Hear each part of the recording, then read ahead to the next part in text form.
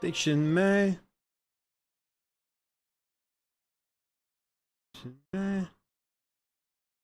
Slim.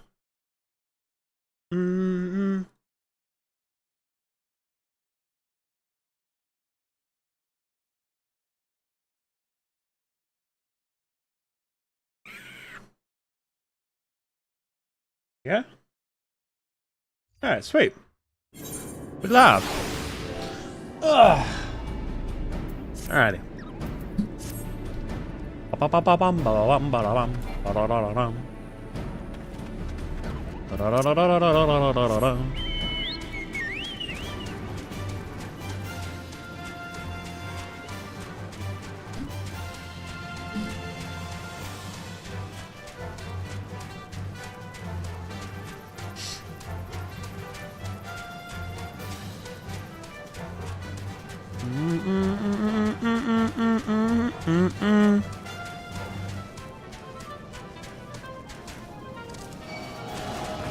Ah, fuck off. Don't want to fight you. I'm just here to, you know. Actually, I could have just used the duty finder, couldn't I? Yeah, I could have. I'm an idiot. Yes. Yes. Alright. Average wait time, 5 minutes. Why do I doubt that very much?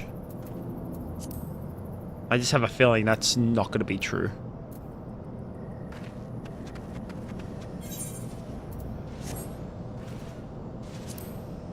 Is there anything else I can do in the meantime? Levels of Camp Blue Fog. Could do some, like, just some quests in the meantime, I guess. But it's not like I got anything else better to do.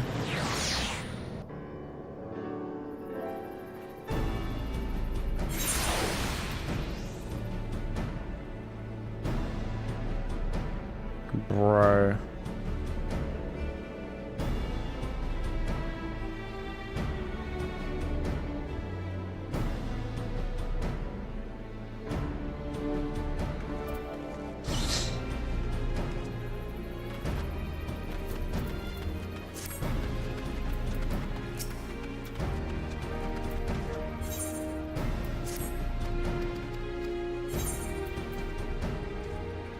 Blow up incubator.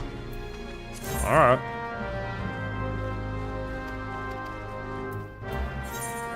I accepted 2 quests. Well. Fuck.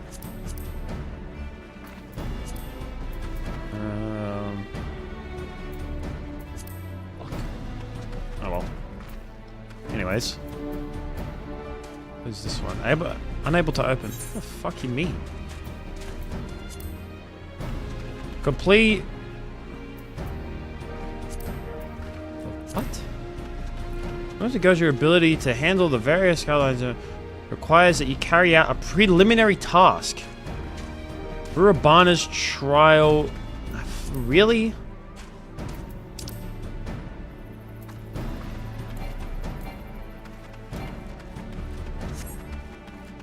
I gotta be able to do. I gotta do a fucking a prerequisite quest. I hate those. They're so annoying. It's like, in order to do this, you must do this. In order to suck my dick, you must fondle with my balls.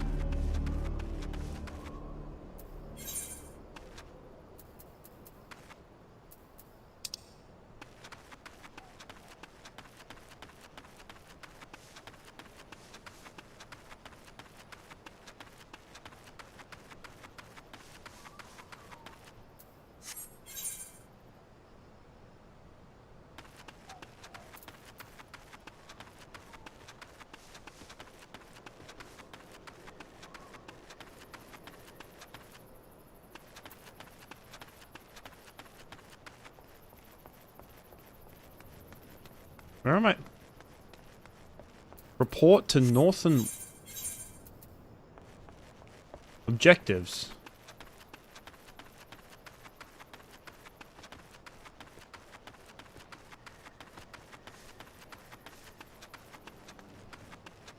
Lamp.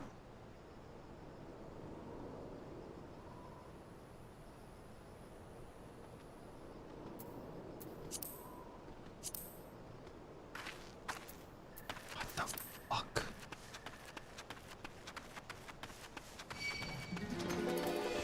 Right. I'm not in the mood.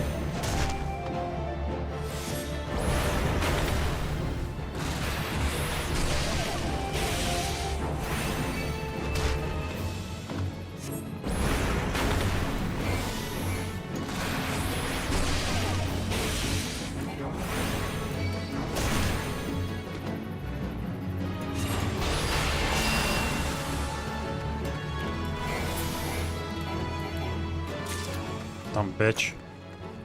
Yo, what's up, Walter? With a few more games on it. Maybe Subway Surfers and Crossroads, you reckon?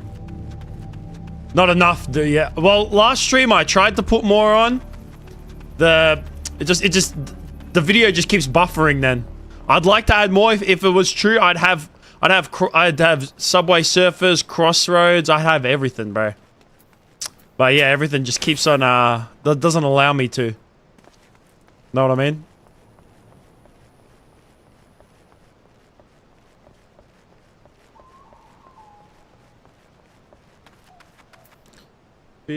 Even this, like, on auto, put it down to 480.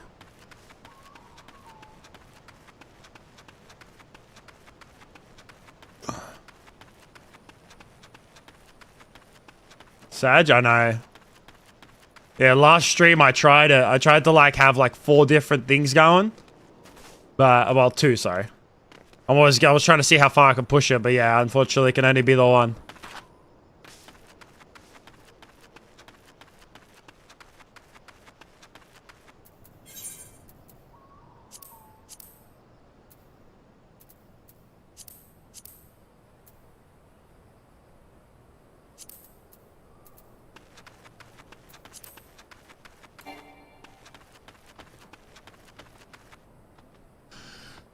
Oh, Jesus. You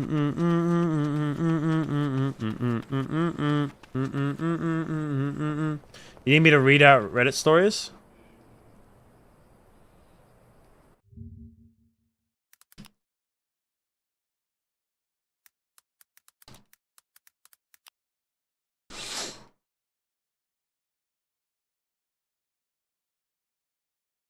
Thing you ever got for free because someone made a mistake and didn't charge you. An entire brand new in-store $600 queen mattress. Hey, how's that? To this day I have no idea what happened with this one. I just moved into my first official place, which I split with my brother. Up to that point I'd slept on a twin my entire life, but having reached what felt like a pinnacle of success, I thought I needed a mattress worthy of my newly independent status. I went to a couple stores where the salesman followed me around and generally creeped me right the heck out. The mattresses were also much more expensive than I'd planned on anyway that I probably would have given up regardless.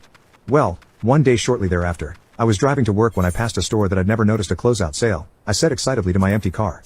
Surely there will be something there that I can afford. I beelined over there on my lunch break, unable to wait till after work. It was a tiny shop. Rolled up mattresses were piled in a disorderly heap against the wall inside the door. Beyond them, facing the door, was an equally untidy desk, with papers strewn haphazardly about. To the right was the display floor, which had room for perhaps 8 to 10 mattresses to be out at a time. The middle-aged man behind the desk glanced up over his glasses as I entered. "How can I help you?" he asked. "I'm looking for a memory foam mattress.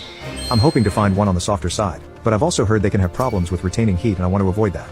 The man nodded and stood, beckoning me over to the first of the 8 mattresses on display. This is a really quality one made by some well-known brand. It does tend to run a bit firm though. I tried it. Yeah, this was a Papa Bear bed. I wanted Mama Bear's. Too soft? No such thing for me. Goldilocks was crazy. The salesman motioned me to the second bed in the line. This one is softer, and it's a really great off-brand bed, with built-in cooling solutions. It's also cheaper by about $200. I sat on the edge, swung my feet up onto the protective cover across the bed, and sank down into utter bliss. This was it. I was astonished by how both squishy and supportive this mattress managed to be. It was like an endless hug from my mom, and I was absolutely sold. Once I managed to pry myself away, we headed over to the clutter-piled desk. I've been telling myself that cash up for front, a long time, about $600, or a finance plan, interest-free, of 3 payments, 1 per month. While I could have paid for it right there, I thought it would be easier on my budget if I didn't totally drain my account unnecessarily. He rummaged around for a while before unearthing the proper paperwork, and filled me in on the story of his doom store while I filled it out. Competition was fierce, he said, and being such a tiny store, he struggled to bring in customers. Add to that he and his teenage son did all the deliveries, made especially difficult by the fact that his back was starting to go, and he was just done. I'm going back to long-distance trucking, he confided. I've already got a job lined up, with benefits and better pay, and I can give my back a rest. I handed him the paperwork, and he told me to come back after work and I could load up my bed after he'd processed my info.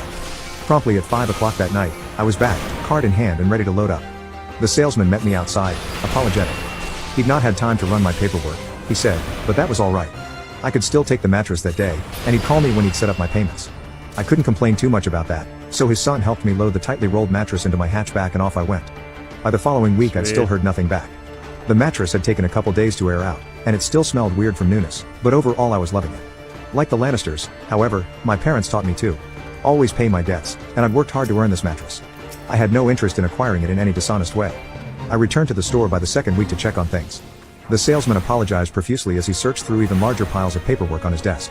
Things were crazy what with the closing, he explained, but he'd get my papers done eventually, he promised.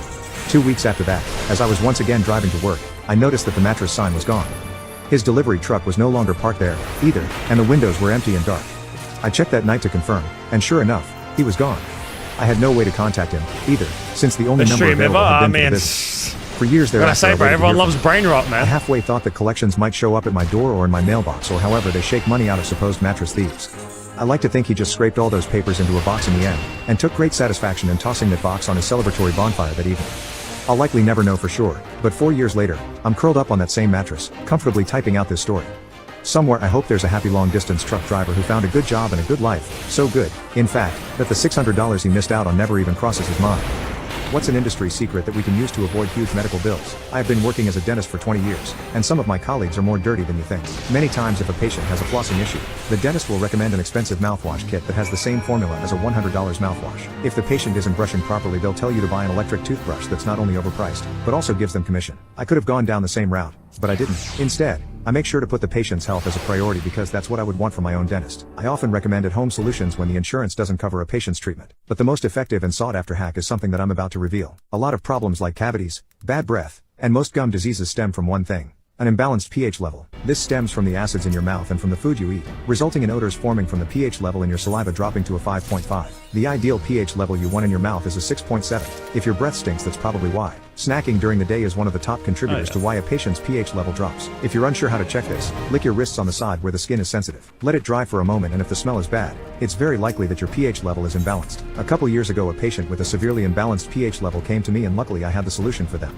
The patient, a mother, came into my office with her toddler who refused to talk and kept holding his cheek in pain. After doing x-rays on him, we saw the beginnings of 7 cavities. Typically, you find a couple cavities on most patients, but this was a toddler whose adult teeth hadn't even come in and was developing cavities already at an early age. That's what we call dental caries. This kid was on the verge of gum disease at an early age, which is an ugly sight. When I see a child with teeth as bad as this, I morally have to assume that this child is in a dangerous situation at home. I sat down with his mother and asked why she waited so long to take him for an appointment, or if she was administering any oral care for him. She told me that it was only recently that her insurance approved her and covered this appointment. I told her, while I understood her position, that still didn't explain the condition her child's teeth were in. I remember watching her try to hold her composure in front of me. She told me in an effort to get him to enjoy solid foods, she started giving him lollipops and he developed a sweet tooth. It got so bad that he won't eat food unless it means he gets a lollipop afterwards. She was so afraid of her kid not eating that cavities didn't even cross her mind. Most dentists would have told her to keep coming back and charged her thousands for baby fillings, but I saw that she was struggling and just needed someone to give her a break. I told her to come back next week and I'd have something for her free of charge. I already knew what this baby needed. I went to my secretary's office and asked if we still had any of the tooth cleaning lollipops. She checked our storage closet and came out with an entire bag filled with multiple flavors of those lollipops that prevent cavities and clean teeth. They had the it's just luck, really, which is excellent for reducing acidity. I feel like, you know what, balances the oral pH when it comes down to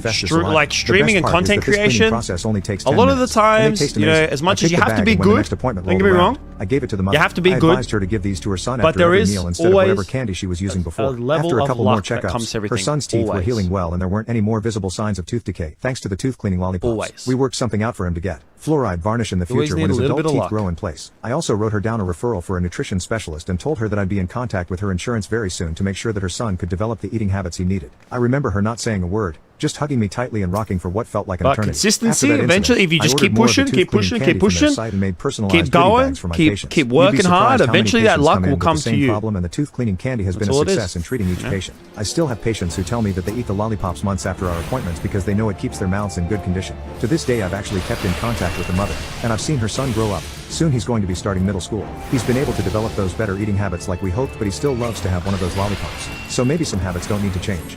Everyone met my wife's boyfriend and fears for her safety. Me and my wife are hollering. This weekend, my wife had invited her boyfriend over for breakfast and didn't prep for it at all. She was in bed minutes before he arrived and sent me to the store to buy everything we needed. I said we should go out at that point. You're gonna share the stream with your friends? Hey, let's go. I appreciate that, he my was guy. already in my house with my wife. I do streaming, commentary videos, do YouTube shorts, all that. Because we had all never the had other fucking people in our bunch, bedroom bro. before, and my wife had previously marked it as her hard boundary. I appreciate it, man. I was nervous about meeting this guy because we had a appreciate three-way you. phone call a month ago, and I wasn't digging his personality. Now I was on edge because of the groceries, because she wasn't ready, and because he was in my space. The guy comes out of my bedroom and he's wearing a full suit and tie while I'm in t-shirt and jeans. I perceived this as an odd choice and a power imbalance. My wife later told me he always wears suits, but that literally is not true because after breakfast he changed clothes to go on a date with her and ended up in a t-shirt and jeans. We sit down at the table and my wife starts cooking. Already this is uncomfy to me because the hinge is missing from our conversation. Previously we sat down at a table together, but my wife was effectively uninvolved in me meeting him for the first time, just occasionally chiming in while cooking. And we didn't really vibe. We'd ask each other a question or two and then it would peter out until a new topic came up. When the conversation died down, the boyfriend just spews intimate comments. When we previously spoke on the phone, this is part of what made me uncomfy because the conversation was going well until he hyperfixated on intimacy and any other conversation broke down. I had previously conveyed this to my wife after the call, but I am ashamed to say I didn't stand up for myself. I have difficulties saying what I want to. In the moment. I was also trying to give him the benefit of the doubt and I didn't want to be too aggressive when meeting him the first time. My wife sits down with plates of food and the guy asks if he can sit next to her. We have a square table with a chair on each side. He picked up his chair and sat on the same side of the table as her, which was super weird to me and made me uncomfortable. Oh my God. My wife later insisted he always does this. My beef is that it felt like he didn't view this as an opportunity to meet me. He viewed it as a date with my wife and also I was there. After the plates were put away I went to the bathroom and came back to them making out in the kitchen. This was my first time visually seeing my wife with another person and I was fine with it. But then, as I started doing the dishes, he pushed her down on the couch and fully got on top of her making out. My wife said no and pushed him off, so he went to the bathroom. At this point, I talked to my wife and said that her boyfriend was making me extremely uncomfortable in my own home and that I wanted him to tone it down. He walked up behind me, having gone in the hall but not actually gone to the bathroom, and said, "Don't mind me, I'm just eavesdropping." I asked my wife to meet me in private to express my frustration. She said that this is just how he is. I said we didn't talk about boundaries for this meeting and that many of the things he's done had crossed lines for me and made me feel uncomfortable in my house. She says to give her a minute and she'll take care of it. I returned to the kitchen and he's changing clothes. He brought all his clean laundry in a suitcase and was cycling through outfits, asking my wife what she thought of each. I later told my wife that was extremely weird to me, especially since she went out there with the intent to tell him to tone it down. She said the alternative was that she and he go into the bathroom while he changes. Fast forward, they leave to go on their date. I stay busy the rest of the day and can't get a hold of my wife from noon to midnight. I go to bed, having asked her to check in 3 times. Called her, and no response. At 4 a.m. she woke me up to ask if he could spend the night because they had been out until 3:30 a.m. and it was an hour drive back to his house. I said no because we had planned a full day just us for the next day. My wife went out to talk to him, then came back and said he was too tired to drive and asked me to reconsider. I'm They're gonna barely watch awake, that because so they I are- begrudgingly say fine. They're never online. My wife That's promises fine, not man. to stay out so late again You know and go what? to bed. To me, Boyfriend any sleeps type in of the sub, guest room. any type of support My to wife me and is I always planned to go to grateful, man. breakfast, but had to I put a pause appreciate on it. because the I appreciate boyfriend had anything and woken up by everything, 10 bro. a.m. I I say we appreciate can it. drive through breakfast and my To wife me, sends me out effort, alone because like she any doesn't type of want me to effort wake is up in the what house matters herself. to me, man, and I She tells appreciate me he'll that. be gone by You the time sub? I get Hey, back. thanks, bro. At 10:45 I get home and he's Appreciate it, still there. appreciate it. My wife Thank you. comes down and makes him coffee because we didn't get him My in brain's trying to think. because he was supposed to be gone already. I told my wife point blank I wanted him to leave because this was our day together and we had already had to change plans because of him. She said that would be rude and that we still had the whole rest of the day just us. He ended up staying until noon. He didn't say a word to me as he sat at the table drinking coffee and then fist bumped me goodbye. When he finally left, my wife asked how I thought it went. I expressed everything I described here. Told her his personality made me uncomfortable. He ignored me, made me feel like a guest in my house. I didn't appreciate him spending the night. My wife said, "Thank you for being honest. I don't know how to respond to your concerns. It's important to me that you like it. I need to think about this." And shut the conversation down for now so we could focus on our planned day. My girlfriend's guy best friend has spent $10,000 on gifts for her.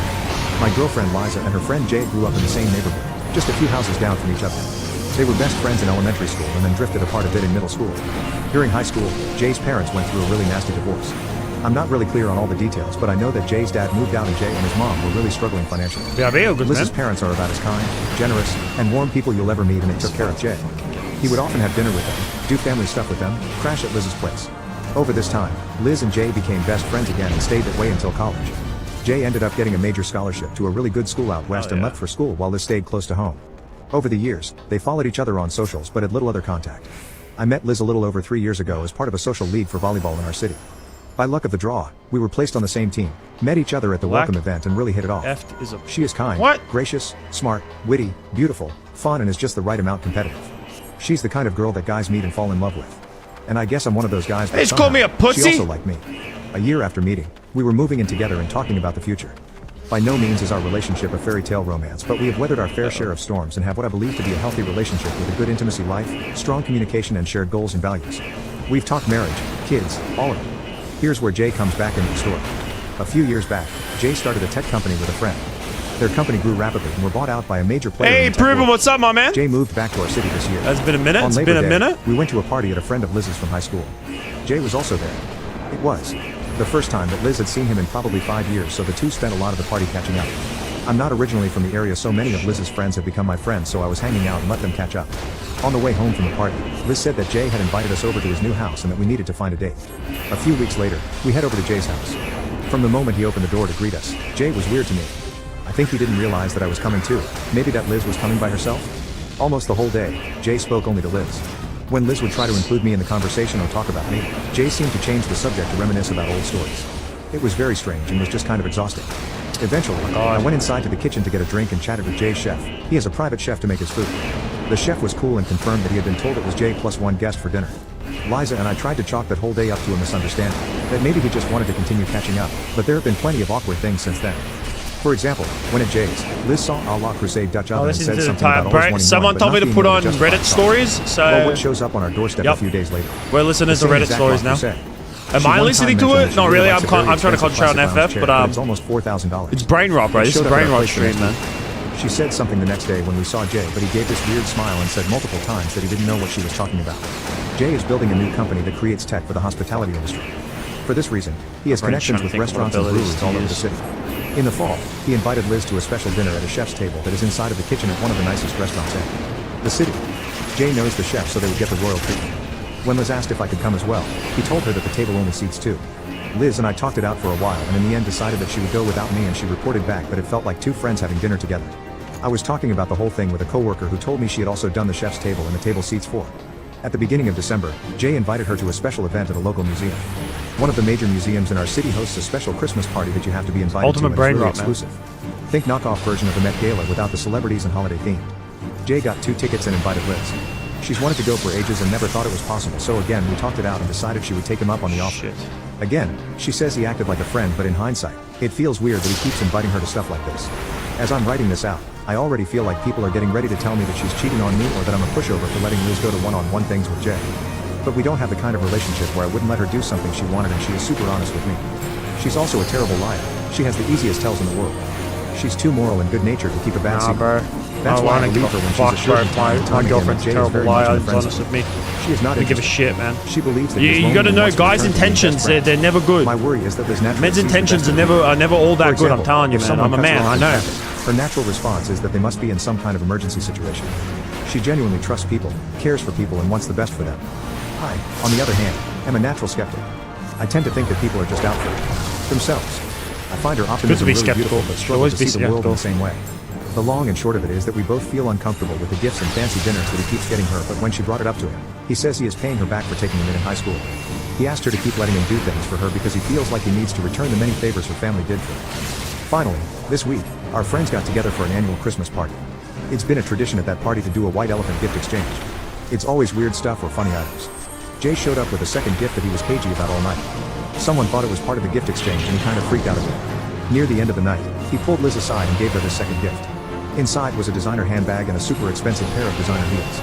She felt very uncomfortable accepting them, and in the awkwardness of the situation she said, "Thanks," then we left soon after. Now, 2 days later, Liz has decided she wants to return the gifts to Jay and tell him they are too much. Yeah, I think she said that they were almost $2,000 combined.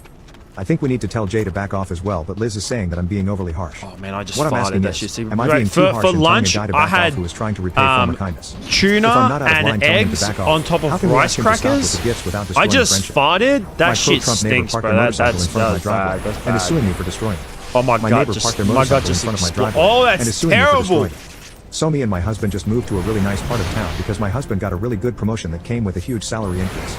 For context, we have 2 younger children and one of them is still an infant. The one that is still an infant has a rare lung condition that requires us to visit the hospital somewhat frequently. And on some occasions we have to make emergency trips to the hospital. Now here is where that gets relevant. The house that we just moved into is extremely luxurious. We have a very nice yard, basketball court, and pool.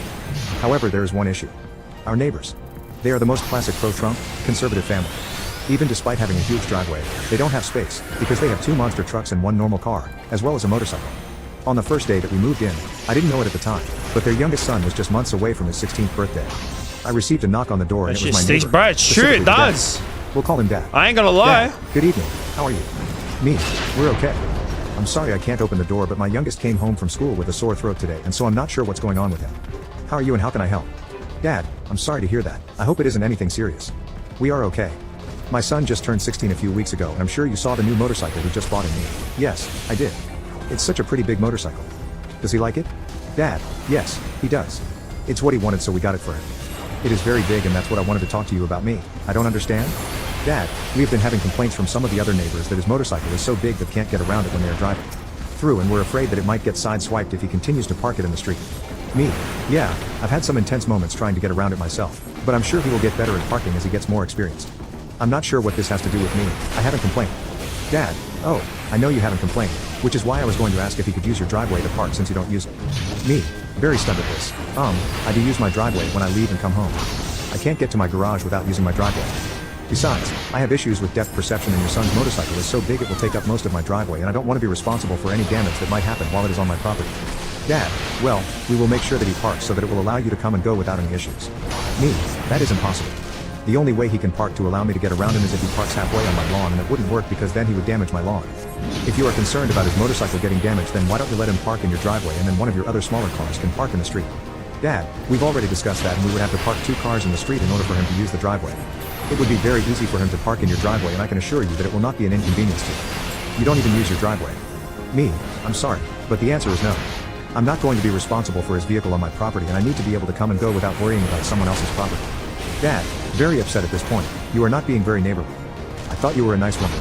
You don't use your driveway, and this would benefit the whole neighborhood. Yo, JN, Me, what's up, man? Losing my temper at this point. Listen, I told you no, and I do use my driveway every time I pull into my garage and every time I leave. I'm sorry you don't have enough parking for all your vehicles. I'm sure it's frustrating, but it's not my problem that you decided to buy a vehicle that didn't fit your property. Now, while I also find it irritating to try to navigate the roads with that motorcycle in the way, it is public parking, and so I deal with it. I will not have anyone else's vehicle parking on my property. Now, if you don't mind, I have a sick kid and need to get back to him. Have a good day. With that, I closed the door and then looked out the peephole and saw him give me the bird before he turned to leave. I just shook my head and had to take a moment to understand that I actually just had that conversation. I then loaded my son up in the car and left to take him to minor emergency to get him checked out. All tests came back negative, and I was told he probably had a run-of-the-mill virus and to keep him home and do self-care. Was told to bring him in if he got worse, but not to worry. I went to work the next day and told my coworkers the story of my neighbor's request, and they were shocked. Skip shit. I had one coworker suggest that I send an email to my homeowners to explain what happened just to get it on record because it was such an odd request. I took her advice and typed up an email that day when I was at lunch and sent it. For those who want to know, it was just an FYI email, not a complaint email. It basically stated that my neighbor made a request to park on my property, and when I declined, he got mad at me, and I wanted it on record just in case anything ever happens. So very glad I did. So, Friday comes and my youngest son has been homesick since Tuesday afternoon. When I got home Friday evening, I checked him and he had begun to run a fever and was complaining of several other things. I had been doing self-care with him since Tuesday and he didn't appear to be getting any better, and started swelling up. The doctors informed us if this happened then we needed to take our son to the emergency room. So, I decided to take him back to emergency and loaded him up in the car. I opened my garage door and I was absolutely shocked to see that very big Ducati sitting in my driveway, blocking me. I can't describe to you how angry I was to see that vehicle sitting there.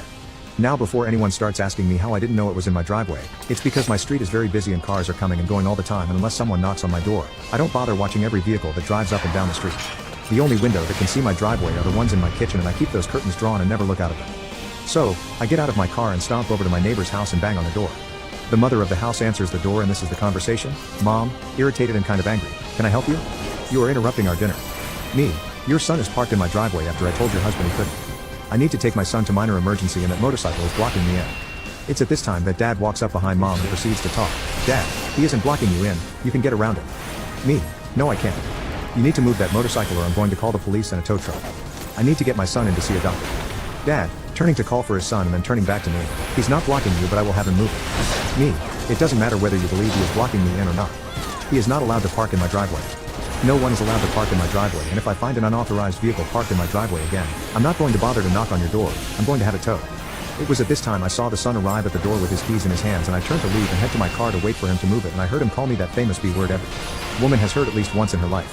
I ignored him and headed to my car and watched as he got in and after some effort finally was able to back out of my driveway and parked his motorcycle in the street a little way down the road.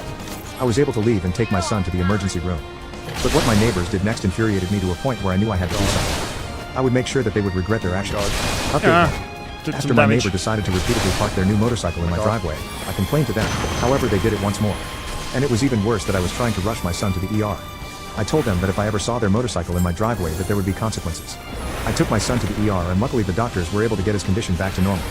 It was an excruciatingly long time at the hospital. I was there waiting for 7 hours, and it was already 3 a.m. As I was heading back I hadn't checked my phone but a couple hours earlier my husband texted me that the neighbors had parked their motorcycle back in our driveway. And I swore to God that if I came home at 3 a.m. and saw that motorcycle in my driveway, I would wreck it with a hammer. Not surprisingly it was there and I immediately went inside and got a huge sledgehammer from our garage. Despite the siren going off like crazy, I continued smashing that motorcycle until it was beyond repairable. At 6 a.m. I woke up to someone banging loudly and rapidly on my door. I didn't have to look to know who it was. The neighbors got furious and called the cops on me for breaking their motorcycle. I opened the door and had the following conversation. Police officer, good morning ma'am. Sorry to bother you, but we had a report from your neighbor. He is stating that you wrecked his son's motorcycle by having it towed from the street and we need to talk to you about this issue. Me, good morning officer. My neighbor is only telling you half the story. I had his motorcycle destroyed this morning from my driveway when I returned home from a minor emergency. I couldn't get into my driveway and I have already told him twice that he and his family can't park on my property. Police officer, so, you are saying that the motorcycle in question was on your property without your permission and that you had it destroyed? Me, yes. Last Tuesday he asked if I would allow his son to park in my driveway. I told him no and he got mad at me and flipped me off before leaving. Then Friday evening, when I was leaving, I discovered his son had parked in my driveway and I couldn't leave my garage. I went over and demanded they remove the vehicle and I told them at that time that I would have the motorcycle towed if they parked on my property again. I came home late this morning and the motorcycle was in my driveway, so I had it destroyed. Police officer, I just want to confirm, you are saying that it wasn't parked on the street but in your driveway. And you have proof of this? Me, yes sir. After that the police officers had me sign a report and then were on their way. My neighbors are yapping about trying to sue my family and I, but I don't have the will to deal with them considering they have no grounds for that. Be an annoying boyfriend? Enjoy getting arrested and deported. I was born in the States but my family are immigrants. My dad worked his ass off to becoming a citizen working 3 jobs and riding a bike to work because he couldn't afford a car. Let's go! He and his dad saved There's all their money phase so they could get the rest of the 2. family here.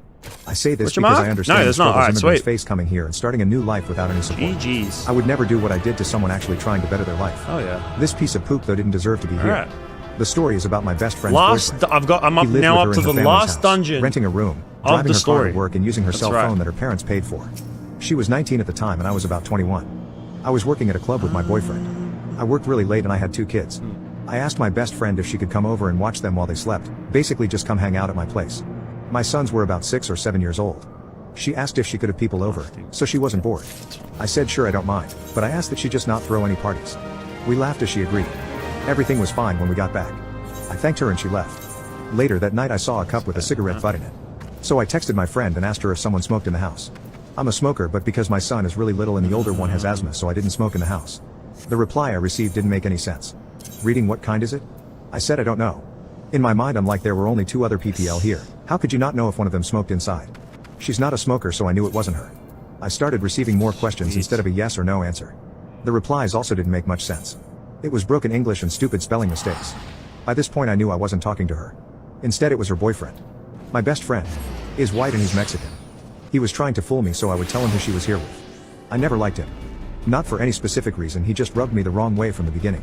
They have been dating for about a year or 2. By this point I knew he was a piece of poop. I really dislike him because of how he treated her. He was controlling and abusive. I didn't see her as much anymore because I had gotten into an argument with him at her house earlier that year. We all wanted to go out to a friend's place, but he didn't. He said she couldn't go either. She wanted to but he said no and I told her we were leaving.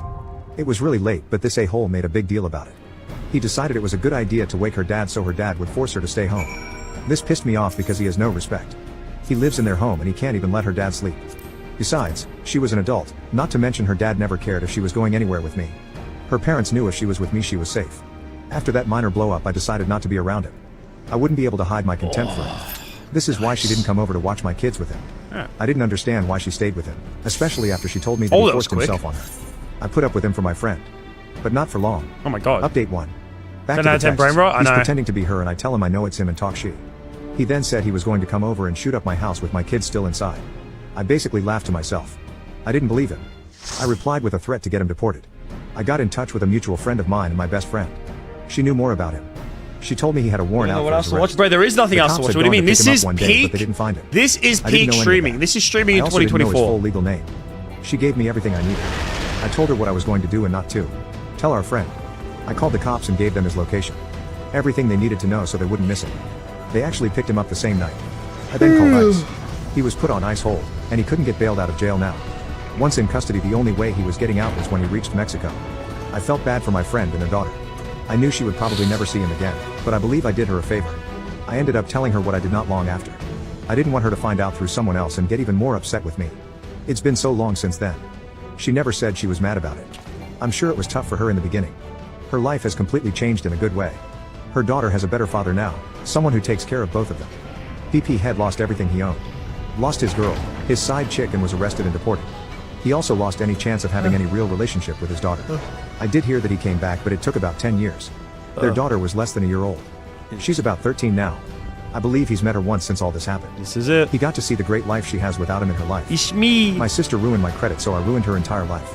My selfish sister had always been the golden child of my family, so I'm happy I could be the one to finally Yeah, ruin these guys her are once like perfect huge, life. big She was a rainbow weapons baby and and my fucking parents' shit. I'm miracle, just like, so she was always spoiled and given special treatment I when we got were some growing up. robes. I am 21 and my sister is 18. After she was born, my parents gave me way less attention and started to spend all their time and money on her and would just ignore me. They bought her whatever she wanted, and if she wanted something of mine, I do had have no faith choice that but this to will give it be to a her no good matter how dungeon. hard I cried. Even when I was in high school, and I started to buy my own things, she would let herself into my room and use my stuff and sometimes break things. Even after she broke both my PlayStation controllers on the same exact day, my parents didn't punish her or pay me back even though I had bought my PlayStation with my own money.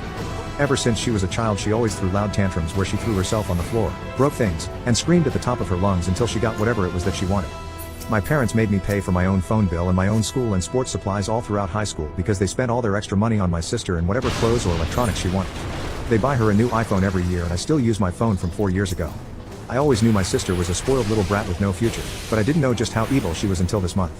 I finally saved enough money to finally move out of my parents' house and get away from my toxic little sister. I've had it with her breaking and stealing my stuff and I couldn't wait to live on my own. Anyway, I started looking for apartments and it was through this process that I found out my credit score was in the effing 200s, despite me never opening a line of credit in my entire life. If you don't know anything about credit scores, that is a dog's T score, and it meant I wasn't going to be able to move out anytime soon. I went to the bank and it was there where I discovered that my little sister had opened multiple credit cards in my name. She had maxed out every card she opened up and hidden all the credit bills that had been coming in the mail for me. I had never been so unbelievably angry in my life. I came home and showed my parents proof of what she had done. I wasn't even surprised when they defended her and said she was just a kid and probably didn't understand what she was doing. I had enough of them and I confronted my sister. I called her a useless, selfish bitch and I told her that she was going to pay for all this. I told her that she was finally going to learn about the real world and that I didn't care if she was my family. She was a legal adult now and I was going to sue her off. My sister thought I was bluffing. She laughed in my face and said that my money was her money because I was her family and that's what family is for. I left the house for a couple of days and stayed with a friend. I talked to a lawyer and had my sister served with court papers.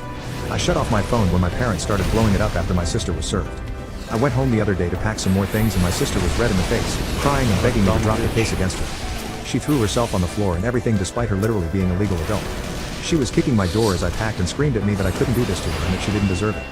She said she would be ruined before she even graduated high school and this time I laughed in her face.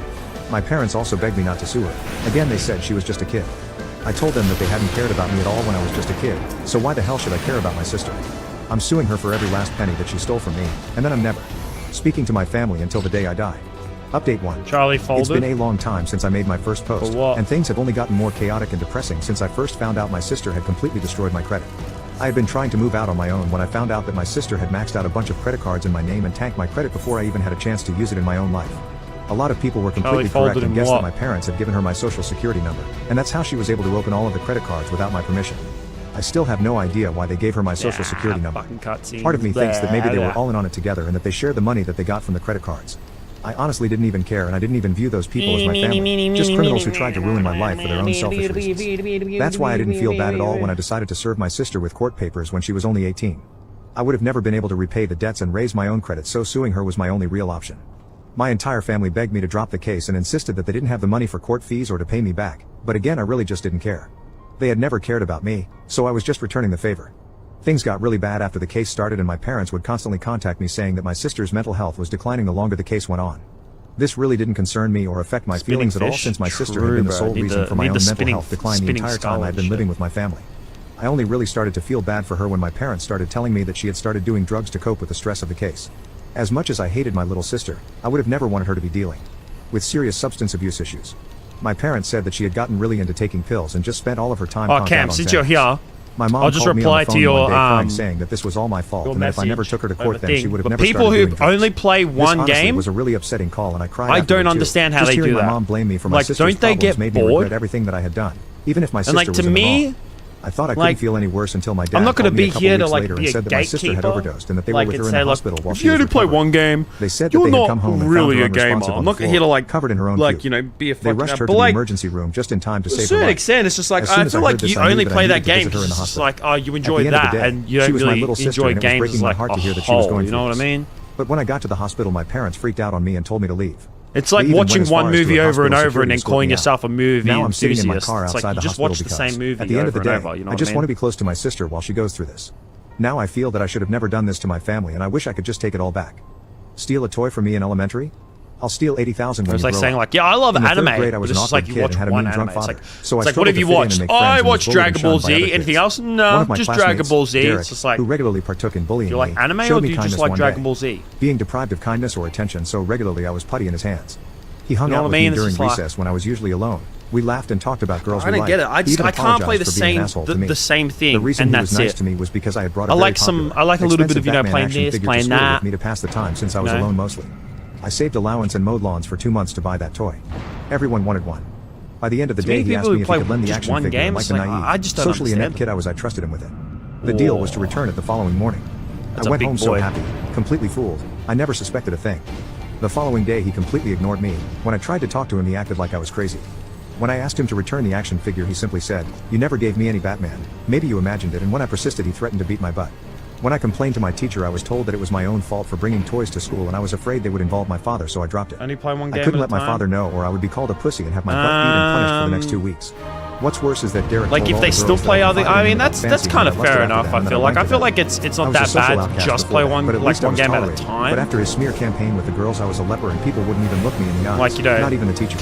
Good to Kids just started throwing stones at focus me, on that game, sabotaged finish and it, and then like mine. move on to something else. I'm Was fine hell. with that. I did nothing I feel about like it but that's cry. I was just a weak-willed kid after all, but to this day I wish I bit someone's ear off or anything in retaliation. After a while the bullying died down and I focused on my studies and started getting good grades. Derek started talking to me again, but I ignored him completely. Sometimes he would repeat, "Why are you being such a baby? You didn't give me anything. You imagine." By the end of the year we moved houses and I transferred to another school not far away. Things were much better there. I finally had friends and I was not as naive anymore, so I was not as easily targeted. But I was still mostly me and still got picked on now and then.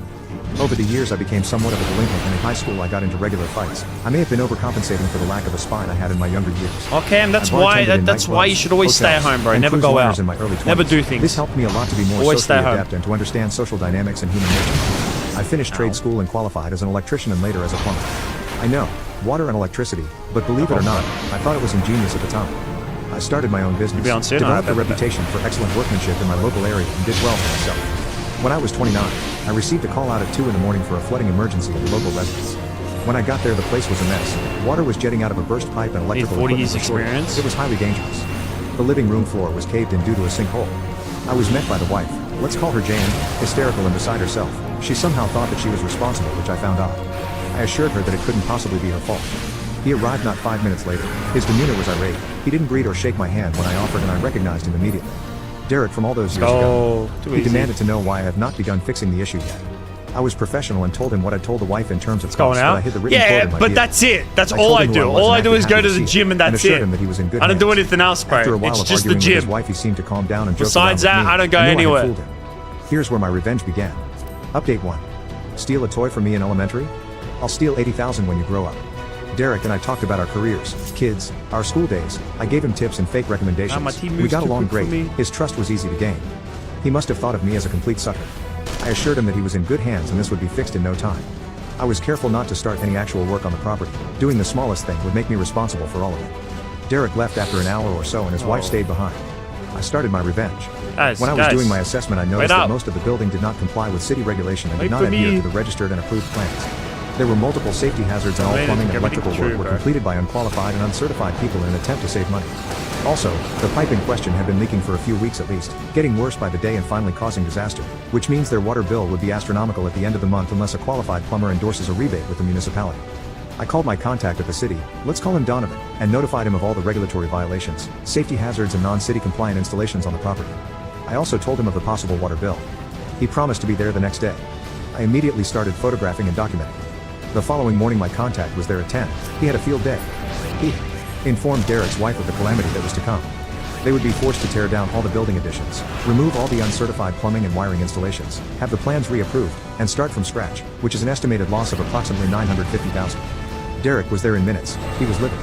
He quickly threatened legal action, but Donovan simply told him that he had more than enough photograph evidence to have the property declared invalid within a week if Derek did not comply in writing. Donovan reminded Derek that he does this for a living and that the city has more legal resources to waste money on. I left Derek an invoice for my time just to smear salt in the wound and took my leave. Later he called me and called me every name under the sun. I remained silent and he hung up. He went on a Facebook rant about me, which was a bad idea, as all of the community stood up for me and it started a storytelling competition where all kinds of people revealed stories of unsavory things Derek did to them in the past. Apparently Derek has always been an asshole. He never changed. One day he called me and asked to meet. He sounded defeated and depressed, so I decided to meet and see what's up. I met him at a busy local convenience store. I know better than to take Derek the Weasel at face value, so I noticed quickly when he laid his phone screen down on the table I knew he may be recording the 70 conversation. is the new old? He apologized 80, for his bro. behavior, which surprised me, and told me that this whole dilemma has all but bankrupted him. He told me he took out a loan for the building additions and cut corners to save money, and that everyone does it. He showed me the water bill, which was nearly $80,000, a problem easily erased with a qualified plumber's signature and endorsement. I refused. He got irate again. Then he asked me, "Why did you do this to me? I know I was a dick to you when we were kids, but I don't deserve to have my end. My wife's lives ruined because of mistakes I made when I was a kid. What kind of person are you? You told me I was in good hands. That's cool. I trusted you. You assured me you would help me, then you stabbed me in the back. You quoted me only a few hundred and told me not to worry." I replied, "I said no such thing." He knew I was destroying him financially because of a Batman action figure he stole from me 20 years ago. I could see it in his eyes, but he couldn't bring himself to say it. His expression was a mixture of astonishment and disgust. I looked him dead in the eyes for a few seconds for effect, then got up and left. I slept like a baby that night and had a goofy smile all week after. My boyfriend won't talk to me and is suggesting we break up after I saw his burn scars. TLDR, my boyfriend's house burned down when he was young after electrical issues were never disclosed to his parents. He and his father were severely burned. They lived, but his mother died. He and I met in freshman year and became What's best the audio? friends in sophomore It's year. just I've never seen his scars Reddit in full good stories. view. Until now, only small glimpses if his About shirt it. rode up and he'd quickly fix his shirt to cover. Brainrot. He always hides his scars, constantly wearing jeans/pants and long sleeve shirts even if it's super hot outside. His scars start from the bottom half of his ribs to just above his knees, so this is the only way he can cover them, even bringing his pajamas into the bathroom to change into. He's done this ever since I've known him. Even after sex, which we do in the dark, which doesn't bother me because I know this is what makes him comfortable. He'll immediately get changed back into his clothes back on before we cuddle or do anything else. Once again, I'm fine with this, just trying to explain that I know how uncomfortable he is with his scars. I know he is ashamed of his scars, and when we were friends I was fiercely protective and always changed the subject if his scars got brought up, which he always thanked me for. I have never and would never ask or pressure him to show me. I don't judge his scars or think they're ugly. I thought he knew I wouldn't judge him because some of his dad's burned scars are impossible to cover up. One of them covering half his face, and never once have I judged or even thought his dad's scars were disturbing. Bro. Maybe I can He's like. a very handsome man, they both are, which is why I'm so confused by his reaction Maybe and for accusations next of this. stream, maybe I can work like weird hours. I can I'm a work nurse, that out. so sometimes I can come home at 9 a.m., sometimes 5 p.m., sometimes the crack of dawn. I can get that. I went to get that immediately work. take a shower. I was in airplane mode and Maybe was after completely this dungeon, exhausted. I could actually I get it opened to the work. bathroom by the door, way. and he was getting changed. I know what to do too. I saw his scars. I'll admit, I stared not because I thought they were gross, but because I was having an oh shit moment knowing I effed up. He and I have been dating for quite almost a year. Actually, I had to move I'm into his thinking- place a while no, ago it'll after take me my too parents long, went to no be honest. contact and cut me off after I came out and told them I was dating boyfriend. Long story short, So then I toxic gotta get Bible thumping After parents. Effects So I'm and not shit, used to and sharing an I gotta do, apartment you with know. someone. He blew up at me, yelling at me to get out. Note, he has never yelled at me before this. Sure, we got in spats and small fights where he raised his voice, but he never full on yelled. I shut the door and he went quiet. I was pacing in the kitchen for almost 20 to 30 minutes when he quickly walked past me trying to leave when I stopped him. He was pissed. Yelling at me that he thought, would know how to knock by now and questioning if I did it on purpose. I was trying to explain while trying not to cry because I saw how red his eyes were. I knew Look, he if was they're crying. gonna be unskippable, I couldn't say anything, just made fucking at incomprehensible least make him sobs as I tried talk, to man. explain that I was, but he wouldn't listen and left without saying where he was going. God. I'm heartbroken. He texted me an hour ago with a single message of "I'm not coming home. Tomorrow we can talk about our relationship." I immediately messaged him back asking what that meant and spent several minutes watching that little text incoming bubble bob in and out before he texted whether we should stay together. As if it was obvious, I have no idea what to do. He's my boyfriend. My best friend of 8 years. What the hell do I do? This multi-entertainment is I can't crazy. imagine life Exactly, without bro. him. His dad is like a Next father to level me. shit. I have nowhere else to go if he kicks me out. Above it all, I can't lose him. I'd rather have to go through coming out again than lose him. How do I make it up to him? How do I let him know that I'm sorry and never meant to make him uncomfortable? Edit, u/Valor Fox Potatoes brought up a good point that made me think, so I should specify. He was bullied for his scars. A huge bully of his from middle school always sniffed the air when he entered a class and said, really loudly, You guys smell that? Smells like bacon's burning. He was a little chubby in middle school. Every time he entered a room then laughed. Also, in small glances, a lot of our guy friends would say how cool it is. Looks like Deadpool's skin. They were trying to be nice but failed horribly, hence my fierce protectiveness over anyone bringing it up, and his family always emphasized it doesn't matter what he looked like on the outside because he was beautiful on the inside. Seriously, what the F? He's also mentioned having a really bad Skibbity, ex-girlfriend listen, who bro. had issues with his scars in the past but never went too Fuck deep off, into it, I've and said it I'm starting to multiple wonder times. if that's I where his love overreaction some and suggestion Brainrot. of a breakup was rooted in. Skibbity's too I'm much. taking Skibbity mental notes of all toilet's the too comments much. on what's That's the too best way much to approach Brainrot. this, and they're really helping. Let's Thank go you. on next level. I don't Update think I one. can do that. Here we go. A lot of your comments were very helpful and I didn't get to reply to some, but I read them. Most of them were along the same You know what I was basis. thinking of Get him to doing? go to I was therapy thinking and make of sure he knows his scars aren't an issue for me. recording a As well video, as setting up a place to stay in and the it was worst going to case be scenario that he me kicked me out. Spoiler alert. just that me did not sitting happen. there I didn't sleep a lot last night watching and the based on some entirety of comments. Thank Skibbity you, I Toilet decided to from send a text start that I love him and his to scars where don't it's up bother to me so now. that it could relieve some And tension. just me sitting He there didn't and respond to just that, like, but he came back and in the the video morning. would just be called We talked watching for the hours, entirety where of it started Skibbity with me Toilet. apologizing for walking in on him And me and I just didn't mean sit to. there and watch it. He and admitted that do he all knew that that and shit. apologized for yelling. I suggested we get locks on doors and he seemed pretty happy about that. To clear the air, I asked him about the whether we should stay together. Text and if it was rooted in his Well, Vaporeon, ex-girlfriend. Basically, asking if she broke up with him over that. He admitted that he thought she didn't mind his I scars don't and took know. his shirt off in front of her. She decided This to is gasp and start Brainrot making a stream, big bro. deal I don't about know how he what to cheated do her with and he that. made it seem like the scars weren't that bad and broke up with him. I have a newfound hatred for her now. He said he knew it wasn't an excuse, but his that's brain cool immediately hammer. went to that and he freaked out. I asked if he wanted to break up and he was just Watch me and trying to these find an guys kill excuse this and he guy, quickly said like, no, instantly. specifying that he was just trying to give me an out if I wanted it. When I tell you I was relieved. He asked if I wasn't disgusted why I stared and I said that I had an oh shit moment of panic knowing I effed up. He felt awful and apologized for making me feel so uncomfortable in our home. Every flick time through he says our Tinder home I have a until this, serotonin high, it's and he cutscene's tried about to work to on end, being isn't it? more Yeah. comfortable with his scar. Yes, there That's is. when I suggested therapy. He instantly got defensive saying that he already had therapy and it didn't work very well. I pointed out that the way he wants What us is to this live stream isn't setup? healthy, This is that we can have streaming in locks and a knock 2024. before entering policy, but him expecting me to never see him naked This was is unfair what to both of streaming us. looks like, That it was man. his insecurities getting worse and me This is enabling what it. streaming is. He was dismissive of these points, saying how it wouldn't change things. It didn't work This the is first time. peak. Why would it This work is now? peak I content. pointed out how he almost This is threw out a peak. 9-year-old I'm telling you, it's relationship over me peak. accidentally walking in on him. Don't He tried to question say the that peak, locks would man. help stop it from happening again. Me walking in on him, not him throwing out the relationship. And I said it might, but I don't want you walking on eggshells either. I want you to be comfortable with me. I want you to trust me. He begrudgingly agreed to talk to his dad about what We therapist need he viewer went to to see them. I'm going to text retention. his That's dad what I just to need. make I sure. need viewer He does retention. this in a few days. I also repeated a suggestion that other people suggested about getting tattoos or going to couples counseling, and he just stared. He asked something along the lines, why do you care about seeing my scars so shit, much? what the fuck You is didn't that? care before. Not mean or aggressive, just genuine confusion. I kinda laughed awkwardly and said I thought that you would show me on your own when you're ready, but I don't know about that anymore. Baby, I love you, but I don't want you to feel like you have to hide your scars from me. Nor do I want you to worry about me breaking up with you over seeing your scars. I love all of you, including your scars. He started crying. Wasn't the first time in the conversation. Tons of tears shed on both ends, and I comforted him. He said he didn't want me to be stressed out in our home and that he was sorry. He was a lot more open to couples counseling than personal therapy, which was a half win that I'll take. For now, we talked about our future some more and I asked if he ever thought that he'd be comfortable with me seeing his scars. He said that he wants to show me, but he's not ready yet. I was happy to accept it, especially since he's agreed to couples counseling and therapy. I am so proud of him. I've summarized a lot here, but once again this was a very long talk. We got dinner and slept, which we both really needed, and as of today I'm doing research on a couple therapists while he went to work. Long story short, we are getting on a better path with a plan for the future where I can see his scars. My sister-in-law told my stalker schizophrenic ex my whereabouts. My ex-boyfriend Jake and I broke up a few years ago because he had a sudden psychotic episode and chased me around the entire neighborhood with a machete. He was Subway placed in a Surfers mental health Minecraft ward. parkour. Alright, you want me to try? I can change it. We'll change it. He We'll change developed it. delusions, hallucinations, and After paranoia this, that after the this people were fight. out to get him, which never went away. Also, a large part of his paranoia revolved around me controlling people around him and thinking I was trying to make him look crazy. He was let out of the hospital after some time and I took responsibility for it. He was eventually diagnosed with schizophrenia.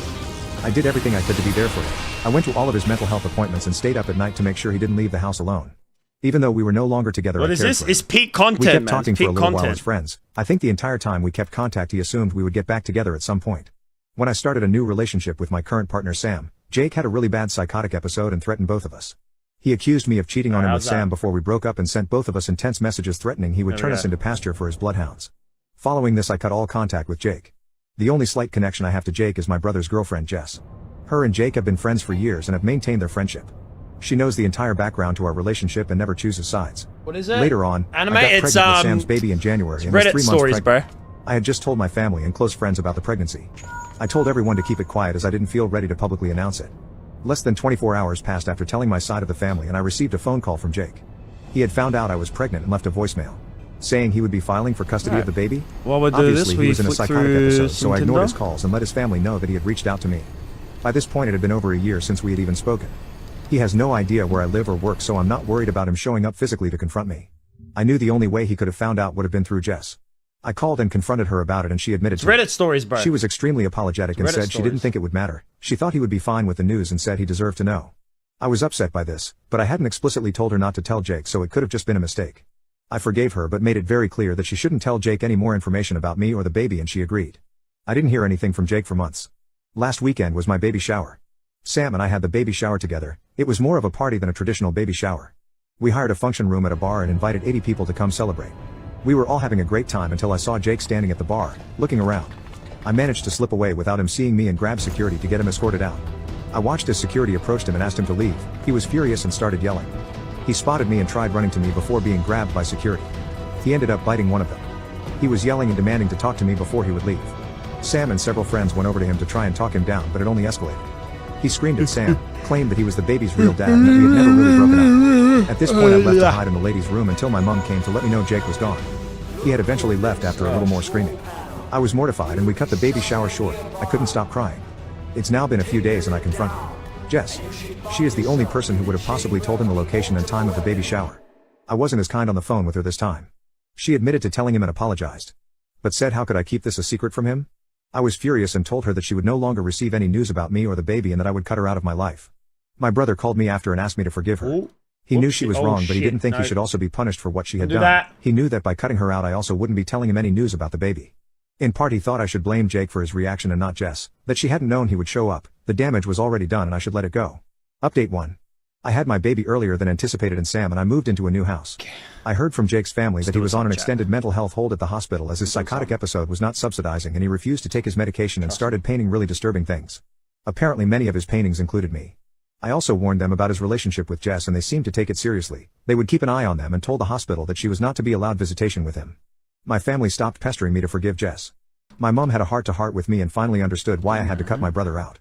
I didn't hear anything from my brother. Apparently my mom had stepped up and had a conversation with him about the severity of what Jess had done. It broke my heart to push my brother away as we had been so close. Unfortunately things didn't stay so calm. After a few months I received a call from Jake. He had finally been released from the hospital and was embarrassed about his behavior at the baby shower. He told me he knew that the baby wasn't his.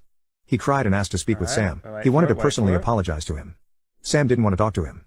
I told him I forgave him. I knew it wasn't his fault and that we should move on. I was also very firm with him and told him that under no circumstances would I let him be around me or my baby. If he tried to contact us I wouldn't hesitate to call the police. He told us this was not over. About 2 weeks later Jake showed up at Sam's workplace, with a gash on his head and was demanding to speak with him. They had a short conversation where Jake broke down in tears and begged to be forgiven. From what Sam told me he didn't seem to be stable. In his apology he said, "I'm so sorry for confronting you in public like that. I should have spoken to you privately. Clearly you didn't know the baby wasn't yours and you were humiliated in front of your friends." Sam didn't want to provoke him, so said he accepted his apology and asked him to leave. Sam then called me to let me know what had happened. I was shattered. Obviously Jess had told him where Sam worked. I called Jake's family to let them know what had happened. There we go. They told me the next day he hadn't come home and were extremely worried. He wasn't meant to be driving as his license had been suspended, but he had taken his mom's car without her permission. A few days later he was found by police in a building that was under construction, completely out of it and confused. He had driven 20 hours away from our town. Sure. He was taken to the local hospital and placed in their mental health story ward. is intense. His family flew up to retrieve him. Yep. After all of that, my brother called intense me and story. asked if he could meet up with me for lunch one day, and I agreed and we met up. Then he told me all the crazy stuff that had happened with Jess. Apparently when Jake got out of the hospital following the baby shower incident he had shown up at their house to see Jess. My brother was really worried because he could tell that Jake was in a manic episode. He kept an eye on Jake while he visited and noticed that he was being extremely touchy-feely with Jess, who started to seem flirty with him as well. It made him really uncomfortable, so he made an excuse about him and Jess needing to go to a friend's house. When Jake left him and Jess had a massive Hell fight, nah. he confronted Jess about the flirty behavior and she was extremely Ah, defensive. god damn it! She flat out denied that she had been flirting or that Jake had been touching her at all. My brother decided to drop it. Not long after Jake showed up at their house again, but this time Jess was at work. Jake told him that he was in love with Jess, confessed that they had been sleeping together and showed him a bunch of text messages between the two of them to prove that he wasn't making this up. My brother asked him to leave. When Jess got home, he confronted her. At first she tried to deny it, but eventually confessed. She begged my brother to forgive her. She had realized after his outburst at the baby shower that she didn't love him. My brother was furious and told her to stay with her parents for a while.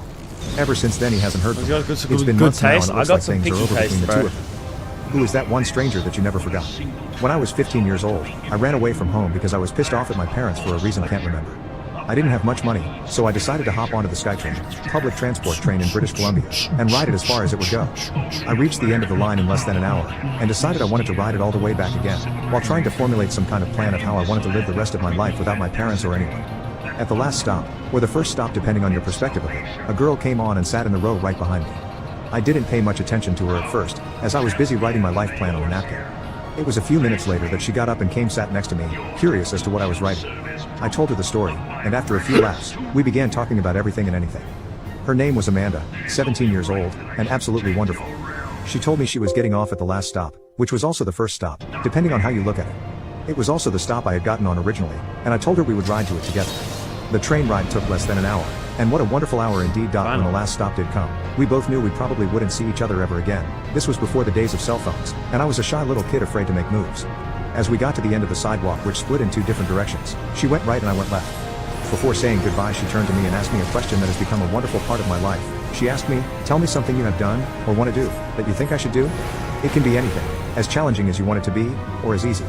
As long as you give me the rest of my life to complete it, I promise I will do it." I was confused as to why, but I thought about it, and told her, "Sing an a cappella song in a room full of strangers." She said perfect and asked me if I would like a challenge as well. I told her I did, and she told me, "Read, from start to finish, Ulysses by James Joyce." I thought I'd have more I had time. never heard of it at the time, but I agreed, and we said our goodbyes. I have an awful memory, and can't remember most conversations I have with most people. But I remember all of that clearly. You know why? Because of the challenge she gave me. In the 12 years that have passed since, I have tried to read that book in over 150 different sittings. Every time I open my copy of the 780-page monster of a book, I always think of her, and I always think of that day. I've never been sure if it was her intent or not, but she left her lasting memory on me with that challenge. I soon after learned what she did. It was a completely wonderful and amazing thing for me. Oh my god, I'm So I decided to keep it going. I've met a lot of strangers in my life, some that have become friends, and some, due to living in different time zones and whatnot, didn't. I don't want to just have experiences and then let them go. I want to remember these meetings, and embrace the fact that they happened. So whenever I leave someone who has left an amazing impact of my life, I always make sure to add them to my Ulysses bucket list. I ask them to give me a challenge, as difficult or as easy as they want it to be, and regardless of the fact that they have done it or not, simply something their heart has wanted to do. Some have been easy and fun. I met a man in India 9 years ago who told me to, for a week or a month, cook and buy twice as much food as I intend on eating, and give the other half to a stranger in need. I completed that mission 8 years ago, and thought about that man and the time we made all the way through. I met a girl on a cruise 6 years ago, who told me to jump into a body of water on a slightly cold day, without touching or feeling the temperature of the water first. Fucking asshole! I did it the very same year. I met a couple at an outdoor music festival a few years ago that told me to wear the most bizarre outfit imaginable and walk through a public place, completely oblivious to the fact that you aren't looking normal. I did that task the very next day, at the same festival. Some have been difficult, to say the least. 3 guys I met in Amsterdam and smoked all night with, told me to go to a mall and give 10 strangers 10 presents. That one took a lot of courage, but I did it a year or so after I met them. It was nerve-wracking, but at the same time exhilarating, leaving my comfort zone. A girl I met on a plane told me to skydive. I'm still in the process of getting that done. A couple I met in Cali on the beach told me to tell the 5 people I hated the most, that I love them and respect them. That one was very difficult because of my stubbornness, but I've come close to completing that list many times. Still in the process, 2 more people to go. And some things have had an everlasting impact on my daily life. I met a girl at a music festival, who told me that whenever I get mad at someone, walk away, sing my happy song in my head for 5 minutes, go back to the person I'm mad at with a calm heart and mind, and work things out. Fuck off. I've made this my way of life. I once met a man at a gym in a hotel I was staying at, that told me whenever your body and brain tells you that you are exhausted and done, use your heart instead and push out 2 more reps. I've made this my motto when working out or working on any kind of extenuating exercise in which my body demands me to quit. I also use it while working on anything, and while studying. One of the best pieces of advice I've ever received. There are many others that each brought joy to my life. There are still many tasks I have yet to accomplish, and every time I think of these tasks, I think of the people that gave them to me. It amazes me how well I remember all these people, while I can't remember so many aspects of even yesterday. These experiences, not only do I take from them a mission or a challenge, I also take from them a memory of them that never fails to appear inside of my mind. I opened my Ulysses book for probably the 300th time yesterday, and read a few pages, which prompted me to share this story with you today. I'm in the final 30 pages of the book, also known as the most dreaded of the read. In the last 40 pages or so, James Joyce doesn't use a single punctuation mark, no periods, no commas, no nothing, a straight 50-page run-on sentence. I never saw Amanda after that day, nor do I know if she ever did get a chance to sing a song to a room full of strangers. But what I do know, is that she gave me a gift that has never once stopped giving. So wherever you may be, thank you for giving me the Ulysses bucket list. And I swear I'll finish it one day. My life advice? Simple, create your own Ulysses bucket list. I abandoned my family because they deserved it. I abandoned my wife and my 13-year-old daughter a week after I discovered my wife's affair. It's now almost 6 months since that day. I discovered her affair by chance. Our marriage had plenty of intimacy and was in good shape. I came home late from work, and there was a safety training seminar I had to attend. My wife Eve was sleeping on the sofa and a message with some emojis popped up on her phone. Emojis like I would use when I message her. I snooped and I found out what had been going on for at least 5 months. I knew the affair partner, Adam. He was a work colleague of hers. He was married and had 3 children. While reading the messages, something just snapped in my head. It fundamentally changed me. Over the course of reading their messages, I went from loving Eve more than anything, to hating her, to just going blank. Not just about her, but everything. Totally numb, I took pictures of the messages and went to bed. Eve was mad the next day that I went to bed without waking her up. She complained about neck pain from sleeping on the couch all night. I wasn't really listening, I just remember thinking how everything was muffled. During breakfast I didn't say a single word. You're gonna go now? Too much peak content? It's all good, my man. They didn't seem to notice anything different about me. If you do get bored though, but I definitely go watch Donnie's latest video. Came out like an hour ago. Go watch it. The only difference is make sure everyone goes watch my video and that you give it a like. It's like I wasn't even please. There. I started to understand that Eve and my daughter didn't really love me.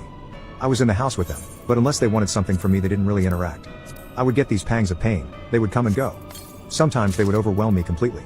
I walked around like this for 5 days before Eve asked me if something was wrong during dinner. I had maybe uttered 3 words in total to her and my daughter in that period. I didn't even answer her question, I just made a confused face, then continued eating. She seemed okay with that. The next day I didn't go to work. I didn't really have a plan. I put it in my car and walked around the neighborhood for a while. I ended up at the kitchen table waiting for the wife to come home. She came home with a few bags of groceries. She immediately started talking about her day while unpacking. I just sat at the kitchen table in pain. She didn't even look at me apart from one glance as she entered the kitchen. Daughter popped in and did the same. That's it. Their backs were turned to me and they talked about some trivial crap on sale. You gotta do that. I appreciate it, man. Unappreciated, appreciate it. So alone. I felt totally invisible, like I wasn't there, or that I wasn't worth acknowledging. I was thinking back on our lives and all I could see was that they didn't care about me at all. They probably never did. I was an accessory to their life. I was hit with a wave of pain. I cried. Still they didn't notice, so I got angry, very angry. I had a glass of water in front of me. I stood up and threw it hard at the tiles over the sink. It just exploded. Glass shards rained over everything. They froze, unsure what to do when they saw my contorted tear-soaked face. It was uncomfortably quiet for a long while before I spoke. Eve, I know all about your cheating with Adam. My daughter looked at Eve. What? Is that true, Mom? Eve started to try to explain. She briefly glanced at me and said, sorry, I can explain. Then she turned back to our daughter and they started arguing. Again, it was like I was invisible or something. I'm gonna go take a piss chat while this while I try and find a match. Heated argument, I just walked out and got in my car. I looked at them again through the window, still arguing in the kitchen. They didn't even notice I had left. I sat there for a few more minutes before I gave up and just drove off. It took maybe 15 minutes. Before Eve tried to call me, then call after call after call, then a flood of texts from both of them. I just ignored it and eventually turned the phone off. The next day I took half of our money out and called my boss. I told him I didn't know when I would be back. He told me if I didn't show up I was fired. I just told him okay and hung up. I just didn't care. I went to Adam's house. His wife opened. I gave her a copy of the messages and told her what Adam and my wife had been up to. I left her crying on the stairs. At the end of the day I ended up in a cheap hotel at the edge of town. The next few days were kind of a blur. Eve's older brother is a cop named Bob. Bob showed up on the 4th day. I don't know how he found me. He tried to interrogate me, but I didn't say anything. When I didn't engage, he told me I was under arrest and put me in cuffs. However, he didn't take me to the station like I expected. He took me home instead. Bob dragged me into the living room where my wife and daughter immediately started berating me. Still I said nothing. I just listened in amazement while they told me how terrible this was for them. What a terrible a-hole I was for making them worry. It went on for a while. In the end Eve screamed at me, say something. I stared at her for a while before calmly saying, I have nothing to say to you, Beach. Bob freaked out, and slammed me against the wall, screaming at me to not talk to his sister that way. I got a lot of satisfaction out of Bob's violent reaction. I don't know why, it made me so happy I was laughing. Bob's wife left him 4 months earlier. I smiled at Bob. You're pathetic, Bob. Did you hurt your wife, Bob? Is that why she left you? Bob hurt me hard. I went down. Wife and daughter started screaming their heads off. As I started to get up, I just laughed even harder. I just couldn't help myself. I am still in handcuffs, laughing. I said, "F you, Bob." He knocked me out cold this time. I woke up in the hospital. I puked all over the floor the second I opened my eyes, so I knew I had a concussion. Eve, Bob and my daughter were there. They were talking to me. I was too confused to make it out. A nurse appeared and asked them to leave. She got me a pan to puke in and called someone to clean. While she was taking my pulse, I told her that my family put me here and that they were not to come anywhere near me. If they came back into the room, I would leave. I would just run away. She argued kind of sternly that running or even getting up was a really bad idea for me. But she would talk to security. I didn't see them again in the hospital. It was bliss. I decided to disappear, to turn into a ghost. I wanted nothing to do with these people ever again. I made a letter to each of them. I warned Bob that if he ever bothered me again, I would report him. I told my daughter that Eve had betrayed me and that she would be without a father from now on. To Eve, I made a longer letter. I tried to be as practical as possible. I told her to sell the house, that I won't be paying the mortgage or utilities anymore. I told her reconciliation, or even contact, was impossible, especially after she had sent her brother to drag me back and hurt me senseless in front of them. I explained that I won't do anything for her ever again, so if she wants a divorce, she will have to arrange it. I told her I will disappear and I don't want to be found. I ended it with, if she interferes with my life again, I will simply end myself. I really regret giving her that last sentence. It's like I let her steal a little bit more of me, like I let her give me a little more pain. In the hospital, I made a plan on how I could disappear. Eve gave the hospital some fresh clothes that they forwarded to me. Then one evening I just went out the rear fire escape. I triggered some kind of alarm. I was panicking a bit, but thankfully no one stopped me. I got back to the hotel to pick up my car. I traded it with a small RV and set off. I got a new phone. The only person I called was my father. I told him everything and told him if he gave my new number to anyone, I would become totally unreachable, forever. He could call me if he needed to reach me, if I needed to sign something. Other than that, I wanted to be left alone. For the first few months I grieved the loss of my old life, but I came to realize that I grieved the loss of a fantasy. A memory that only existed in my head. The loving wife and daughter, the family, friends. It was all just an illusion in my head. These people never really cared for me. Over time I started to rebuild a sort of life.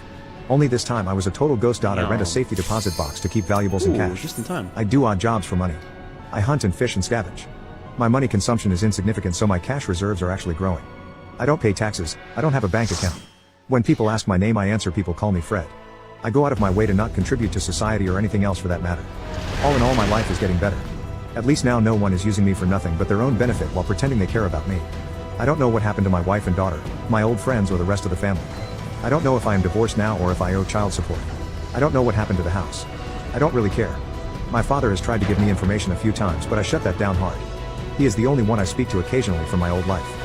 Karen mother attacks me for not giving her son a black belt after one day of karate lessons. I teach Kempo karate as a second-degree black belt. I also have an assistant, Kira, a first-degree black belt in her own right. The kids class I was teaching has just ended when a woman walks in with her son. She says her 13-year-old son wants to take karate lessons, so I shake hands with her and have her sit down with my instructor to fill out the waivers and get him his GI measurements. Other students file in for the intermediate class and me and Kira get down to business. I take the bulk of the class, around 15 kids, while Kira goes with the new student one-on-one to teach him basic strikes and stances. Not 5 minutes later I hear Kira upset, telling the new boy to do 10 push-ups. this? Why? He called Kira, who's essentially a volunteer, a effing beach. Karen, the mother, stands up and says her son can't do push-ups, as she doesn't want her son to be sore. Kira lets him do the push-ups on his knees, but not 5 minutes later she makes him do 20 more, since he's now called her a useless dimwit. For reference, Kira is in her early 20s, and the boy is 13. Not to mention there's other parents and kids here as well. It's wholly inappropriate. So I walk over and ask Kira to switch with me. As she does, she gives me the bug eyes and mouths, "What the F?" So I walk over and ask the boy why he insulted my assistant Kira. He said he doesn't like girls.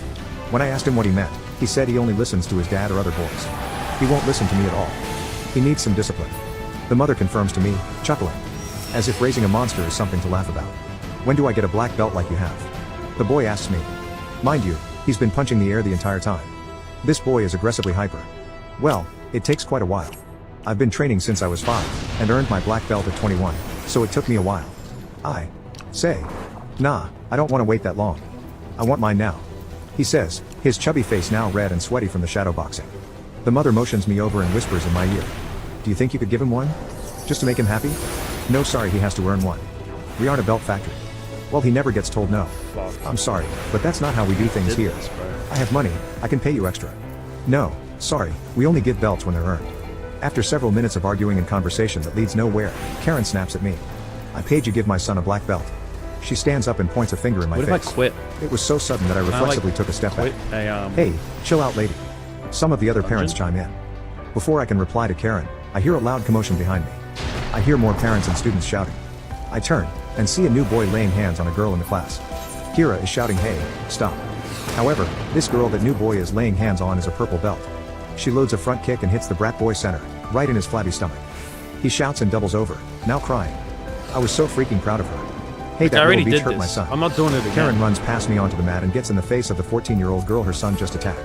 This girl is already scared and starts to cry, but Karen ups the ante and shoves this girl in the chest with her hand. Kira gets between them and is red-faced enraged. I immediately rush over and try to defuse the situation, but neither of them are having it. Parents stand up and start shouting, "Keep your hands off my daughter." The girl's father, who was with the other parents, yells at Karen. He starts approaching aggressively but backs off when he realizes me and Kira, both black belts, are by her. Now, you should know something about Kira. She's under 5 foot, less than 110 pounds soaking wet, but she can still kick my butt up and down the mat on any given day. She's fast, accurate, and insanely flexible. She can control her body and perform techniques 30 that I just minutes. simply can't. So 30 Kira and minutes. Karen get into a shouting match Fuck. with each other. I tell Karen Oh, to I leave with didn't your kid realize and that I don't come get back. penalty Don't you ever for lay a it. hand on any of my students. God, Do you understand? fucking damn I it. raised my voice, and was genuinely mad. F you. My son needs a black belt and you won't give I him get one. penalized She for screams at me, leaving? "Your son is crazy. He attacked our students." I mean, that's Kira kind of fair interjects, enough. but this set Karen off, as she reaches and tries to slap Kira in the face. Big mistake. Having had enough, Kira parries the smack and fires an absolutely vicious kick right into the meat of Karen's inner thigh with nothing held back. It was glorious. I got an idea. Karen gasped as she fell onto the mat in a heap. Oh. Oh my god. She held her leg as the brat boy got up and rushed at Kira. I got in front of her and grabbed the boy's wildly swinging arms. I let him tire himself out. And there's One only of the one way to parents kill called the 30 police. minutes. After interviewing everyone involved, they determined that Kira and myself acted in self-defense.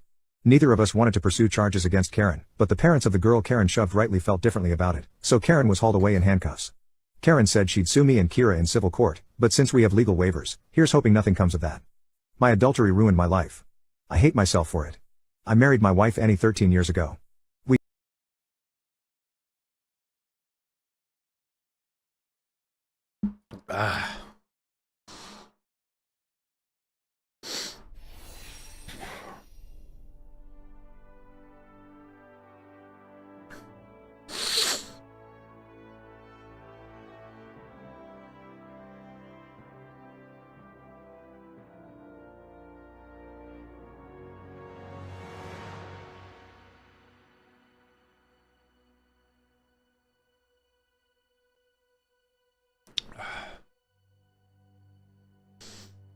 ETA 10 minutes. Fucking really, bro? So not only is FF punishing me, but now I'm being punished by Riot Games. Wow, I really fucked up, didn't I? Shouldn't have abandoned that game. Oh well. I need a break from the brain rot.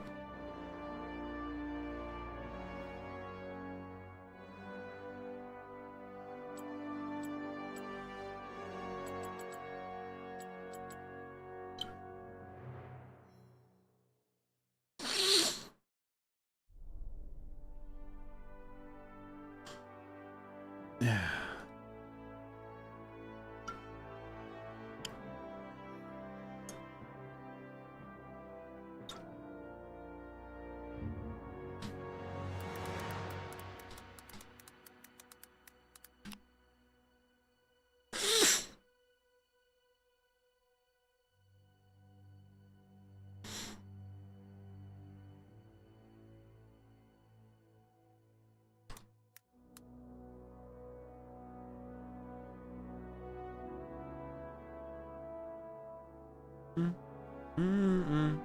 So evil.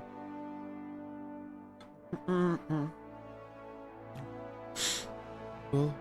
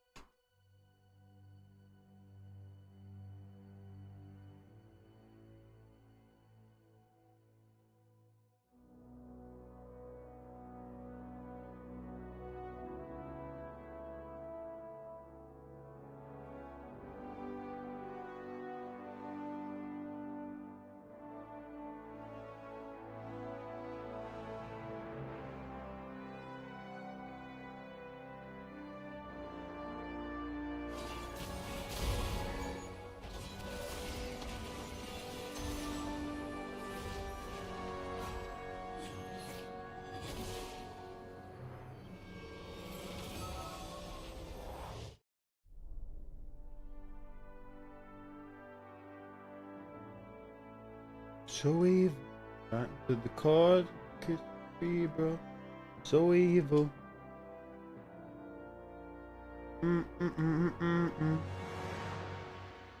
So evil. Me, bro. So evil.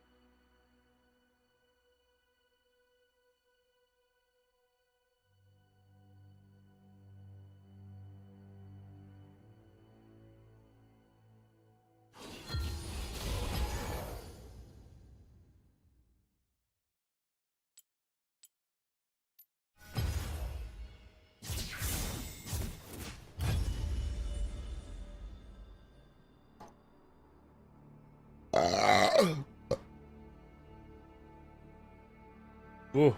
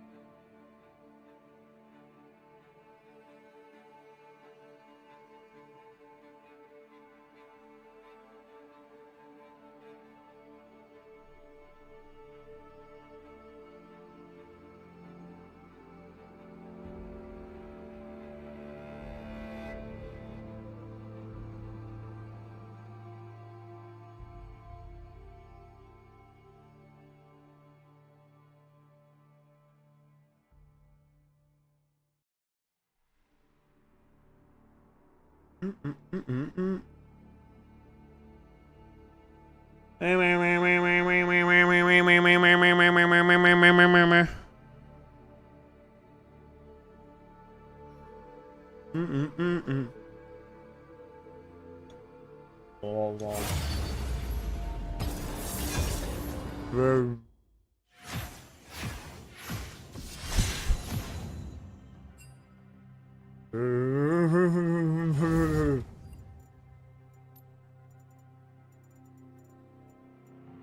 Elva. Cold as hell. We gone wrong. Memory.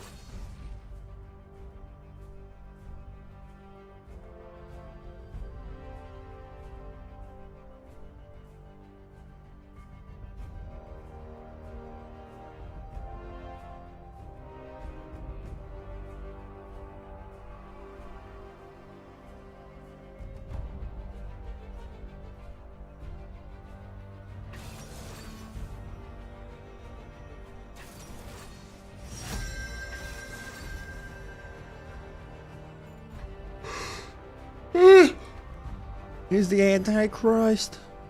Mm-mm-mm-mm-mm. The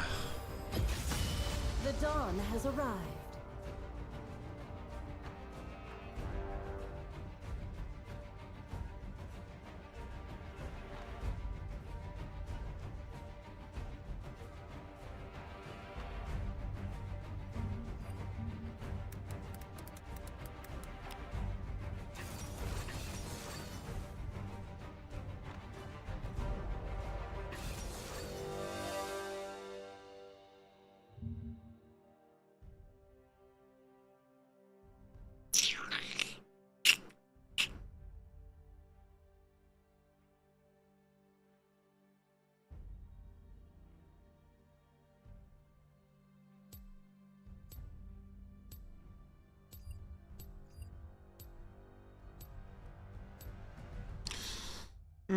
Ezreal.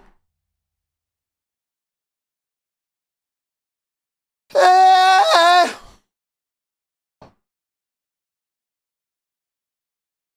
Ugh.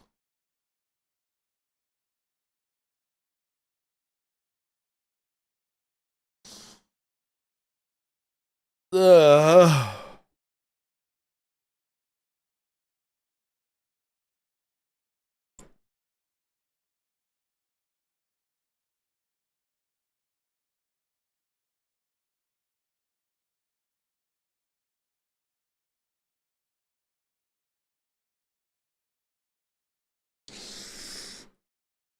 No, fuck off.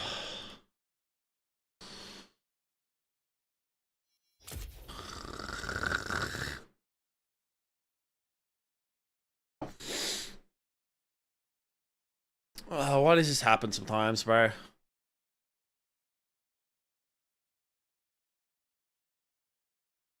Ah.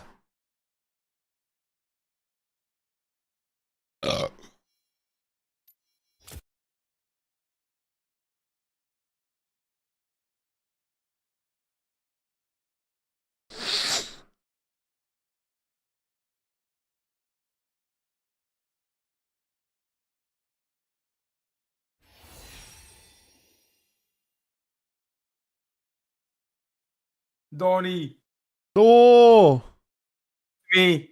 what's I'm up, back. bro? I What's good, I what's good? accidentally picked the dungeon again, and then I abandoned it because I'm like, I'm not playing this dungeon again, and I got put in a 30-minute timeout, so I can't do the last. I can't do the last one league trial. game. Yeah, And then pretty you do much. that. So I was like, fuck, what can I do for 30 minutes? I was like, I'm gonna play one league game. I was like, fuck it. You're right.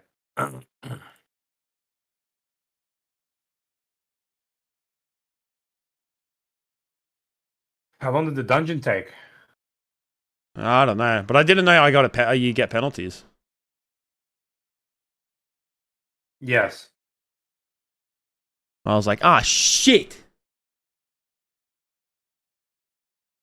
Yeah, because I meant to pick the trial, and I picked the fuck. I accidentally queued the dungeon again.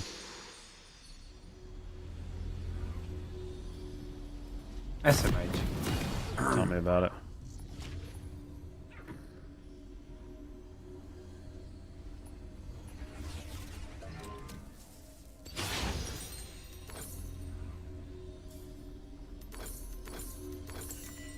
Rally to me. Oh. Welcome to Oh. Summoner's Rift. Go into the Warframe discussions. First thing I see is, why are people calling this Workframe? 30 seconds Yeah, is nice. bringing Great start. spawn. Great start. Thank you. Chosen of the sun. First blood. Lovely.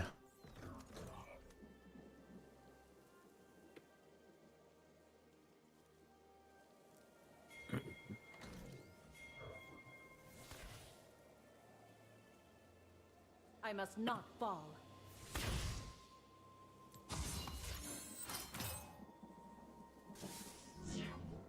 Minions have spawned.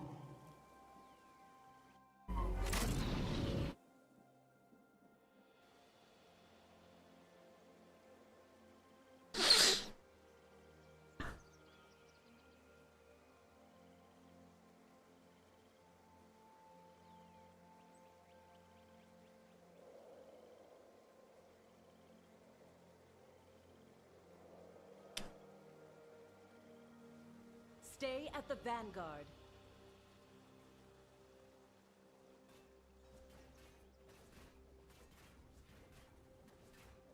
Where's the song I'm looking for? I can't find it. Is it this one?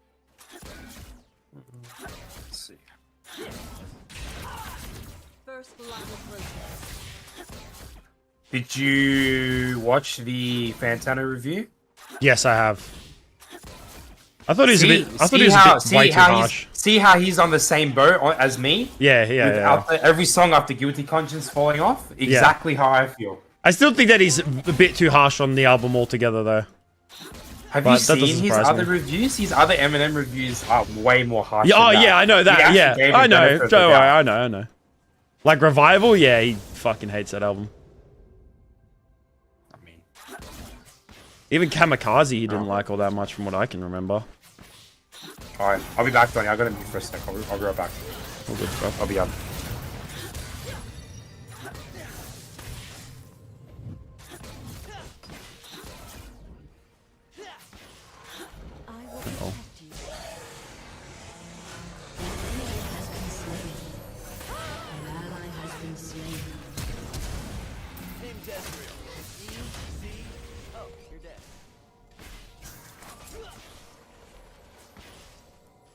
The sun always rises. Fuck off. Take 5, everyone. Marvel at that.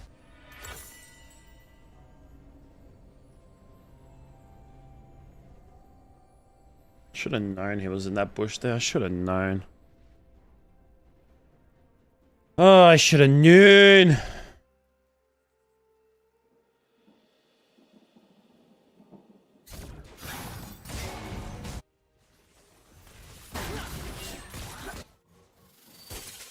Rally to me.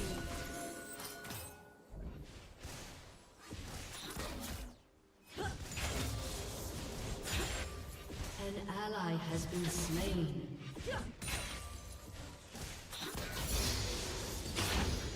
I must not fall.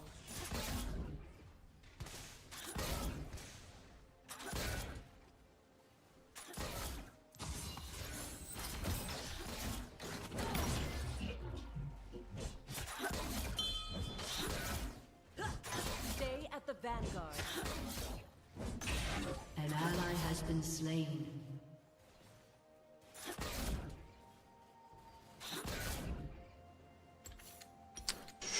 Well, this is a very terrible start to a game, that's all I'm saying. First light approaches.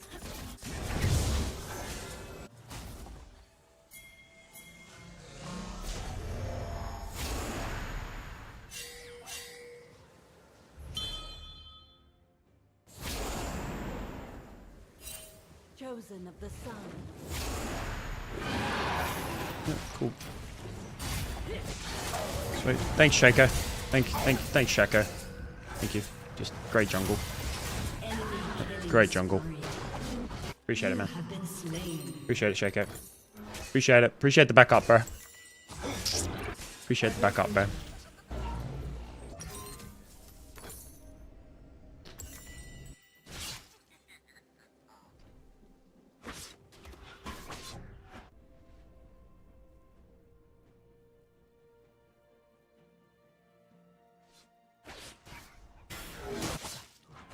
The sun always rises.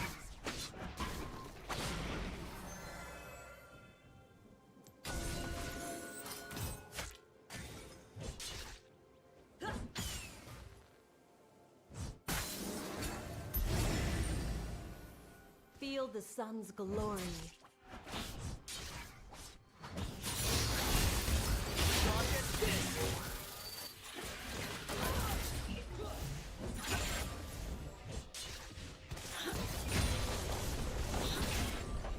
I will protect you.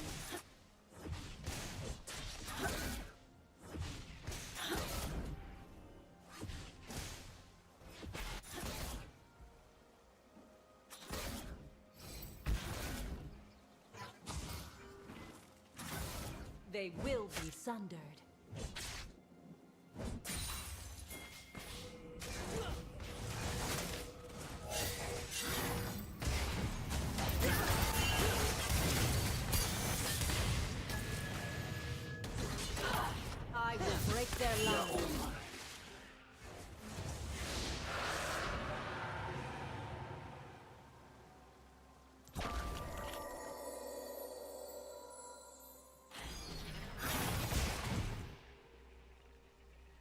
Rally to me.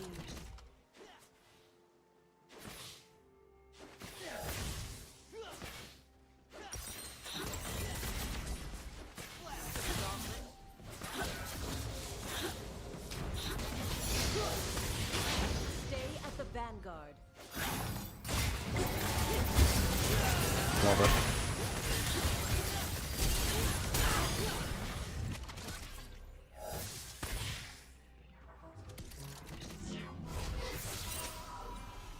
I must not fall.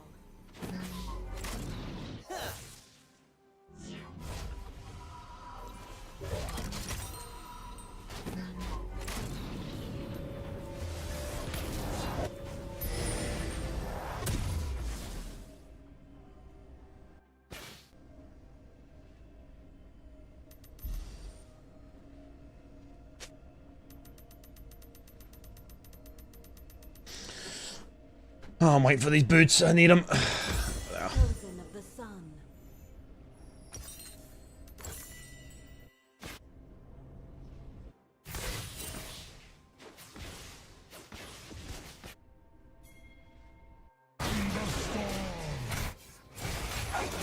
Killing spree. This game is just already falling apart. I'm gonna be honest. It's a mess. Absolute First love mess. approaches. Enemy rampage.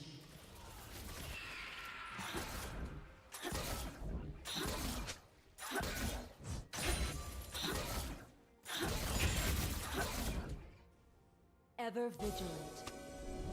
An enemy is unstoppable.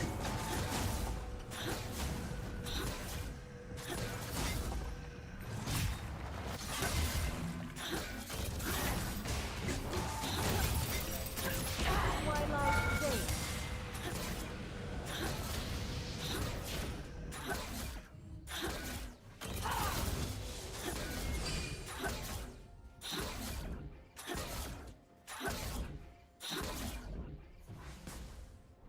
I will protect you.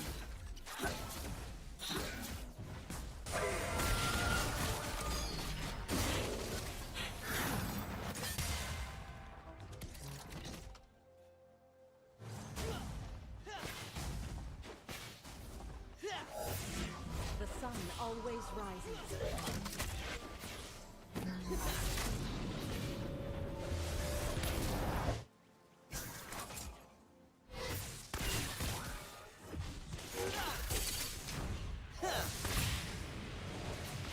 Rally to me.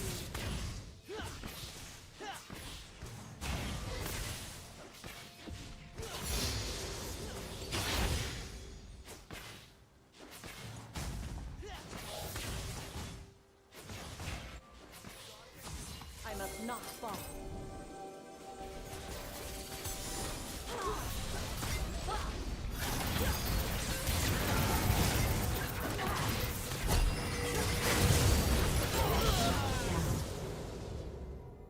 He didn't deserve that. They'll have to get Bitch. through me.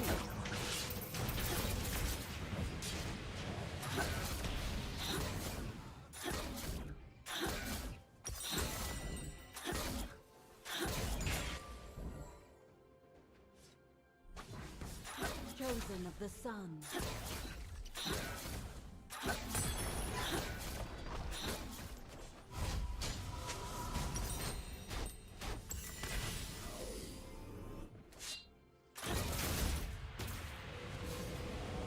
Stay at the vanguard. Uh-oh.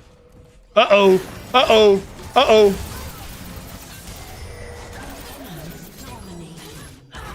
Go, go, go, go, go, go, go! Closer!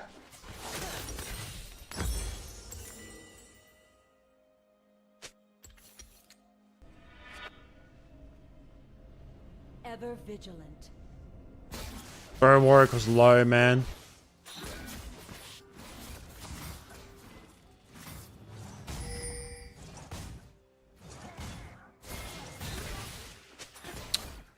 Come on. man, you can't let him fucking get rid of my control ward like that. But ah.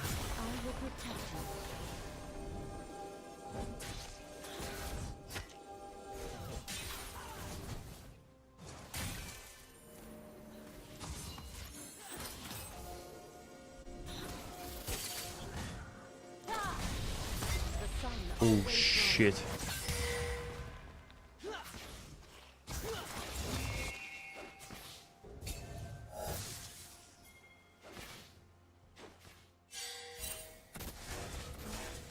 Fuck.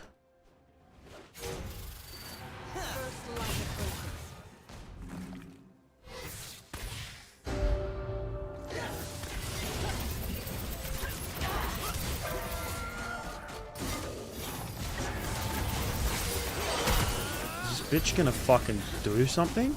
God, this guy sucks.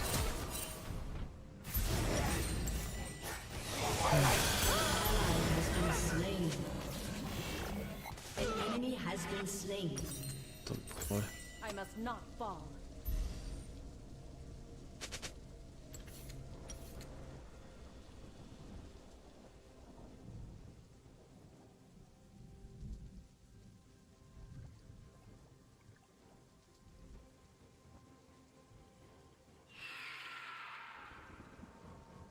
Chosen of the sun.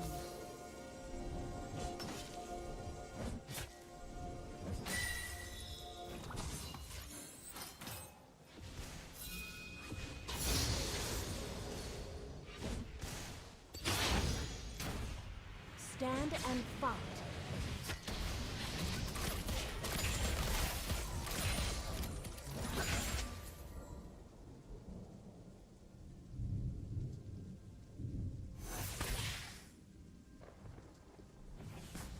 Rally to me.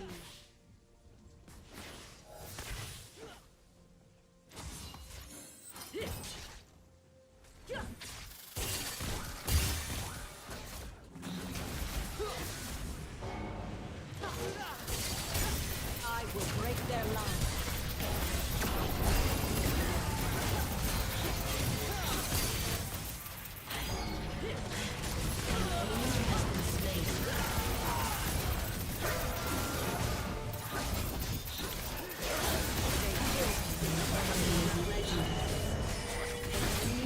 Come on, please kill him. Please kill him. He's got a bounty. Please kill him. Yes, kill him. Oh my fucking. This can't be scamming. This shit. No, fucking. Yeah, nah. An ally has been slain.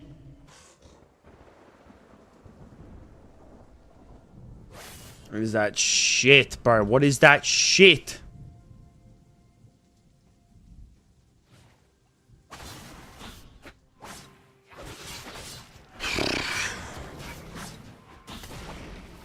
Stay at the vanguard.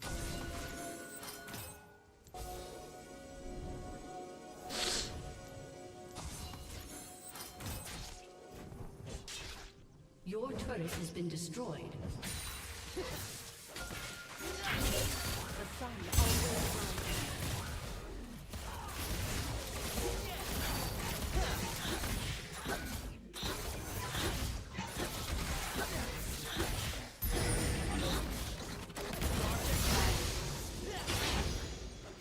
First light approaches.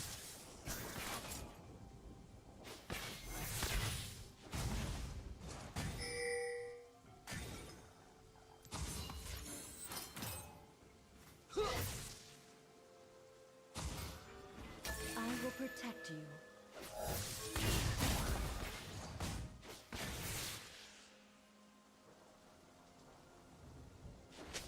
An enemy is legendary.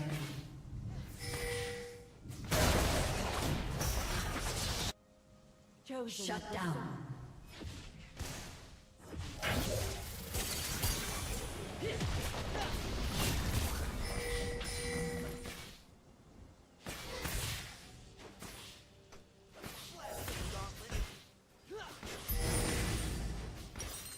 I must not fall.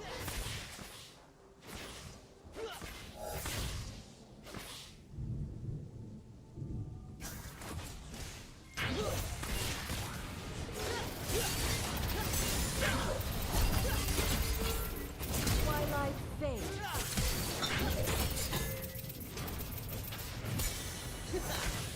You have slain an enemy.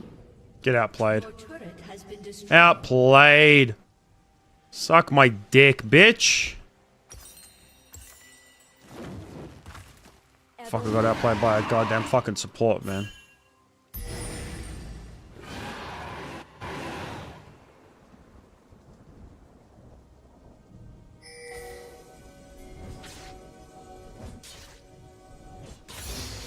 Rally to me.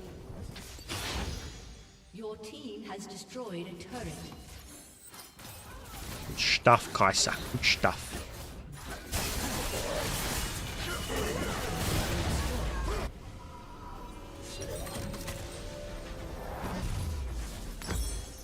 Stay at the vanguard.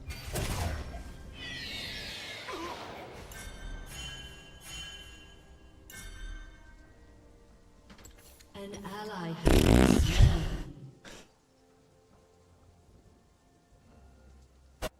First light approaches. Yeah, nah. It's GG, bro. Warwick's just too fucking...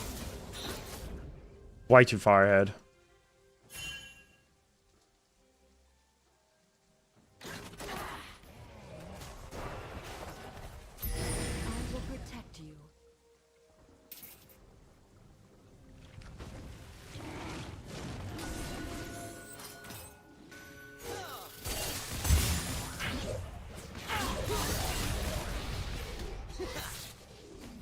The sun always rises.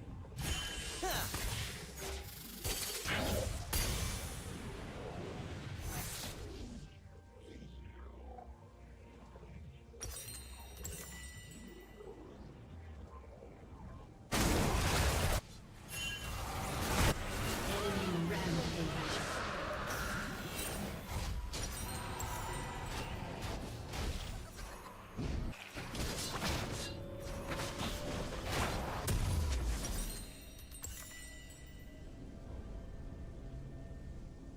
I must not.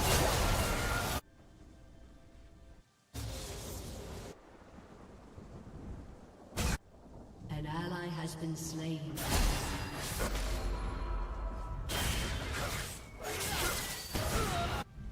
An enemy has been slain.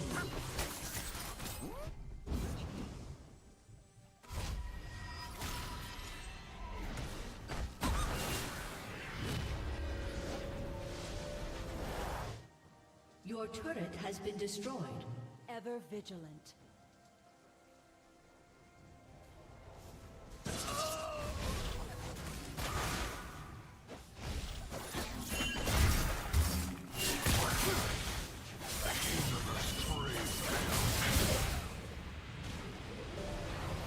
Stay at the vanguard.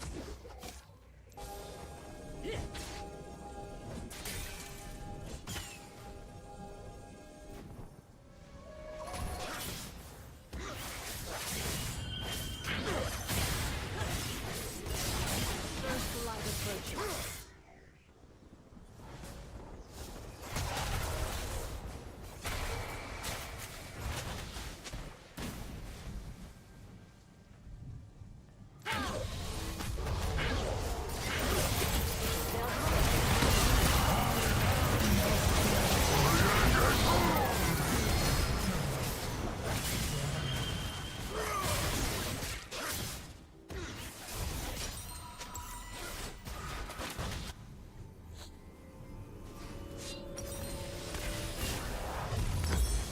The sun always rises. Fucking stupid Ezreal. An ally has been slain.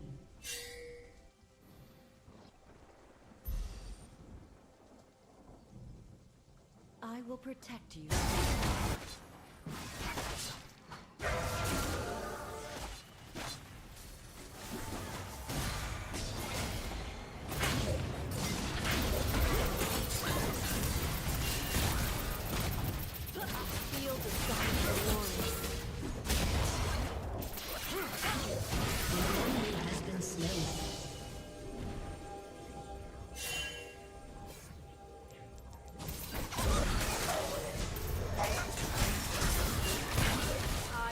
Break their line. Enemy killing spree. An ally has been slain.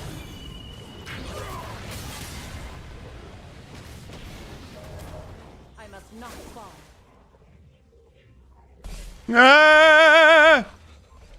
He's coming for me!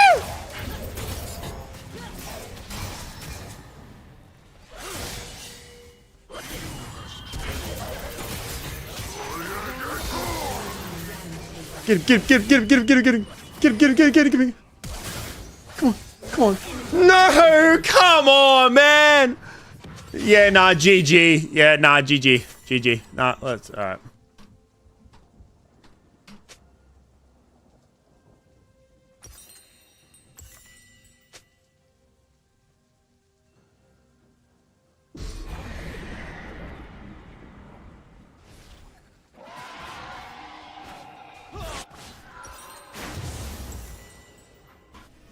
An ally has been slain. Oh, get fucked, man.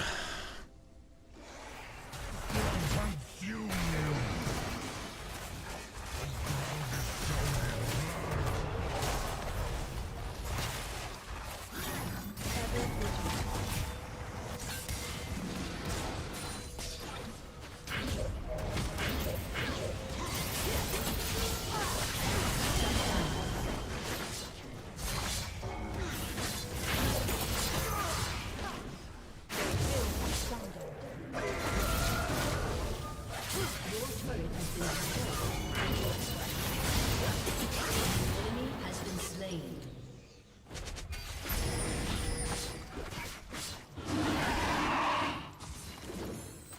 Chosen of the sun.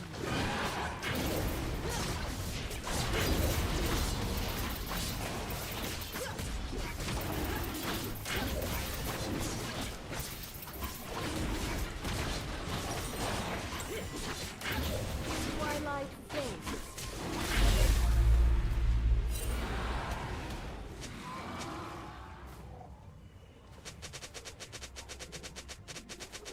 An ally has been slain.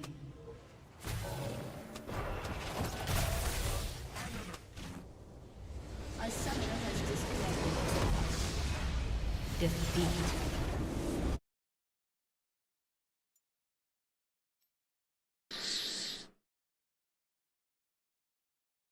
Oh my god. Oh my god. Alright, back to FF. Fuck this game.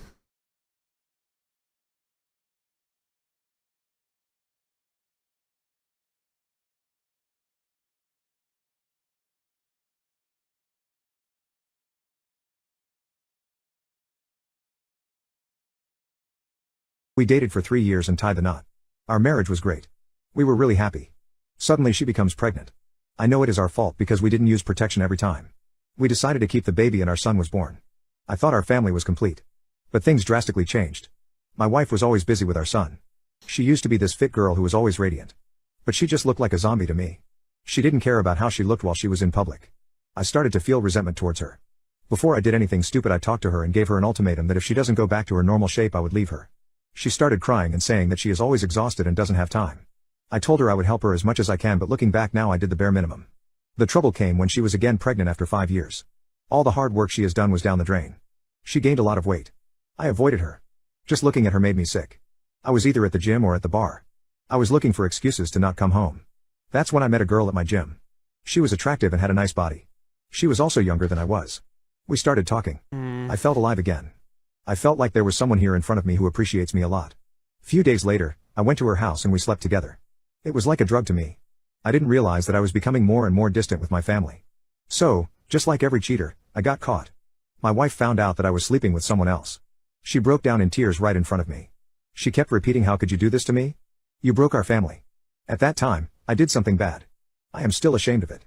I yelled at her and called her a hag. I told her if she looked after herself I wouldn't have cheated. That it is all her fault. My wife started laughing. It confused me. She said if I helped her, she might have had the time. I was never home and outside sleeping with some random girl. She told me she wanted a divorce right there. I was really hateful towards her and said, "Fine, you can, but you really think any man would ever want you with your baggage?" I could see it broke her and crushed her. I wanted that at that time. The divorce was settled. She only wanted the house. We shared custody of the kids. The divorce felt a relief. I could be with my girlfriend whenever I wanted. But that is when I saw the changes. Whenever I was home, the house was not clean. There would be dishes in the sink for days. I remember looking at them and calling Annie, but Annie didn't live in my house. It became tougher when it was my weekend to have the kids. I realized I knew nothing about my kids. My son was a picky eater. My daughter was still very little, she would cry a lot. It was exhausting. No matter how much I try, my son would complain about everything and tell me that's not how his mother did it. That wasn't the end of the problems. Things with my girlfriend became bland way too soon. My wife would always have a home-cooked meal ready for me. But my girlfriend is just happy to have leftovers or frozen pizza for all she cares. I was sick of it. Intimate life was also very boring. My ex-wife was really great at it. I never had any bad experiences with her. Alright, Cam, I'm hopping on FF if you want to join me. Lobby server connection has encountered an error. Wow, that's great. My son really picked on things. He started resenting me. He was rude towards my girlfriend. My girlfriend would abuse him by calling him a brat. The last straw was when my son yelled at me and said that he hated me and my girlfriend would never be his mommy. It struck me like thunder. Things ended with her right there. On the other hand, Annie started to change a lot. She lost a lot of weight. She looked relaxed and like her old self. I once complimented her. That she looked good. I only got a cold, thank you back. I got to know from a mutual friend of ours that she would sometimes say that the divorce made her realize she deserved better. And things got better because she had some time for herself. Before that she had to clean up my mess and now there is hardly any mess left. I was hit with another realization that I treated her badly. I never helped her when she needed my help the most. Annie understood me. She was kind and passionate. She was just going through a rough phase and I kicked her to the curb. I went into depression. I asked Annie if she could give me a chance. She said no. I don't blame her. For my son, I got to know she started dating an old friend of hers. My son loves him, my daughter calls him Dada. I tried my best for my daughter to call me that, but she didn't. I met them together at a business convention. That man had his arm around my Annie and was showing her off. I was angry. I felt this rage inside me. Later that night, I drank a lot and started to call Annie. I spewed nonsense that her new boy toy is nothing but a weak man that is dating a pathetic single mom like her. I know this because the next day she came to my house along with my parents. My parents ripped me apart and said to stay the hell away from Annie. I lost my kids, my wife and I already lost my parents after the divorce. I never felt so alone. I wake on my bed empty. Annie would always cuddle me early in the morning. I missed her warmth. Things between my son didn't improve. He probably knows why me and his mother aren't together. Few months ago, Annie dropped a bomb. She said that she was pregnant. That was the moment I knew I lost her forever. From that moment, whenever I went to her house to get my kids, I would see how her boyfriend basically worships her and takes care of her needs. If I wasn't so stupid or arrogant and helped her, cherished her, we would still be a happy family. I guess this is my punishment. I have to see another man play family with my Annie and kids. Who is that one stranger that you never forgot? When I was 15 years old, I ran away from home because I was pissed off at my parents for a reason I can't remember. I didn't have much money, so I decided to hop onto the SkyTrain, public transport train in British Columbia, and ride it as far as it would go. I reached the end of the line in less than an hour, and decided I wanted to ride it all the way back again, while trying to formulate some kind of plan of how I wanted to live the rest of my life without my parents or anyone. At the last stop, or the first stop depending on your perspective of it, a girl came on and sat in the row right behind me. I didn't pay much attention to her at first, as I was busy writing my life plan on a napkin. Back to FF and Brainrot. It was a few minutes later that she got up and came sat next to me, curious. And after a few laughs, we began talking about everything and anything. Her name was Amanda, 17 years old, and absolutely wonderful. She told me she was getting off at the last stop, which was also the first stop, depending on how you look at it. It was also the stop I had gotten on originally, and I told her we would ride to it together. The train ride took less than an hour, and what a wonderful hour in. Really listen to that one.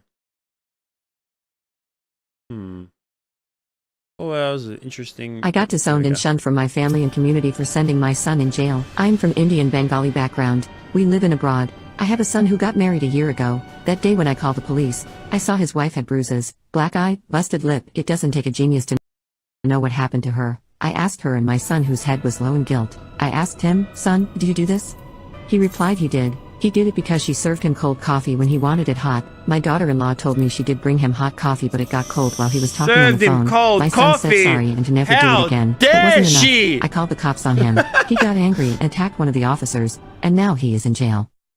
This news got spread in my community like wildfire, and people have been calling me a bad mom. Some told me I am ruining my son's future for something so small. My son will suffer in future because of these allegations. Some told me this is his private matter. Even as a mother-in-law, I shouldn't have interfered. Some told me I should support my son regardless of what he did. After all, sons are the star in a mother's eyes. I got a lot of backlash for supporting my daughter-in-law. I have been called names by everyone. They think I am making a big issue out of a small argument. Indian people see DV as taboo, so they do not want to talk about it in the open.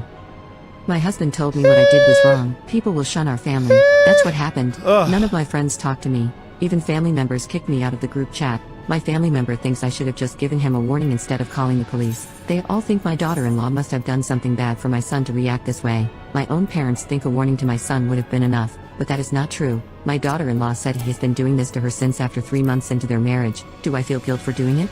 No, I do not. I do feel sorry I didn't catch this earlier. I do feel like I have failed as a mother because if I did a good job my son would respect women. I just wanted to share this because no one from my family or community will ever talk to me if my son goes to prison. Nobody is with me except for my daughter.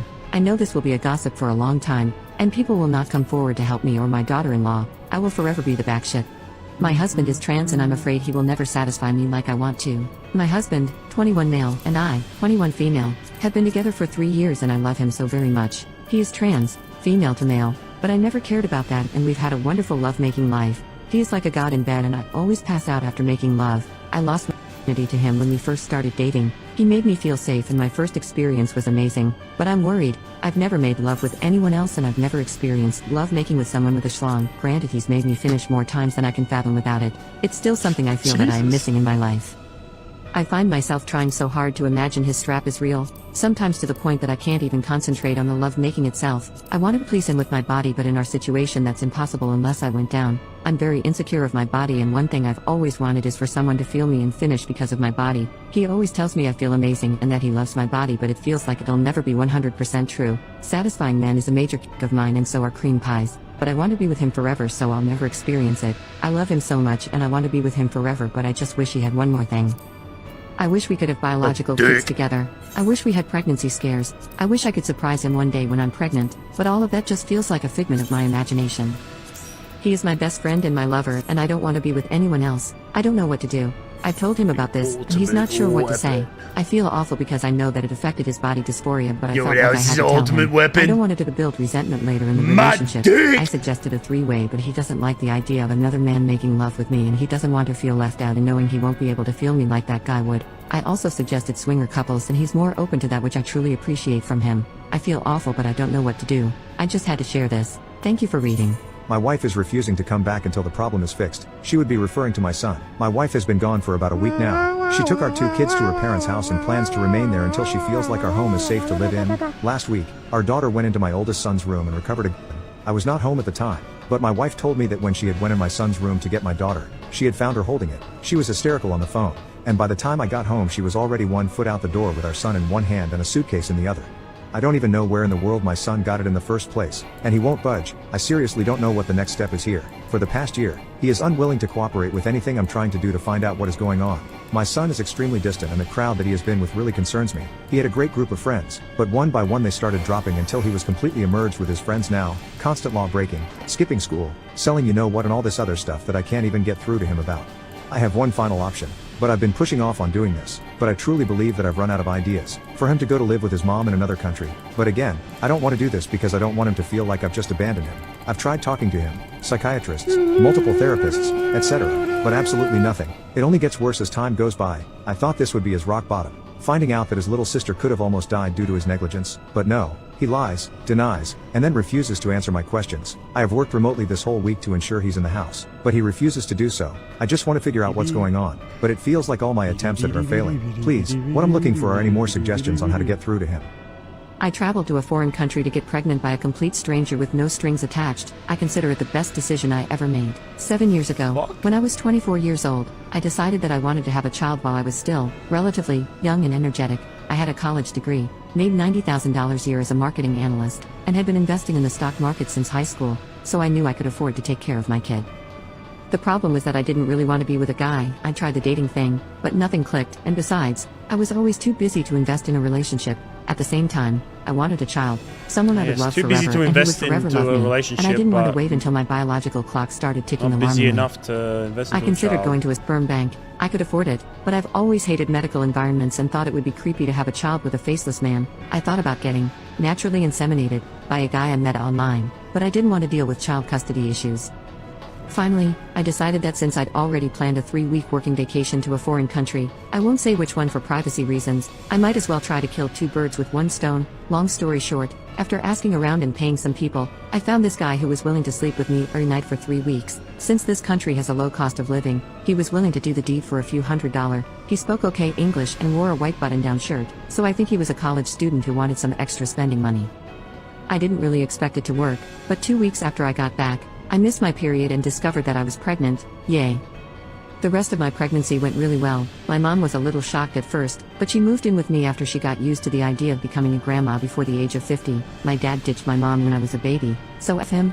I switched to working from home 6 months into my pregnancy and was even promoted a few months after I gave birth. Having a marketable, pun intended, degree is a great investment. Kids. My son is now 6 years old and the happiest little boy I know. He has a mother and a grandmother who love him to pieces and can give him a good life. When COVID hit and his school went remote, my mom was able to make sure he kept up with his learning. Support systems are so important. Everyone. Sometimes, you shouldn't be afraid to take the road less traveled. I'm over 30, and I haven't met any guy that I want to date, much less settle down with. But I have a son who I'll love forever and who will forever love me. I'm even thinking of going back to that country to give him a sibling. Everyone still thinks that I got knocked up by accident, a youthful mistake while on vacation type of deal. Only I know the truth. My son is not some unfortunate mistake. He's a deliberate miracle. So many of my female friends are hitting their 30s and scrambling to find a guy and will get pregnant. But I'm coasting along, happy as a clam. Today I messed up by hiring an SX worker. So after a tough year working in remote area in the middle of nowhere, my friend and coworker, 26 male, asked me, 25 male, to go with him on vacation for a week, and I said heck yeah, why not? Why not had been my lifestyle for the last year. So we went to that country, visited multiple cities, and had a lot of fun. My friend in one of the places told me he knew some SX worker through Snapchat map and he already met her in the previous city. I noticed that he left the hotel one night and returned late. She will travel to meet him and she could bring a friend with her if I'm interested. So following my motto I said why not. The next day we met up with the girls and split up. I took the girl, 2 years older than me, to my room, chatted a little bit and kissed, then we left around sunset to the coast, rented a boat and continued chatting. That girl wasn't what I expected. She was smart, intelligent, beautiful, and we shared a lot of things, especially how we see things and think about people. She asked a lot of questions and so did I, but she asked a question that I didn't expect and didn't want to answer because it was too deep. She said you are a nice, kind person but something is wrong inside you. Something dark in your heart. What's it? Can you talk about it? As a man in my environment, the only thing you can do about your feelings is bottle it up and never talk about it. And I knew there's something wrong with me, and I was trying to fill that empty void in me for a long time, especially the last few years with my job paying very well for me. Because we were in a boat I couldn't run away from the answer. I tried revolving around the subject but without any success, until I saw a bathroom in the boat and I excused myself. After the boat we walked near the harbor, laughing and talking, eating some ice cream until we reached the hotel and sent her to take her bags to spend the night with me. My friend came to take his bags also, and gave me some protection. He's been a good friend as usual, winked and left. Shortly she brought her stuff, took a shower and we sat and talked. She brought up that question again and really insisted on getting some answers. Finally I gave up and started talking about my life, family and the struggles I have been through since the first memory I remember. The things I have never discussed with a human before has finally come out and loud. She understood, but couldn't say a lot because she didn't expect that much trauma. So I kissed her and we end up heading to the bed. And before I could start doing my job, I started having something like a panic attack. My heart was beating quickly, body shivering. I just rested my head on her chest and stopped for a couple of minutes. She tried to calm me down by massaging my back, whispering in my ear everything will be okay, and I couldn't lift my head up, just froze in that position. After a while managed to pull myself together, clean up, put up a robe, got back in the bed, kissed her, turned on the TV and slept. In the morning we ate breakfast, paid the girl, met up with my friend, bagged up and traveled back home. I didn't tell anyone yet, and usually I don't trust anyone to tell them anything, especially my feelings and struggles. I'm more depressed at the moment than the usual, and I think I need to visit a psychologist, which I knew I should do since the pandemic, but I didn't want to do it, and now I must give it a chance.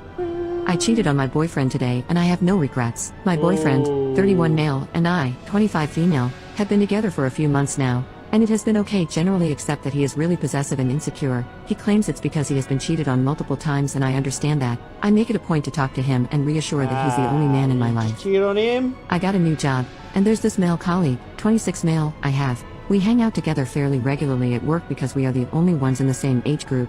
Now, of course, my boyfriend has been extremely jealous. I introduced them to ease his worries, and assured him we are just friends, but it only got worse, to the point where my boyfriend would throw tantrums every day, crying if I stayed back at work overtime, refusing to talk or eat or sleep later. I was still patient. Now one thing he tends to do when he's upset is send long paragraphs. I have told him not to do that, as when I'm at work, my phone is usually connected to the laptop that's being used for meetings and presentations and stuff. Today, he called me at work. I told him I'll call him back as I'm heading in for a conference. He is oddly normal about things. I head in and connect my devices, open my pitch deck on my laptop, the deck I have spent weeks working on, and the first thing that pops up, a deep pic, right there, on the cover page. Everyone is stunned. It is my boyfriend Schlong full screen. He has to have done it while I showered or something because I was working till the morning. I am mortified. I shut my laptop and walk out. Colleagues are nice enough to stay quiet. Anyway, I couldn't go back to work. Went to a bar. Male colleague calls to check on me. I tell him where I am. He says he will join me over lunch. Long story short, we met for lunch, went to his place and made love. He apparently had feelings for me. I didn't, but God, I was so mad at my boyfriend, going to tell him what I did and that it's over. I have no regrets. I made my boyfriend sleep on the streets for a night because he refused to pay for our 3-year anniversary celebration dinner. For some context, I 26 female have been dating my boyfriend Jeremy 26 male for 3 years. Now, I've always been okay with being the wallet in the relationship because my parents have always been more wealthy than his single mom, so it was always me that paid when we went out for dinner dates, shopping sprees, vacations, etc. I even bought him a car 3 months into our relationship because he didn't have one and it would be difficult for him to go to job interviews without one. He's been unemployed for almost 2.5 years now. He always promised me that he'll pay me back when he finds a job, and he always told me that he appreciates the fact that I'm working hard at my job to provide for myself and him. But it's been 2.5 years since he last had a job, and every day all he does is go to the gym, go out with his friends, or when he's at home he just lies around and plays video games. I brought up his lack of contribution a few days ago, and we got into a huge argument. He later apologized and said that he actually got a side job and just forgot to tell me, and that he wants to treat me to a nice dinner date as a thank you for being the most amazing girlfriend and in celebration of our 3-year anniversary who that didn't was skip coming the up. cutscene? So Damn, skip the yesterday, cutscene, we you decided to fuckhead. celebrate our 3-year anniversary at a high-end restaurant. Everything was going smoothly and we were having a great time Damn, until the skip the waiter came and cutscene. gave us our bill. Fucking My dickhead. boyfriend said he forgot his wallet in his car Absolute and told me idiot, he'll be right back. Well, I waited for almost an hour and tried calling him, but there was no answer, so I just paid the bill myself and took an Uber home. Later that night I called my boyfriend, and he said he was sorry and that something came up and he just left. This wasn't the first time he's done this, so I told him that I feel like I was being used and that it was over. I threw all his things out of my apartment and refused to let him come back in that night. He didn't have enough money for a hotel or for an Uber to drive him to his mom's house that night, so he ended spending a night on the streets. Girlfriend just made out with a random girl at a club right in front of her. This happened about an hour or so ago. My, male 24, girlfriend, female 23, and I were out clubbing with a bunch of friends and roommates of mine, and while we were all dancing I saw that she was getting pretty close with a bunch of different girls, both strangers and mutual acquaintances. I really trusted her, and even though I knew she was bi, we have had a talk about exclusivity, and so I thought nothing of it. Well, while I was watching her, almost in slow motion I watched her and some random girl just mutually go in for a kiss and began making out literally less than a meter away from me. I went outside for some fresh air, then went for a walk outside the club, and now I've made my way home by myself and I feel so lost. I don't know what else happened there, and honestly I don't even know if she's realized I left. I know we were all drinking and it was only a kiss, but it was so blatantly right in front of me. I just feel disrespected and I'm hurt and I just need to vent. Update. Thanks everyone who responded and took the time to try and help me with how I was feeling. Honestly, I've never been flooded with so many notifications on Reddit, and the vast majority were so positive. This will be an update and a bit of more info for those who are curious. Many of the comments were very pro-Revenge Peak, saying I should use her for a trio and dump her, or make out with someone in front of her. Some comments were even a little mean. Ultimately, her and I had previously set strong boundaries about being monogamous and what cheating looked like. This was clear to both of us, which is why I was hurting last night. I learned from some friends that she had gotten kicked out from the club for being too intoxicated and no one could find her, so I ended up taking a taxi downtown, finding her and taking her back home so she was safe and secure. Say what you will about this, but she is still an important person to me, and I wasn't about to leave her alone on the streets, and I don't regret this. After getting home, it was pretty clear she wasn't in the best state to discuss what had happened, and so even though it came out that she had cheated and she was crying and apologizing, I got her to bed and the bulk of the conversation happened this morning. Initially she was pretty lost regarding where she was, alcohol related. Neither of us are worried about her being drugged, and so when she first saw me she was excited, but once she remembered the events from the previous night she started profusely crying and apologizing. We talked and I forgave her, since it seems that there were some underlying insecurities making her feel like I was losing interest in her, which wasn't true, but mental health is cruel. However, I did tell her we needed to take a break from dating. Obviously neither of us are thrilled about this, but I need this time to heal from being hurt, and the two of us need to work on rebuilding trust. We're also in a new foreign city and we need to decide if this relationship is worth pursuing still. Most importantly, her and I were our best friends before dating, but I think the spark that made us click so well needs to be found again. And during this break we both have made promises to prioritize and rebuild our friendship first. At the end of the day, we communicated, and I'm glad I didn't do anything impulsive. I care about her, but trust has been broken, so things have ended between us, at least for now. Sorry if this isn't a very interesting update, but thanks for sticking around for the support and advice. Thanks all. I hooked up with someone for the first time in my life, and he made me feel more wanted and loved than in my 3-year relationship. I got broken up with recently. I've been doing okay because even though I cared and loved my ex dearly, he told me he did not feel the same and he never reciprocated the love I gave him. I always had to go out of my way to get him to even notice me or felt. For an ego boost and the feeling of being desirable that I wanted, I started dressing up more, doing my makeup, and going to the gym more. I began talking more to a guy I've known but never associated with outside of the gym. I never wanted my partner to be uncomfortable, and he came over a few times. He made me feel appreciated. He goes out of his way to chat with me at the gym, has me teach him exercises I'm doing and teaches me, and switched his gym time so that we could drive together. When he came over to my place, he just knew exactly what to do. He was flirty and sweet while respecting the boundaries I had set beforehand. It was just the little things he did, the light tracing of my tattoos or over my skin, the funny and lighthearted comments that made me more comfortable, him constantly picking up small details I mentioned and remembering them later, just his ability to do things that made me feel like he was still paying attention to me, even if he wasn't. So the 3rd or 4th time he came over, he kissed me. It wasn't the same type of kiss I got in my relationship. He was gentle and caring and asked me if it was okay. He picked up on my nervousness and told me I was safe with him and asked if he needed to do anything to make me more comfortable. I'll save you the gory details, but after we did the deed, I assumed he'd leave and block my number. I came out to my living room and he asked if he could stay longer and talk to me, and ended up staying awake until the morning just talking. I told him it would be awkward to see him at my gym after, and he asked why. He told me that he was more excited to see me more and didn't plan on stopping anytime soon. I woke up after him, wrapped up in his arms, and the first thing he told me was how beautiful I am. We talked about my mental health and some baggage that I have from the past and how that affects my emotions in situations like this, and he told me I was safe with him. Even the way he said my name was sincere and comforting because it made me feel like he was serious. This was all I wanted from my ex, just to feel wanted. My ex would come over to my house for intimacy and immediately leave after, not even pillow talk or goodbye kiss. This guy the entire time asked if I was okay, if I wanted to stop, and when I said it was, then told me to relax and enjoy myself. It's just the way he speaks to me, touches me when we're watching TV, and kisses me. He didn't make love with me because he was in a mood and I'm just there. He prioritized me. I feel desired. I'm not the one initiating everything. He knows my insecurities and tells me he likes every part of them, like my not rock solid abs or the big scar I have across my cheek, my freckles, my legs, my hips. Everything I've hated about myself for years, he validates as beautiful, and there's things I hate about myself just because my ex would do the opposite or make jokes about things that I never, ever forgot.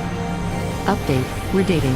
My husband of 7 years left me for a guy he met over a 7-day trip to Madrid. I've been with my husband, I'm a man, for 7 years and used to tell people that we have a storybook romance. We care for each other, talked endlessly, had great intimacy, great friends and traveled a lot. For the last several years I supported him while he went through law school and finally we moved to New York City after he landed his dream job and I could relax a bit. I still work a full-time job, but I could work less overtime and relax a bit. Flash forward 1 year and he's not loving his job at all. Of course, big law is a lot of work and he's already burned out. He eventually decided to take some time off and soul search about his next career move. During this time off he decided to take a week away in Madrid to just clear his mind. When he got home he was acting so strangely and was very distant. When I confronted him about it the next day he admitted that he fell in love with someone else in Madrid, and when I asked him to stop talking to this person he refused. He wouldn't stop talking to a person that he'd only known for 7 days to preserve his marriage with someone that has loved him unconditionally for 7 years. I went home to my parents for a week to soul search, and while on our laptop I found journal entries, intended for his therapist. He had written while on vacation in Madrid about these affairs he's been having without me knowing at all. He also wrote about how he has never felt passion with me, and how he doesn't think our love is compatible. After reading this I called him and told him we need to split. These many betrayals and lies were beyond my capacity to forgive, and I could never trust or be vulnerable with him again. He packed his clothing and put it in storage and has been in Europe with his new lover since then. I am still in shock a month later. I had to scramble to find a new place to live, move all our stuff alone, take care of the divorce settlement and work a full-time job. All the while, he is in Europe not working and traveling with his new lover. I feel broken, used and completely alone. I keep reliving the last 7 years and I can't see how I could have seen this coming. He told me every day how much he loved me, and how he would do anything for our love. How do you go from fighting over who will die first so we don't have to live without the other, and him telling me he wants to have kids, to this, better question, how do I ever trust someone again? I'm 30 years old and can't see myself ever investing in a long relationship like this again after sinking my literal heart and soul into this marriage and being tossed aside like a fool.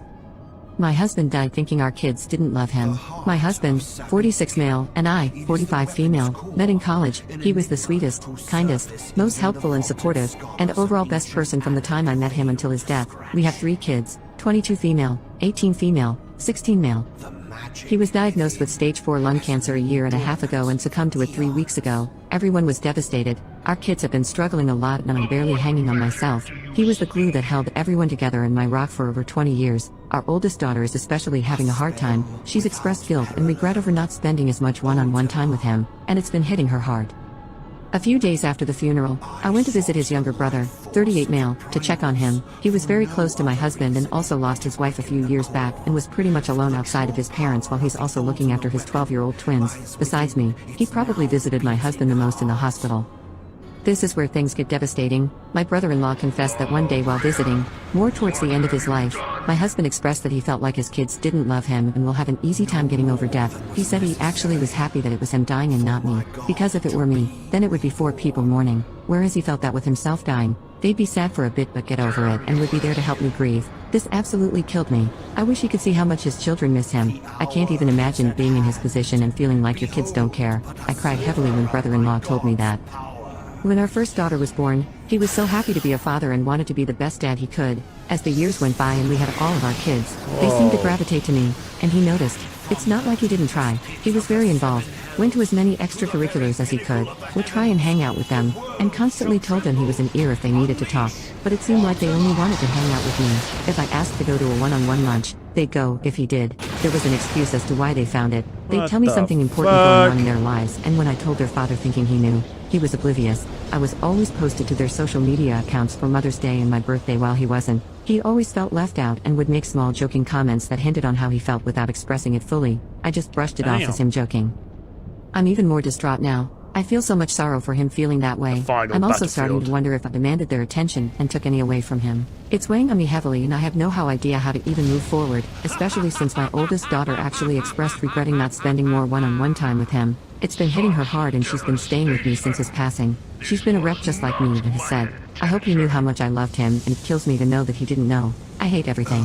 When did you feel most betrayed by someone you trusted? So to start things off, I'm gay. I live in a small town in the middle of nowhere, USA. I'm a male 18. I wasn't ever really bullied for being gay. Unless it was online, everyone was cool with it except the super conservative families in town. Of course I've heard my fair share of names and threats, but I shrug them off. It's normal to me. There's this group of boys, who are like the super bro dude straight guy group of the school. They act more gay than I do but still call me names, etc. In this group there's this guy I'll call Skylar. Skylar is my age, looks like a puppy dog, and was very sweet to me always, but always presented as straight, which is why I was shocked when he asked me out this summer. I mean, I'm not ugly or anything. I just didn't expect this super dude bro jock to ask me out. Our first date was amazing. I mean, it was on the 4th of July at our state fair. We got corn dogs, played games, and he kissed me on the Ferris wheel. After a few dates we had gotten a lot closer. We never made love though. He wanted to wait and I respected that. My ex-boyfriend's birthday was on October 20th. He had this huge party and invited everyone, and of course I wasn't shocked when he invited me. This is where I was stupid. I was head over heels for this guy. I was like stupid in love with him. I mean, I'd get giddy every single time I saw him and I'd get butterflies in my chest whenever he touched me even after 3 months. I was in love with him. I think part of me still is, which is why I'm heartbroken writing this. I bought my boyfriend Skylar this beautiful pendant and chain. It was a 18 karat gold with a diamond, very expensive. Cost me 2 years of working part-time at McDonald's. I was very excited to give this to him. At his party he brushed me off the entire time. I gave him his gift and a letter that I wrote from the bottom of my heart. I thought we were forever. Turns out it was all a lie. He started getting giggly with his friends reading the letter, and when he finished he was crying laughing. That's when he started explaining that it was all a dare and that he only went out with the town. F-slur. To win a bet. He thanked me for the necklace and went on with his party. I've stayed home for several days now. I'm heartbroken and just devastated. I thought this boy was the absolute love of my life. Turns out all of his friends was in on everything. To the text messages and the letters we would write each other. We were on the down low because he said he wasn't ready to tell his family he was bisexual. This was already a red flag I ignored because his mom is bisexual, and would have been completely fine with it. But this entire time he tricked me. He broke my heart into pieces and I can't help but scream into my pillow. I want to hurt him the way I hurt. I want to hear him scream the gut-wrenching screams I scream late at night when the earth is quiet into my pillow so my family can't hear me. I can't go back to school. I am already the laughing stock on social media. I'm thinking of switching schools and going to live with my aunt. I was blinded by love and hurt. Guy in scene keeps calling me ovaries. Hey y'all, I've been seeing this guy for a short time. It's nothing serious. We're just casually seeing each other, but I did catch some feelings for him and we're not officially dating, but we're seeing each other. Anyways, the only red flag I see about him so far, and I'm not even sure if it's a red flag, but it's just something that irritates me, is the way he talks. He talks very Why is it always me? I can't explain it in writing, but he talks very Why is it always and me? everything is a joke to him. He calls me and women in general fuck you, ovaries. damn it. For example, we were out with my friends and it's about 5 girls and 2 guys at this hangout, and the girls started to overtalk each other and he jokingly says, "One over story of the time. Everyone else laughed, but it kind of bugged me. Then I addressed this to him after the hangout, and he said I'm taking it too seriously, and it's just his personality. But he doesn't have any of these kind of jokes for men. He addresses women as ovaries. And literally a few days ago, he was trying to get my attention because I was doing something else, and he said, "Hey ovaries, come over here." Not sure if this is a big deal or not. I feel like this is just his personality. He's very silly and tries to find humor in everything, but it seems like we're having a communication problem. I'm not exactly sure what kind of problem this is and how to go about this. What could I say to him? I'm a little uncomfortable by the way he talks. Not just what he says, but how he says it. I also want to add that I talked to my friends about this issue, and my friends think I'm making a big deal out of nothing and told me to calm down and loosen up, so I don't know if I am just overreacting. Also, I want to add that he also has my contact name saved as ovaries with heart eye emojis on his phone. I found out my girlfriend is the biggest hypocrite ever. So we've been dating for almost 10 years. I'm 27 male, she's 25 female.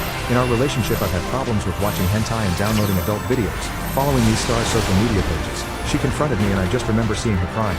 I deleted everything and haven't looked back since. Fast forward 6 years. And she's on her phone constantly, texting, smiling. I'll be honest, I thought the worst, and thought she was cheating on me. She stopped paying attention to me, started declining my advances, and overall didn't show any interest in me. In a form of desperation, I looked through her phone, and saw she was using those AI chats to text AI versions of her favorite YouTubers. I'm talking in-depth romance, intimacy, and vague cuckoldery style. I couldn't watch hentai. Heck, I don't even have an interest in it anymore, but the fact she could happily fantasize and write out her literally cheating on me with Markiplier. I think what hurt more was the sheer amount of her typing about how wrong it felt to get told by YouTubers while still dating me. This AI crap is so stupid. I want to break up with her. God, I don't want to be with her anymore. But the fact it's 10 years down the drain. The chat seemed so real. When she wasn't roleplay, she was genuinely talking all lovey-dovey to someone who wasn't me. I'm a mess right now. My medical condition has made me an enemy of Islam. I, 21F, am a college student that suffers from alopecia and a rare skin condition called solar urticaria. For those that don't know what either are, alopecia is a condition that causes me to spontaneously lose patches of my hair, and solar urticaria causes me to break out into hives and lumps whenever my skin gets exposure to the sun. I made the brave decision of shaving my head last year due to my alopecia because I would have a breakdown whenever I had one of my flare-ups. It was a very hard decision for me, and I missed having hair. I tried different treatments and even wore wigs, but my skin had a bad reaction to one of the wig glues that I used, and I ended up getting a skin infection. I had to take tetracycline to treat it, which my body also had a very negative reaction to, and as a result, I developed solar urticaria. Solar urticaria is a very rare and very painful disease, and there's unfortunately no cure. Talk about bad luck. I'm still taking treatments for both conditions, although I am notably staying away from wigs. I had no problem rocking the bald look after the wig fiasco, but after being diagnosed with solar urticaria, the lack of hair on my head became a problem due to there being no protection for my scalp. I was coming up with ways to appease my solar urticaria because dealing with the symptoms were not fun. So I began to wear long-sleeve shirts and pants, and I would apply heavy amounts of sunscreen, and I would take the medication that my doctor prescribed. I also started to wear scarves on my head. When I first started wearing my scarves, I had trouble keeping them on my head, so I started watching hijab tutorials on YouTube, and I got pretty good at wearing them. I would like to clarify that I am not Muslim, I just use the hijab tutorials to help me wear my scarves better.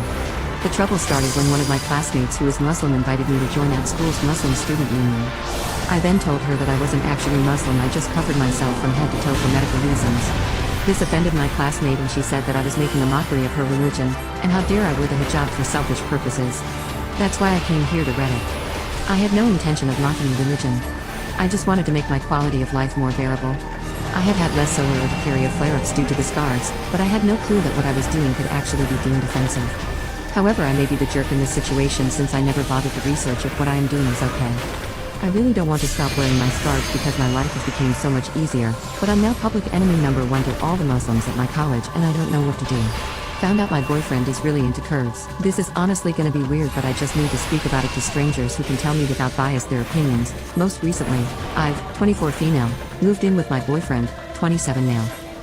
From the beginning of our relationship, he's always loved my curves, squeezing them while we make love, not looking at my face while doing it, just showing so much attention to my belly, etc. I just assumed he really liked it. Sometimes if he's sitting at his desk, he'll pull me over, put his head under my shirt, and kick it and kinda sit on it. Big dick. It's more like he's kinda giving me keys, but not really. Yes, sir. It doesn't bother me. It used to when we just started dating because I was so confused why he would like that part of my body. I have always felt self-conscious, of course, about my weight. After gaining a bit during the pandemic and having other guys kinda try to not grab it at all, I avoid it. Thank you, my brother. Anyways, this weekend I found out, don't ask me how low, he has an affinity for Even larger women? I don't Like care. almost too much. Pays for P of them doing random things, walking around and squishing their Story? belly. What the I fuck understand is this that, kind of bro? work and I get it. I'm not blaming the girls. And I guess all guys have their thing, but I'm worried he's going to try and fatten me up more to get Oh, me to look like shit, what them. the fuck? I'm not too far off. Size 14. He already always makes me finish my plate of food even when I'm not hungry, which is completely against my past eating habits. Eat when I'm hungry and stop when I'm not. Am I crazy? I'm leaving my wife after 15 years together. I'm not asking for advice, and I'm not going to change my mind. I'm tired of her criticizing everything That guy I do, was trying to always give you complaining when the advice. kids ask her for something, and just in general her bad attitude. My wife, June. Yeah, fake fuck name, that guy. I and know am what I 35 know what I'm years doing. old. I know how my Been class together works. since 15 and married at 26. After 6 months of being together, even though we were young, I asked her if she Yeah, I ever know. saw herself being a mother, because I knew I've always wanted 2 kids, and I wanted to be on the same page with my partner. She said yes, she wanted kids of her own, but if I had known this was how nasty she was going to be, I would have left her. The first What's it 3 called? years of our Where is relationship it? were amazing. My parents loved her and vice versa. At 18 I knew I wanted to wife her up. The relationship started going downhill when we both went to college. She was 3 hours away from get where I went astral to school and three- made me to come see get her every weekend. 3 astral Anytime I fires asked her if instantly. she'd come see me instead because So, I didn't have money for the reason gas to drive why all the way to her, or you money for a don't bus go ticket, she'd make an from excuse as to the why she ice couldn't phase come, or and use complain Fire about how her 3 friends' instantly boyfriends would come and is see because them you every use weekend Fire without complaining, 1. and I'd suck it up and Because when borrow you money or use use up Fire my 1, savings. This was you the have a first red flag I 40% ignored because I chance thought I was in of love. getting Fire Somehow things 3 became worse after for school. When we free started working, I saved up to get my own place to stay at while she was without still with her having to parents. use When mana times for it, become without tough having to and I use was low on MP. money and couldn't afford That's my bills why. and groceries. My parents allowed me to stay at their place since I bought my house and After didn't rent it, so I watching could just lock it up and come back when I Zepla wanted to. MT Apparently me after moving out when I was struggling was an Asmongold inconvenience to her. In her defense, she didn't have anywhere to go to when she was YouTube bored. recommended Second my red stream. flag I ignored as I she kept appreciate it, saying my as a man. man, how Welcome. do your parents still Welcome pay to your bills? Absolute I don't know Brainrot. why I married her after she humiliated me because of the present I gave her for Yeah, her that guy's a birthday. fucking Her idiot. Like, he 26th doesn't, birthday like- was coming up, so I decided to propose to her on her birthday. That was and epic. plan That a was small epic. surprise for her to kill Yeah, 2 but, like, birds with 1 stone. legit. Apparently, That's that was how tacky that's and cheap how it of me to worked. propose That's at a why birthday gathering. I don't go Now from I always knew Ice she wanted me to go to all out like for her Ice proposal, 3 to and I was using saving up for that, but since I wanted Fire her to 3 know to I get was serious Astral about Fire her and 3 wanted because to I marry use her, Fire I proposed 1 with a ring because with that gives an me emerald gem. She like a flipped. 40% She kept on talking chance about how small the to ring get was, Fire and how she 3 was for disappointed free. in this cheap That's engagement. why I use I it. told her about how I was saving up to give her the grand proposal she wanted, but then she Guys, told me it's she a would have preferred dumbass. to wait than wear that cheap ring. Still, I went ahead and married her. She was a complete pain in the butt during the wedding preparations. She kept on dismissing any ideas I had, and told me to let her handle all the planning, and I should just pay and watch. I let it go as I wanted peace. Now the kids, we have twin girls, 2 years old and absolute bundles of joy. When she first gave birth to them she was grumpy all the time and almost laid her hands on them once because they were crying. I took them to my parents' house for the weekend and gave her the scolding of her lifetime. She blamed it on her postpartum depression and said she'd go to therapy for it. The last straw for me was when she didn't pick me up on time from the airport, so I missed my girl's birthday. That's when I knew I was over her bull crap. She told me she was asleep when our girls were playing alone outside the house where the party was with no adult supervision because their friends' parents dropped them off and left. I'm keeping them with me when I sack her. There's no way in heck I'm letting her have my house. There are so many other incidents I can list, but for the sake of time I'm ending it here. Her birthday is in 2 weeks and she's always wanted to go to Greece, so I'm going to put the divorce papers in an envelope and name it Greece tickets and hide it in plain sight. She has no idea what's about to hit her insensitive abusive self. I hope she's miserable. I found my husband's secret stash. We keep no secrets from each other, except for keeping the door closed when we poop. I went looking for one of our old credit cards. He has a few little hidey holes for important stuff. He's like Wally, so I went to his bedside table, bottom drawer, where he occasionally keeps old financial stuff. And there it was, just staring at me. I had no idea. Every card I've ever given him, every Not bad. cutesy Told that love guy to letter, go get fucked. every sappy post-it, stacked neatly in the back corner. Some in envelopes. Oh, yeah, Cam, some I out, sent him a over message, 6 and inches I said, high. basically, Every don't card tell me I how to folded play my over. fucking Every class. page of handwritten 3 a.m. hopes and dreams. I'm a writer, so words are important to me and are the way I express myself when it's difficult to do so verbally. He knows this. People always say it's so nice to see how happy we are, that we're that couple. I feel it. It's not like we never left the honeymoon phase. We had some issues for a while. Most people don't know, but we pushed through and we're both better partners because of it. I never thought I could be this happy in a million years. I never would have dreamed that I could have this kind of loving, challenging, supportive, affectionate, attractive, silly, perfectly complementary relationship. I feel lucky every day to have found this wonderful man and I will never, ever take it for granted. But seeing that stack of cards, even though it may seem small to some in the grand scheme of things, just really made me happy today. I told him I loved him for the first time in a rambling Valentine's Day card. 7 years ago. We make a special point on every birthday, anniversary, whatever, to get the other person a nice card, write a little something. Maybe one day he'll be looking for something and find my stash, tucked away in my bookshelf, a stack of every card he's ever given me. I went to a pride event as a straight white man. I am a straight white man with a bisexual girlfriend. I've been trying to expand my horizons a bit over the past few years and she asked me to go to a drag show with her. Against my typical nature, I said yes. It was the most fun I've had in ages. It was packed elbow to elbow. I didn't see a single fight. Someone bumped me and I dropped my drink on the foot of a drunk person. I apologized, and the drama was immediately over with no hard feelings. No one got in a fight. The show was really funny. The drag queen announcer had me cracking up when they were dogging on people in the crowd and making people who were there for their birthday dance on the stage. Everyone was dressed up in pride costumes and genuinely looked like they were having a great time and wanted to be there. My favorite part was when a 68-year-old lady got a dance from a male dancer fuck that guy, and bro. huge and gave her a big hug and kiss on the cheek. No, I don't think the message. I don't know if the message actually went through. For her birthday walk and dance, and the crowd went absolutely berserk cheering for her. And I'll bet she'd never had that entire type of attention her whole life. Come on, straight white people. These are the people we call pedophiles? These are the people we are scared of being nearing children? Give me a break. I have never seen such a drunk, densely packed large crowd of people so nice to one another, so nice to me, and having such a positive and accepting towards anyone, even white as straight me.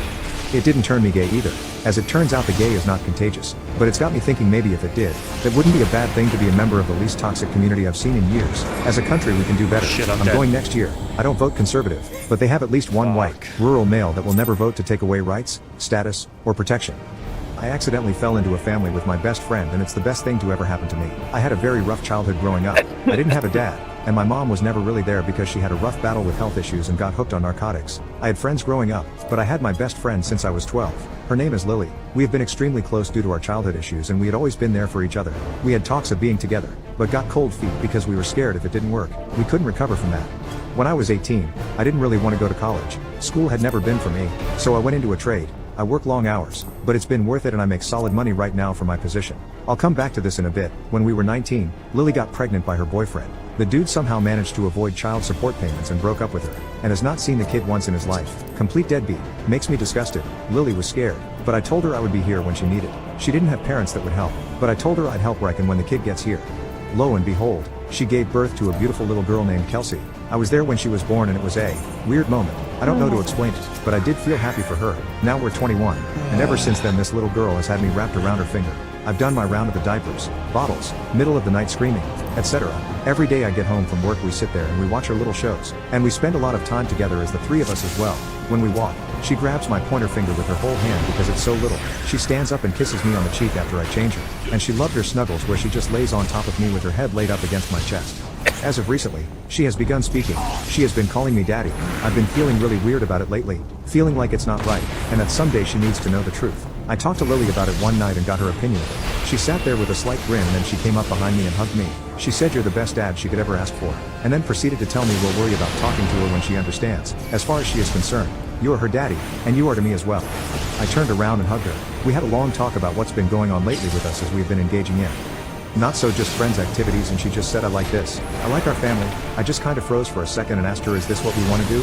And she followed up by saying I think we've been doing this for a while now, and then laughed. We had a great moment and agreed to be a family. I had told her I needed to run to the drugstore for some diapers for Kelsey. On the way there, I bursted into tears. I cried for maybe a good 30 minutes. I don't even know how I describe what I was thinking and feeling, but I was happy. I just know that there isn't a thing in this world I wouldn't do for those two.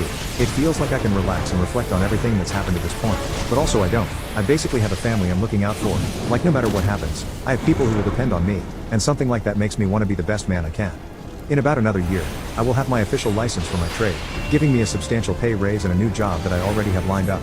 I've already started looking at houses and rings. We've also talked about having our own once I get my license. I don't know where I'm going with this, but I wanted to share it with someone. But I don't really have those people in my life. Thanks for reading.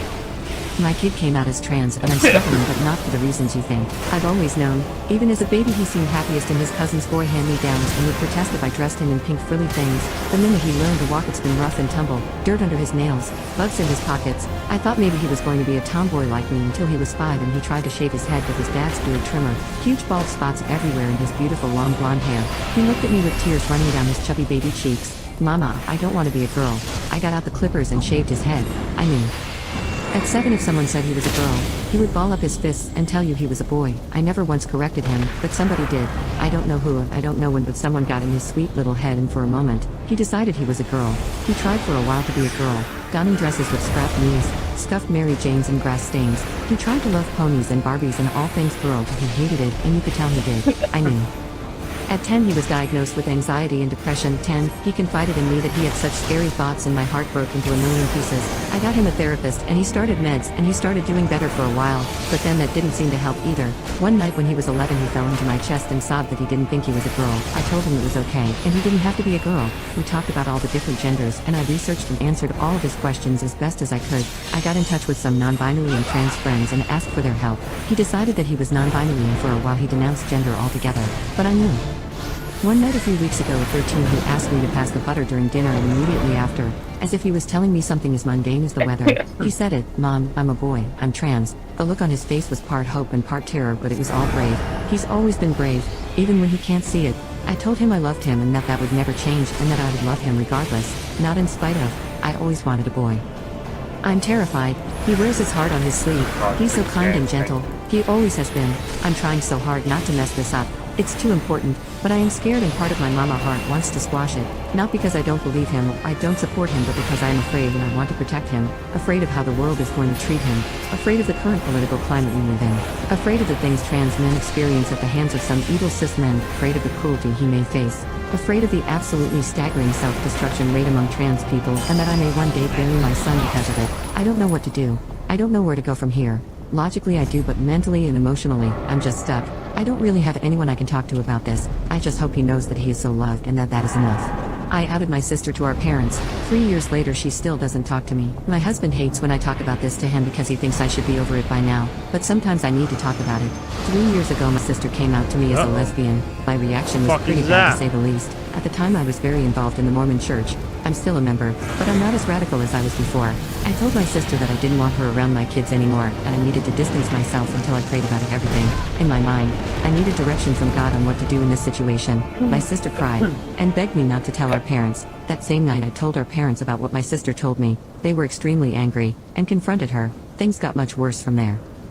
My family was encouraged to distance ourselves from my sister by our bishop. Since my sister is an adult, pays her own bills, and lives in her own apartment, it was easy to avoid her. At the time I thought I did the right thing. It sounds dumb, but when she graduated from college a few months later, it really hit me that I lost my sister. My family is the type of family to always attend big events for each other. We always go all. So seeing my sister succeed in something she's worked hard with us sucked. I texted her and apologized. I told her that I would like to have an open conversation if she was open to it, but she never responded. It's been 3 years, and my beliefs on the LGBTQ community has changed drastically. I now see how ignorant and brainwashed I was. I've reached out to my sister many times, but I never get a response. Last I heard, she moved to a new state and works as an ICU nurse. Not a day goes by that I don't think about this. The guilt from this keeps me up at night.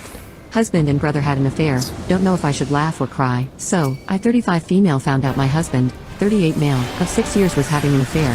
That alone would be enough to push anyone's buttons, right? But just wait, there's a twist. He wasn't having an affair with another woman, nope.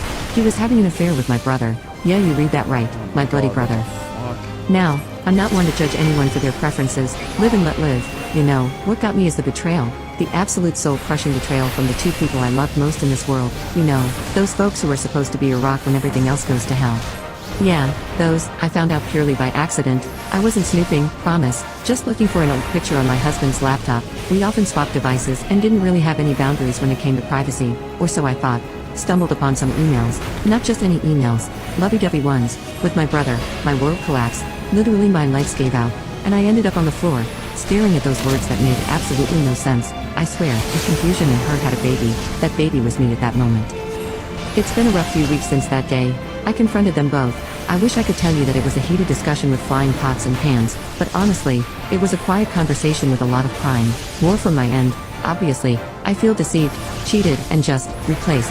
It's one thing to be swapped out for another woman, but to find out that your husband is gay and in love with your brother, that's a level of pain and confusion I never thought I'd have to endure. Life's been a whirlwind of emotions since then. Crying, the anger, the self-doubt, the stages of grief for a marriage I thought was solid. I've moved out temporarily, staying with a friend. On top of it all, I feel so isolated. Like, how do you even begin to talk about this with your friends? How do you explain it without feeling like a circus freak? And before anyone says, yes, I have started therapy. What's next for me? I don't know, probably a divorce. It's still a raw wound. Right now, I'm just surviving. I'm trying to remember who I am outside of being a wife, a sister. Outside of this betrayal, I'm trying to figure out what this means for me, for my relationship with my brother, for my view on love. Sorry for the long rant. Thanks for reading. I am never going on a trip with my girlfriend ever again. I, 22 male, have a goal of going to all 50 states, and last week I drove through Arizona and New Mexico. My girlfriend, 23 female, has never been out of California and asked to tag along, and I said sure. We have been together for almost a full year and I have been wondering what she's like on vacations and trips. I admittedly am not someone who will go on luxurious vacations. I will make sure I'm in a safe place, but I don't have a problem with sleeping in airports, bus stops, train stations, and libraries. This trip was nothing like that though. I found 2 days in hotels with 4 stars and one of them had complimentary breakfast. My girlfriend tagged along and complained for about 95% of the trip. She complained that my car was too small, the weather was too hot, the weather is too cold, we're staying at a Days Inn? Are there better places around? These bed sheets feel weird and the AC is too cold. This shower has a curtain? You, I don't want to go to this restaurant. That restaurant looks weird. Let's not eat there. This is the Grand Canyon? I thought it would be prettier. Albuquerque is ugly. Why did you want to go here?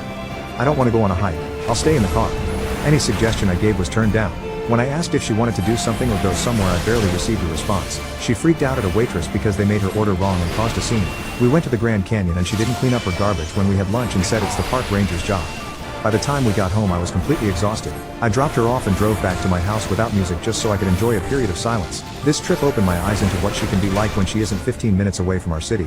It was her first time out of state, but she barely displayed any signs of common decency towards people, and I ended up apologizing for her behavior multiple times. I should not have to apologize for my girlfriend's actions because she received bacon instead of sausage. I'm exhausted.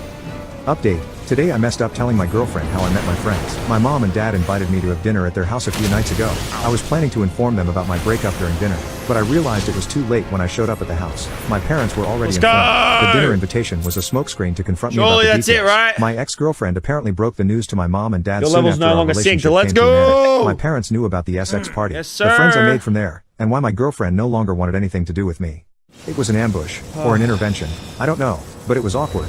My mom wanted me to make her believe that my ex-girlfriend lied and that I never participated in Group SX.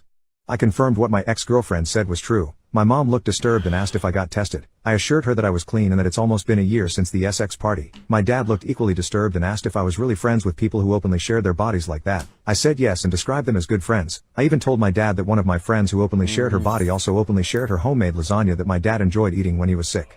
I asked my mom if she remembered the DJ with the tattoos that stepped in at the last minute at my sister's wedding because the original DJ dropped out. My mom said yes. I asked my mom if she remembered that DJ playing some of her favorite golden oldies like Flashdance, What a Feeling and Stand By Me. My mom said yes. I asked my mom if she could guess how it came to be that I knew that DJ. My mom said, oh, I told my parents not to worry about me and advised them to avoid communicating with my ex-girlfriend because whatever was happening between us was between us.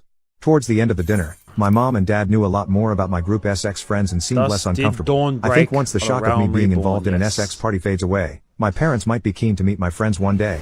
Hopefully the day never comes though, lol. I took a dancer to breakfast and had the best morning in years. I travel a lot for work, and that makes for some lonely nights. Last week or so I found myself at a gentleman's club in Texas trying to kill some time when I eventually ran into a young lady called Nina. We got to chatting and got some dances. While I know it is their job to get as much money from me as possible, thank you, I know. this one just felt different for some reason. Thank you. Anyways, Nina stuck around for a bit and she expressed that she wasn't having the best night and was kind of burnt out on work. It was late and I was starving, so I suggested we get some Denny's or something. She explained how she can't be seen leaving with me or she can risk getting fired. So we planned to regroup at the new location. To my surprise, she actually showed up, with a huge smile on her face. We ordered our food and just talked for hours about life, aspirations, and how we both ended up in our professions. Come to find out we had a ton in common. Everything from video games, crazy controlling parents and just random hobbies. It was honestly just pleasant. There was no tension, intimate motives, or anything. Just two friends opening up to each other, really listening and sharing life stories. I really don't know why I am sharing this, but I will say I enjoyed her company so much because what started off as a night of debauchery ended in one of the most wholesome evenings. She was truly one of the most genuine people I have met in years. I did end up getting her real name and number, and we chatted from time to time. She ended up being a breath of fresh air, and I think I really needed that. My date s***ed me. Hi, last night I was kind of taken aback by my date. We met on a dating app and have been texting for a few weeks but made last-minute plans to get a drink last night. So we got a few drinks and then he asked to go to my car. I figured he wanted to kiss, so I said yes. I'll be back. He was such a gentleman. He opened the door for me to the bar and to my car, which I thought was so sweet. Most people don't open car doors on dates anymore. So we started making out in the car, but it was soft and gentle. Then he starts biting. After a few minutes, he asks can we drive somewhere else. It's close to my house, so we went to a park I know close by. So we get to the park and start making out again. Then I climbed on top and sat on him while we kissed. It started getting a little rough with lip biting and light neck touching. Then he lightly taps my face on my cheek with his fingertips and I remember thinking, that was so soft, he'd better keep it that way. Then all of a sudden out of nowhere when I stop kissing him and look up at him, he does it hard. I was so shocked I didn't know what to do. Then he did it again but even harder. I was honestly scared. He was so gentle at first and was so delicate with me, looking and kissing everywhere so passionately. Then all of a sudden, smack. I understand this is personal liking of his and I didn't know what to say after. I've never had that happen before and I don't think I liked it. Before he did that, he whispered, "You're safe" during the neck touching, which I do like, and maybe the soft taps were a warning that he was about to really do it to me, but I was really caught off guard. I thought maybe if someone were ever to do that to me, they would ask before or wouldn't do it so hard. I mean, that was one of the hardest I've ever had. I've only ever had it on the bum, which that's saying something because on the bum, they go pretty hard. I don't know if I should just embrace the BDSM or obviously tell him I didn't like that, but my biggest concern is that he may end up physically hurting me. I just found this very odd because we never discussed these things beforehand and this was our first time meeting. Very bold of him, I thought. My ex divorced me and now wants to be together again after 4 years. I'm 46 female and my ex-husband 45 male were college sweethearts and married at 26. Right before we got married, I gave birth to a beautiful daughter who's now 21 years old. I loved both of them dearly, and we've been a happy family for about 16 years before everything went down. Our only problem was my ex's mother. She always had a strong dislike for me. She never thought I was good enough for her baby boy. We had many fights, and my ex cut contact with her after the wedding when she tried wearing white to it. We had many encounters with her years after that, sending us gifts for my daughter and purposely trying to get us to contact her again to seeing her outside our house. 4 years ago, I got home from work to see my ex and his mom together on the couch. My ex was on the verge of tears, yelling and calling me a cheater. I tried to explain I didn't, but his mother supposedly had proof, saying she saw me with another man out in a restaurant together. I'm very faithful and loyal, but he refused to hear me out. We got into a big argument before he packed up and left to stay with his mother. When my daughter got home from a friend's house, she too started to blame me when she found out from her dad. She went to live with her dad while he sent out divorce papers. It took about a year before it was finalized. He got custody of her, and I was granted visitation rights, but she never wanted to see me. It took a long time to move on. I sought therapy and fell into a huge depression. I knew my ex's mother made it up to tears us apart. I can't believe he listened to her so carelessly. I don't blame my daughter, but it still hurts. I moved out of the house to allow my ex and my daughter to live there. I ended up moving to a small apartment. It's been 4 years, and I started to finally be happy again. I made new friends. We had so much fun and I got a promotion at work. I still missed my family, my daughter, but I couldn't do anything about it. 2 days ago, my daughter called me. It's been 4 years since I've last seen or heard from her. She said that my ex's mother admitted to lying. She said that my ex got a new girlfriend and his mother was furious, claiming he shouldn't have one after all the trouble she did to get rid of me. They got into a heated fight before he kicked his mom out. I nearly wanted to cry. I thought she would never admit it. And now I'm hearing my daughter. She asked to meet up and apologized so many times. I told her we could meet tomorrow. Yesterday, I met her at a restaurant, but she brought along my ex, something she never mentioned, nor have I agreed upon. He was apologizing, saying how much he missed me and that he dumped his girlfriend. He wanted us to be together. Again, I excused myself and left them there. I got back home to lots of phone calls from my daughter and text messages from her. She wanted us to talk, and she called me an asshole for leaving. I told her I wasn't comfortable and that she needed to understand. I had to mute my phone and put it down for a bit. I haven't responded yet, and I'm not sure what to do. I love her, but I can't talk to her with him there. Not yet anyways. It feels so fast. I wanted to do it one-on-one. I'm deeply hurt and crying as I'm typing this. I don't know what to do. My boyfriend let 3 of his friends touch me while unconscious. They have multiple pictures of me exposed. I don't know what to do. I should say ex-boyfriend. I'm so sick and disgusted right now. About 3 months ago was my 20th birthday. My boyfriend is a hockey player and he had an away tournament on my birthday weekend. We had been together for 6 months at this point. After his late game on the Saturday, we went to a nearby bar to celebrate and I don't drink. So I do get drunk fast when I do, but I still don't know if it was just alcohol that made me pass out. I can also clearly remember in the bar when I started to feel off thinking I needed to find him because he was the only one I could trust to keep me safe if I passed out. All I really remember is begging him to take me back to the hotel because I didn't feel good and that was it. Around midnight maybe? He claims I had McDonald's when we got back, but I don't remember anything outside of the bar. The next morning he acted completely normal. I noticed his friends laughing and looking at me funny, but I assumed it was because I was acting crazy all night. I did wake up with some pain in certain areas but still assumed it was from me being drunk. Fast forward to last week, one of his teammates' girlfriends came to my apartment and told me everything. She only found out because she saw a picture of me in their group chat and went on her boyfriend's phone and found it. Pictures of me blacked out with full detail of what happened and my own boyfriend is in the chat laughing about it. I'm so sick I just don't even know what to do. This is disgusting to do to a stranger, let alone your girlfriend of 6 months, and then to act completely normal afterwards like nothing happened. A month ago he was telling me he wanted to get married and have kids with me, and now I'm finding this out. I have to wonder if he ever did anything else to me too. Legally, I don't know what to do next. She left me with the screenshots, but I'm so scared of what happens. I'm terrified if I tell anyone and they don't help me. They might post them or something. I also saw about 5 pictures. I don't know what all they have from that night. The pictures I saw, I'm fully topless. One is fully exposed. I'm just so scared they'll immediately blackmail me for taking legal action. However, on the other hand, 2 of the photos I have them in them too. They are fully clothed but touching me, and I'm clearly blacked out. I don't know what to do, but I needed to at least get some of this out in hopes someone can give me some encouragement to keep going, because right now all I want is to pass away. I know a lot of people will suggest go to my family, but I only have a dad and an older brother, and they might end up in more legal trouble than them if I tell them before police. My ex-boyfriend and I go to the same university, but we're out for the summer, so I don't know if they'd help with anything. God, I do not know what to do. I'm so lost. My parents disowned me 5 years ago for false accusations. Now they want to talk. I am bisexual. When this all happened, I was still in the closet and didn't tell anyone about my ex or our relationship. My ex and my family were my whole world. I thought I had a good relationship with my parents. I had inside jokes with my dad, shared hobbies with my mom. I also had a good relationship with my sister, 10, at the time. I didn't drink, smoke, or be late most nights. I wasn't perfect, but I wasn't that troubled teenager of a boy that didn't even deserve to be effing hurt. In the summer, my ex and I planned to sleep over at his parents' house. I know it was a dumb decision to sleep at his parents' house when no one knew about our relationship, but I was 19, dumb and hormonal. His parents hurt us and his father entered the room and laid his hands on my ex-boyfriend. When he tried to get me as well, his wife grabbed him and I quickly grabbed my clothes and ran away and went to my home. In the evening of the next day, my father entered my room and grabbed my hair while my mother was crying and asking me if I had essayed my little sister as well. I didn't understand what she was saying, and I told her of course I didn't essay her, but my father said that I was just a mistake and dragged me out of the house and told me that if I didn't run away from him now like I ran away from my victim's house yesterday, he will turn himself into the police because he will be unaliving me. I tried to call my ex-boyfriend to make sure he was okay, but he didn't answer. When I called my grandmother, she told me I should be ashamed of myself and I should surrender myself to the police, and that she would support me if I did this. I tried to ask her what was happening, but she said that she couldn't bear to hear my voice and hung up the phone. I went to the house of my close friend Angel. She wasn't at home, but her father was. I call him uncle. I did not plan to talk to him, but I could not stand it and cried in front of him. He listened to me and assured me that I had a place in his house and to not worry. The next day, my uncle sat me down and told me that he spoke to my father, and he told him that I had essayed my ex-boyfriend and forced him to do things he didn't want to do. Had it not been for his parents discovering us, I would have continued the essay. I was shocked and showed him the messages that were between us. I don't remember what happened, but I was crying hysterically and Angel was holding me and my uncle calling the ambulance. After I got out of the hospital, we spoke with a lawyer and reached an agreement with my ex-boyfriend that he would confess to my family that it was a lie, otherwise I will file a defamation case. All the evidence was against my ex-boyfriend and he accepted. But it wasn't enough for my parents because they sent me a legal disowned letter.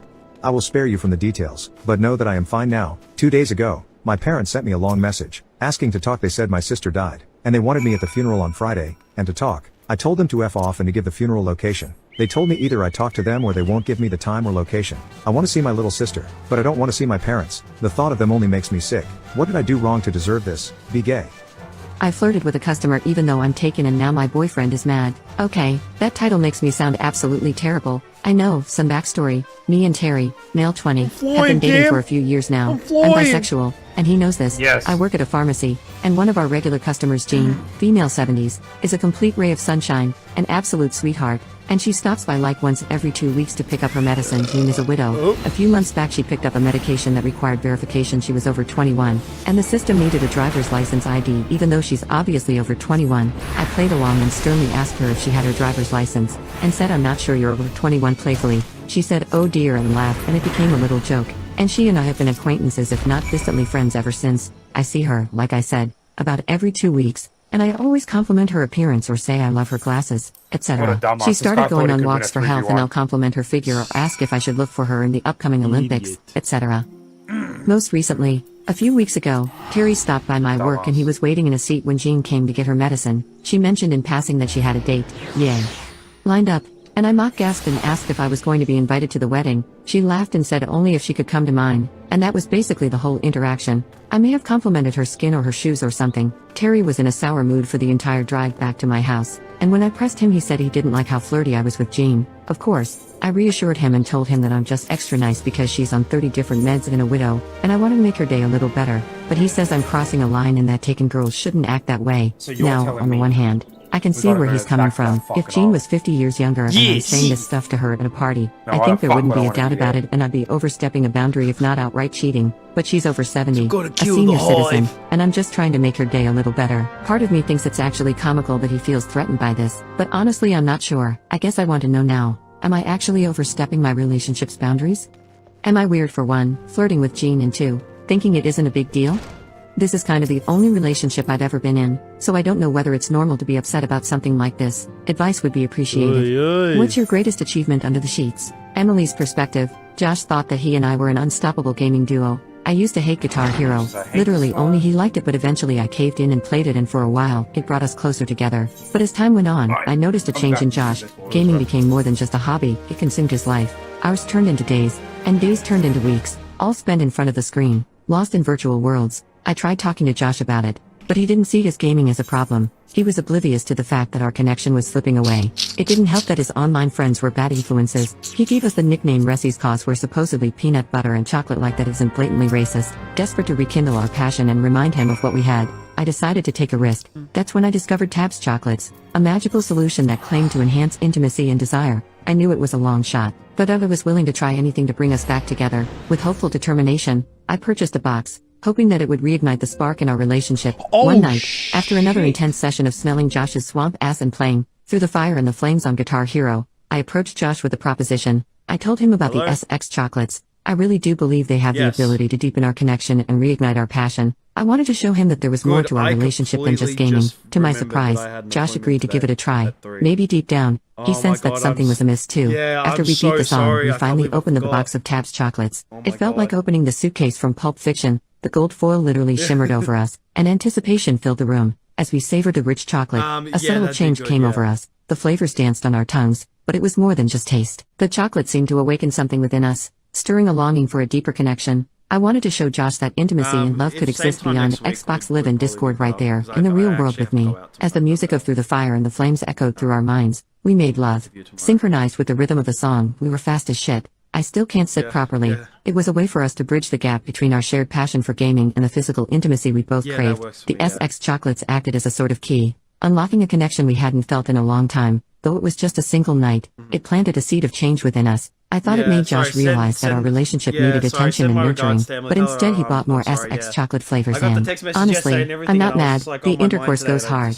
What's your greatest achievement under the sheets? To me, Emily and I are both the best relationship and the ultimate gaming duo. We're like peanut butter and chocolate. That's what we call each other since she's Blasian and I'm black. We're obsessed with Guitar Hero and we go crazy for what feels like hours. But there's this one song, man, you guys know it too, Through the Fire and the Flames. It's like the Everest of Guitar Hero, and we've been struggling to conquer it. So, one night, we're chilling in our cozy gaming den, I was glued to the screen. Emily, with that mischievous smile of hers, drops a bombshell. She leans in, all secretive like, and goes, "Hey babe, I'll give you head and let you finish in me, and a special treat if you can beat Through the Fire and the Flames and turn off the game. I'm all ears now." My heart's racing. Reward? What kind of reward? I ask, trying to act cool even though my mind's on fire. Emily's grin widens, and she whispers, "Tabs chocolates, bro, you know, the ones on TikTok that supposedly spice things up." Damn, my jaw practically dropped to my ass. Tabs chocolates? This just got hella interesting, feeling determined and horny all at once. I lock eyes with Emily and say, "You're on, babe. If I conquer the beast of a song, you better be ready to unleash that chocolate magic, girl." We grab our trusty plastic guitars, fingers twitching with anticipation. The song starts, and we dive into the virtual world of rock and roll. Notes fly by like a freaking hurricane, but we're in sync, zoned in, and ready to slay this beast. Attempt after attempt, we push ourselves to the limit, fingers cramp, sweat drips, and frustration mounts, but we refuse to give up. We're in this together, driven by the promise of the ultimate reward. Then it happens. On that one epic run, the stars align, and we freaking nail it. The crowd goes wild, and we high-five like we just won the World Cup. We did it, man, breathing heavy and grinning like a couple of mad geniuses. Emily grabs my hand and leads me to our bedroom. She pulls out a secret stash of Tabs chocolates from this black and gold box with gold foiling, and it's game time. We pop those chocolate delights into our mouths, savoring the rich, velvety taste. Instantly, a rush courses through us, intensifying our desires like never before. It's like our bodies have been electrified, ready to take things to a whole new level. Inspired by the rhythm of the song that we just conquered, we decide to take it up a notch. We sync our movements, our thrusts, to the beat of Through the Fire and the Flames. It's an insane idea, but we're fueled by the passion and the energy of the moment. As the song blares from the speakers, our bodies move in perfect harmony, riding the waves of pleasure and matching the beat. It's a mind-blowing experience, the ultimate fusion of music, gaming, and our deepest desires. The Tabs chocolates have enhanced our drive, intensifying every sensation. Check out Emily's wild perspective. I've really enjoyed watching my neighbor fall in love. My bedroom window faces my neighbor's kitchen and front yard. I don't try to spy on him or deliberately watch him, but our windows face each other, so when I'm at my desk I often will catch a momentary glimpse of his life. He got divorced or separated close to 5 years ago. The lawn started to get long. His kid was a bit more free range. You could see the kitchen table getting covered with letters and dishes. The back porch was falling apart. It was sad to see. I've never spoken to him, but we wave to each other sometimes and he seems nice enough. But a few months ago I noticed him staying up really late often. He had put a new computer on the kitchen table, and on my many bathroom breaks I would see him up at the computer, sometimes with the curtain pulled but still with the computer glow on the edges.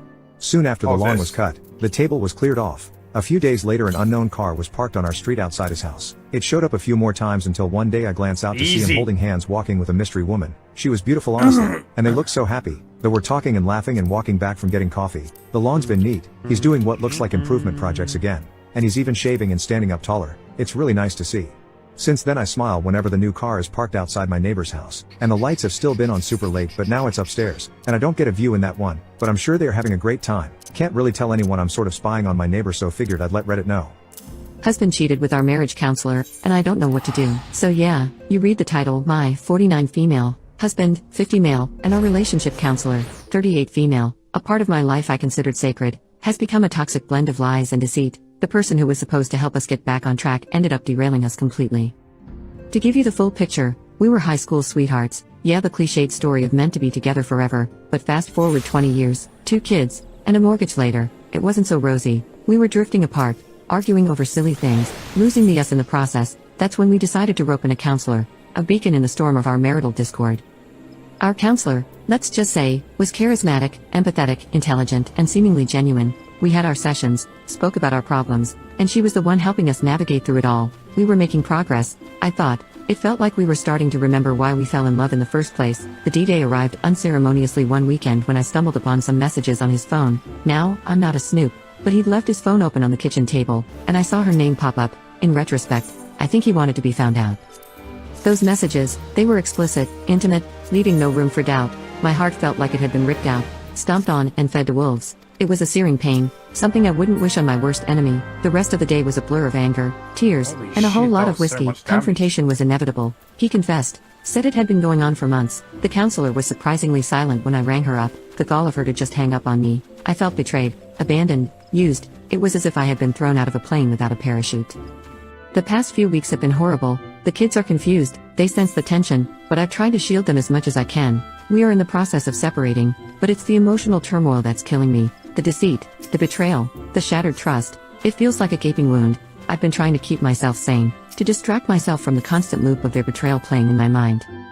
Sorry for the long rant, but it feels good to let it all out. The future seems so uncertain right now, but I guess, it's time to rebuild. It's not going to be easy, but I'm not going down without a fight.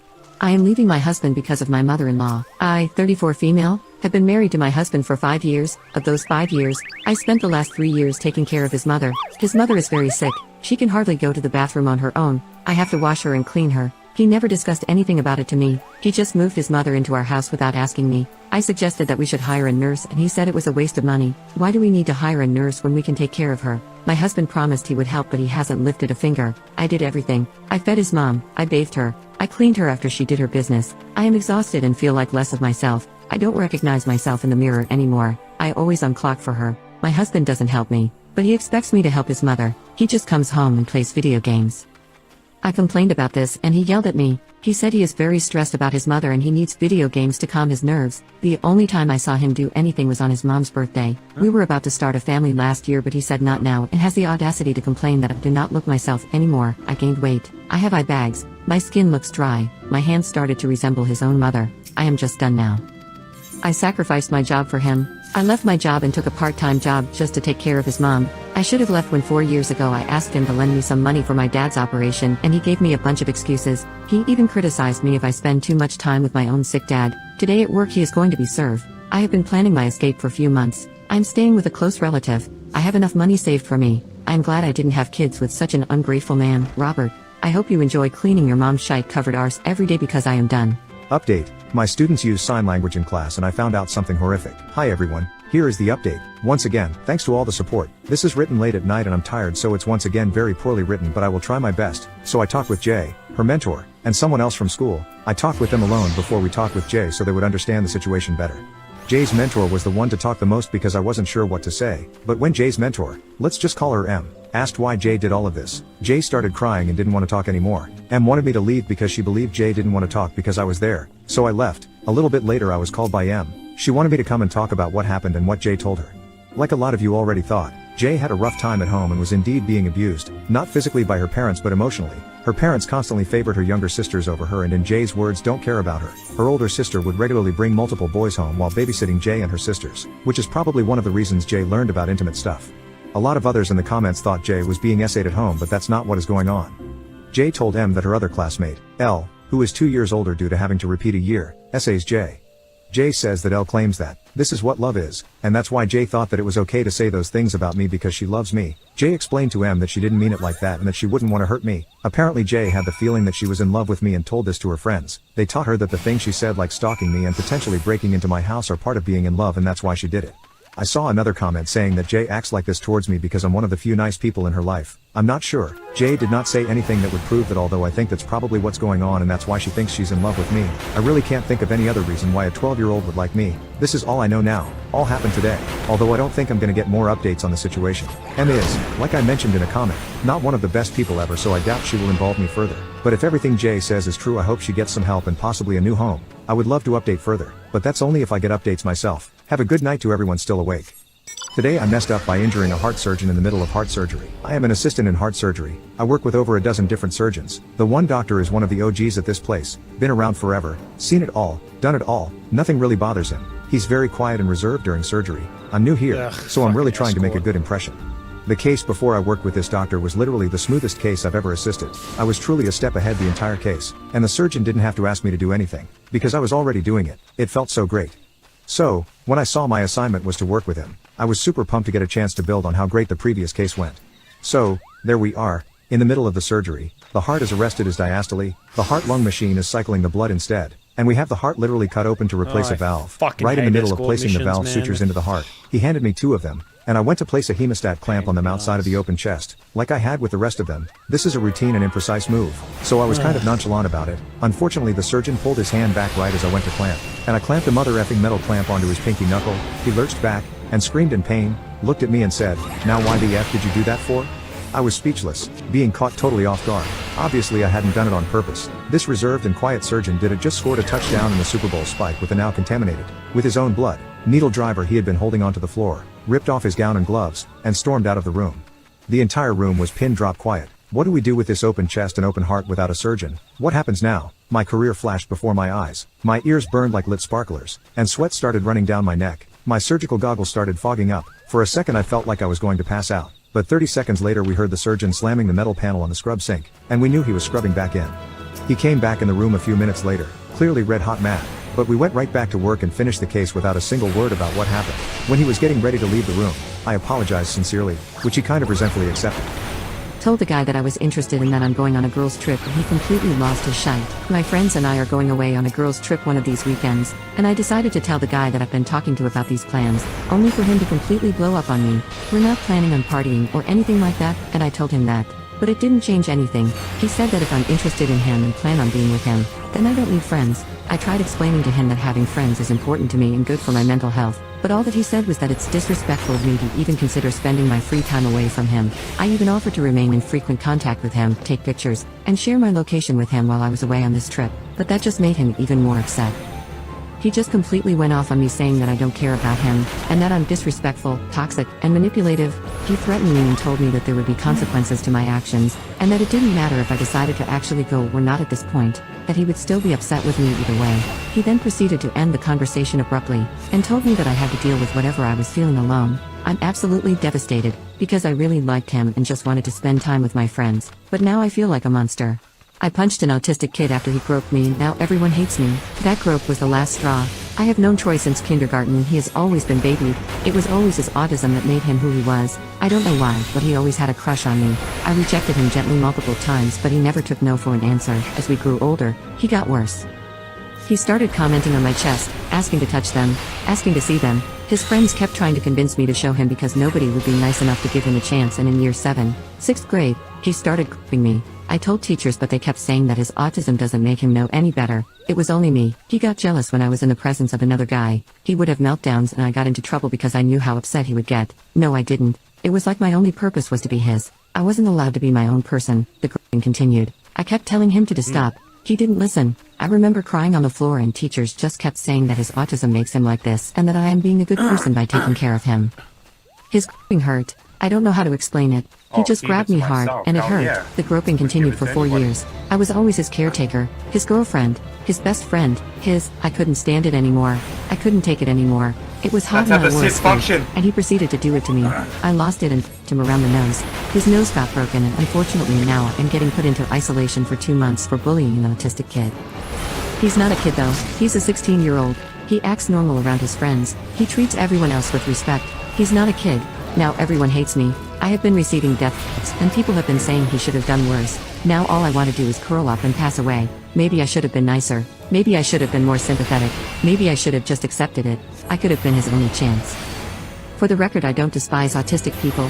He is not a representative of them. He is just an awful person. Troy is just a horrible person. Thank you for letting me vent. I'm happy that I walked in on my husband making love with his partner. So about a year ago my husband, Matthew, 39, stated that he wanted us to open our marriage. His reasoning was that he was no longer intimately attracted to me and couldn't get off because I'm too loose. He didn't want us to get a divorce because he still loved me.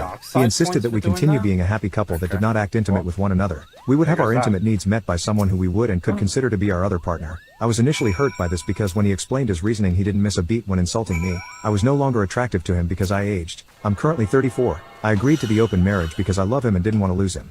A brief set of the rules that we agreed on once we find a partner. We have to introduce our partners to each other. My husband introduces his partner to me and vice versa. We can make love with other people, but in order for it to be considered okay, we'll have to tell each other about it. If in an intimate with someone, we must get tested regularly. We don't make love with our partner in our home. We can build emotional relationships with someone, but can't be taken as far as love. We show our partners the rules and explain our boundaries. We do not call our partners pet names. My husband and I must come home to each other every night, sleep in the same bed, wake up together, etc. Typical marriage just without lovemaking. We have more rules, but I just wanted to state the main ones. A couple weeks after Matthew insisted we open our marriage, he brought home his partner Jamie, 24. Jamie is so pretty. He looks like an angel, a fresh-faced, beautiful boy, with the uttermost perfect smile, the literal definition of youth. I had never been more intimidated in my life. The introduction was so embarrassing. I had no idea what to say and I just wanted to cry. I literally witnessed my husband's type change in front of my eyes. Jamie and I are complete opposites, physically and personality-wise. Now onto the story. Yesterday I came home on my lunch break to take a quick nap before returning to work and came home to find my husband and Jamie in our bed. I was shocked and didn't really know what to do, so I just left and went back to work. I honestly wasn't even tired anymore. As I was walking into work, I saw that I was being bombarded with texts and calls from them both, so I just turned my phone off. I got out of work around 9 p.m., but I didn't want to go home. I went to a movie and just drove around after. I fell asleep on the side of the road and returned home at 8 a.m. this morning to get ready for work. When I walked in, I saw Matthew and Jamie at the table. Jamie looked sad while Matthew looked pissed. I told them good morning and went and got ready for work. Matthew followed me yelling, saying that what I did was wrong and my reaction was compelled uncalled for. He told me I was being overdramatic and had him up all night worried because I wanted to act like a child. I don't know what came over me, but I stopped him mid-sentence and asked for a divorce. You don't love me anymore and I don't want to love you. I'm so lonely and I never had anyone nitpick my appearance more than you. If you aren't intimately attracted to me, then marry someone you are attracted to. I want a divorce. He looked shocked and told me that I didn't know what I was saying and that I was just tired. When he tried walking me to the bed, I really got mad. I smacked his hand away and left again.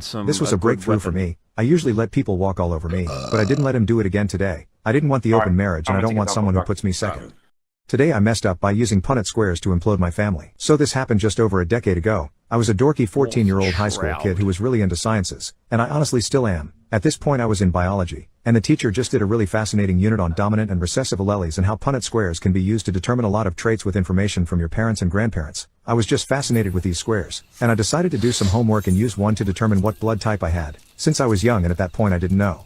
So I start doing my homework, and find that dad is recessive O, which means his parents are irrelevant since dominant genes can't skip generations. Mom is B. So I call up her very elderly parents to do some sleuthing. Grandma answers and confuses me, saying that she is A, Grandpa is O. That shouldn't be right, I thought. So I ask again and she reiterates that it's all correct and she's been to enough doctor's appointments that she knows. Then I ask the stupid question, but where did Mom's B type come from then?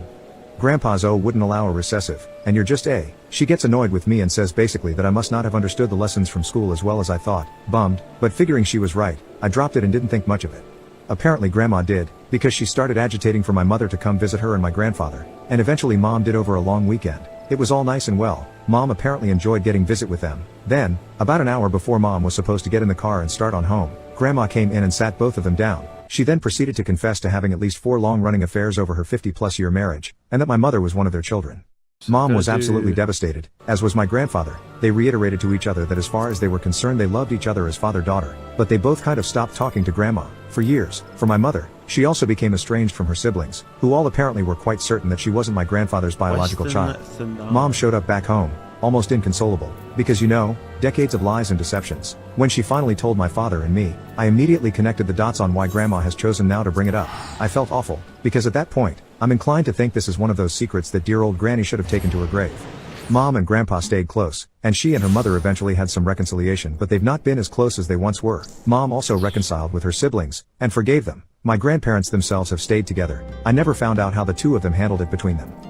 My ex is paralyzed now and I'm happy about it. I was with my last ex for 4 years. I loved him so much and I wanted to spend the rest of my life with him. I caught him texting other women. I should have ended it then, but I loved him so much I just ignored it. I buried the hurt and shame. The cycle started, gradually withdrawing love until my bar got lower and lower. Then he started to become physical. I should have ended it then. I didn't want to admit that I allowed myself to be in a relationship like that. He ended up getting locked up for something unrelated to me. I should have ended it then. I thought if I proved how ride or die I was, he would finally appreciate me. When he came home it all started again. He put a cigarette out on my arm, leaving me with what I assume was a 3rd-degree burn. It never hurt and it healed, but the flesh under the scar isn't there. I got multiple concussions. One of my teeth was knocked back because of him and I needed to get a root canal. The physical was nothing compared to the emotional and psychological. If I wanted affection he would stonewall me. If I wanted to be left alone he would poke at me until I blew up. Then he'd blame me for leaving. I don't want to be around you when you want to fight. Everything I did or thought was wrong. My anxiety was through the roof. Eventually he forced me to take a loan out for a car. I wasn't in a position to say no. I knew he could afford the car note and I was still desperate to make him respect me. I didn't even realize how scared I was. I finally told him I was done when I found out he was getting with multiple other women. Something I knew deep down, but I didn't trust myself enough to believe until I had proof. He refused to leave my house. I didn't have enough money to force him out of my home that I own. I was so stuck. One weekend, he went out like he always did and he didn't come home that night. I wasn't surprised. I wasn't even concerned. I was used to not knowing where he was. Then his friend showed up at my house looking for him. He told me the police had tried to pull him over and he sped off. No one had heard from him since. I got a call later that he was unconscious in the hospital. He had a spinal injury from being thrown from the car at 150 miles per hour. The cops said before he passed out he was screaming that he couldn't feel his legs. I was by his side in the hospital because his mom wouldn't come unless someone paid her way. His co-workers eventually paid for her gas and hotel room. They came to visit and spoke so highly of him. They knew the man I fell for. The mask. It took me a while to process, but I realized this was my out. I started to get excited looking at him totally helpless. All the times he did hurtful things, or when I was squeezed so hard I couldn't breath and now he couldn't even breath on his own. That made me feel so secure. He couldn't hurt me anymore. Parts of me I thought had died were coming back to life. A lot happened during his recovery. A co-worker took him in. I told the co-worker to get his stuff from my house. I explained the hurtfulness to warn her, but I knew she wouldn't believe me and she didn't. He could only wear the mask for so long though. She eventually kicked him out. Now he's living with his mom. He is impotent, he's incontinent, and he's totally paralyzed from the belly button down. He will never make love with another woman. He will never be fully independent. For him that is a fate worse than death, and I couldn't be happier. Of course the car was totaled and he'll never pay for the car note. My insurance was unsympathetic to my situation, so I have about $8,000 left to pay. My best friend moved in with me and her rent covers the payment for now. Money is tight, but it feels so dang good to be free. I'm leaving my terminally ill wife. My wife and I had 6 incredible years together before she was diagnosed with young onset dementia 3 years ago. She is only 44. She is unrecognizable from the wonderful, vivacious, kind woman I married. That woman was the kind of person that lights up a room. I feel like I no longer know the person I'm married to. Her dementia means her behavior is radically different now and usually unpleasant. She goes through sundowning and becomes incredibly aggressive and hateful, or hysterically tearful. Her mood swings are continuous and unpredictable. I have help from family and friends in Dementia UK, but it still doesn't make it bearable. She hardly knows me at best and hates me at worst. I've decided to leave. Not divorce. I need to be there legally to support her medical decisions, but leave the relationship. Pay for a carer to support her where I can't and eventually move her into a facility when that isn't enough. I know I'm evil for leaving, but I can't do this. I can't stand that she no longer loves me, barely even likes me. None of it's her fault, none of it is even her, but I just can't do it. I'm so sorry, B. My boyfriend violated the only boundary I ever gave him. This happened 4 days ago. Quick backstory, I'm 23 female and he's 26 male. We've been together a year and a half, known each other for 2, before we even started getting intimate. I made it extremely clear that he could never bust in me, and if he did then we would never be getting intimate ever again. I was on birth control in high school and my body reacted extremely poorly to it, and I will never go on it again. He told me that he was perfectly fine with being responsible for the birth control aspect. It's not even about getting pregnant. I just don't like the way it feels, physically and all the other ways. He'd also recently started a new job where he travels for work.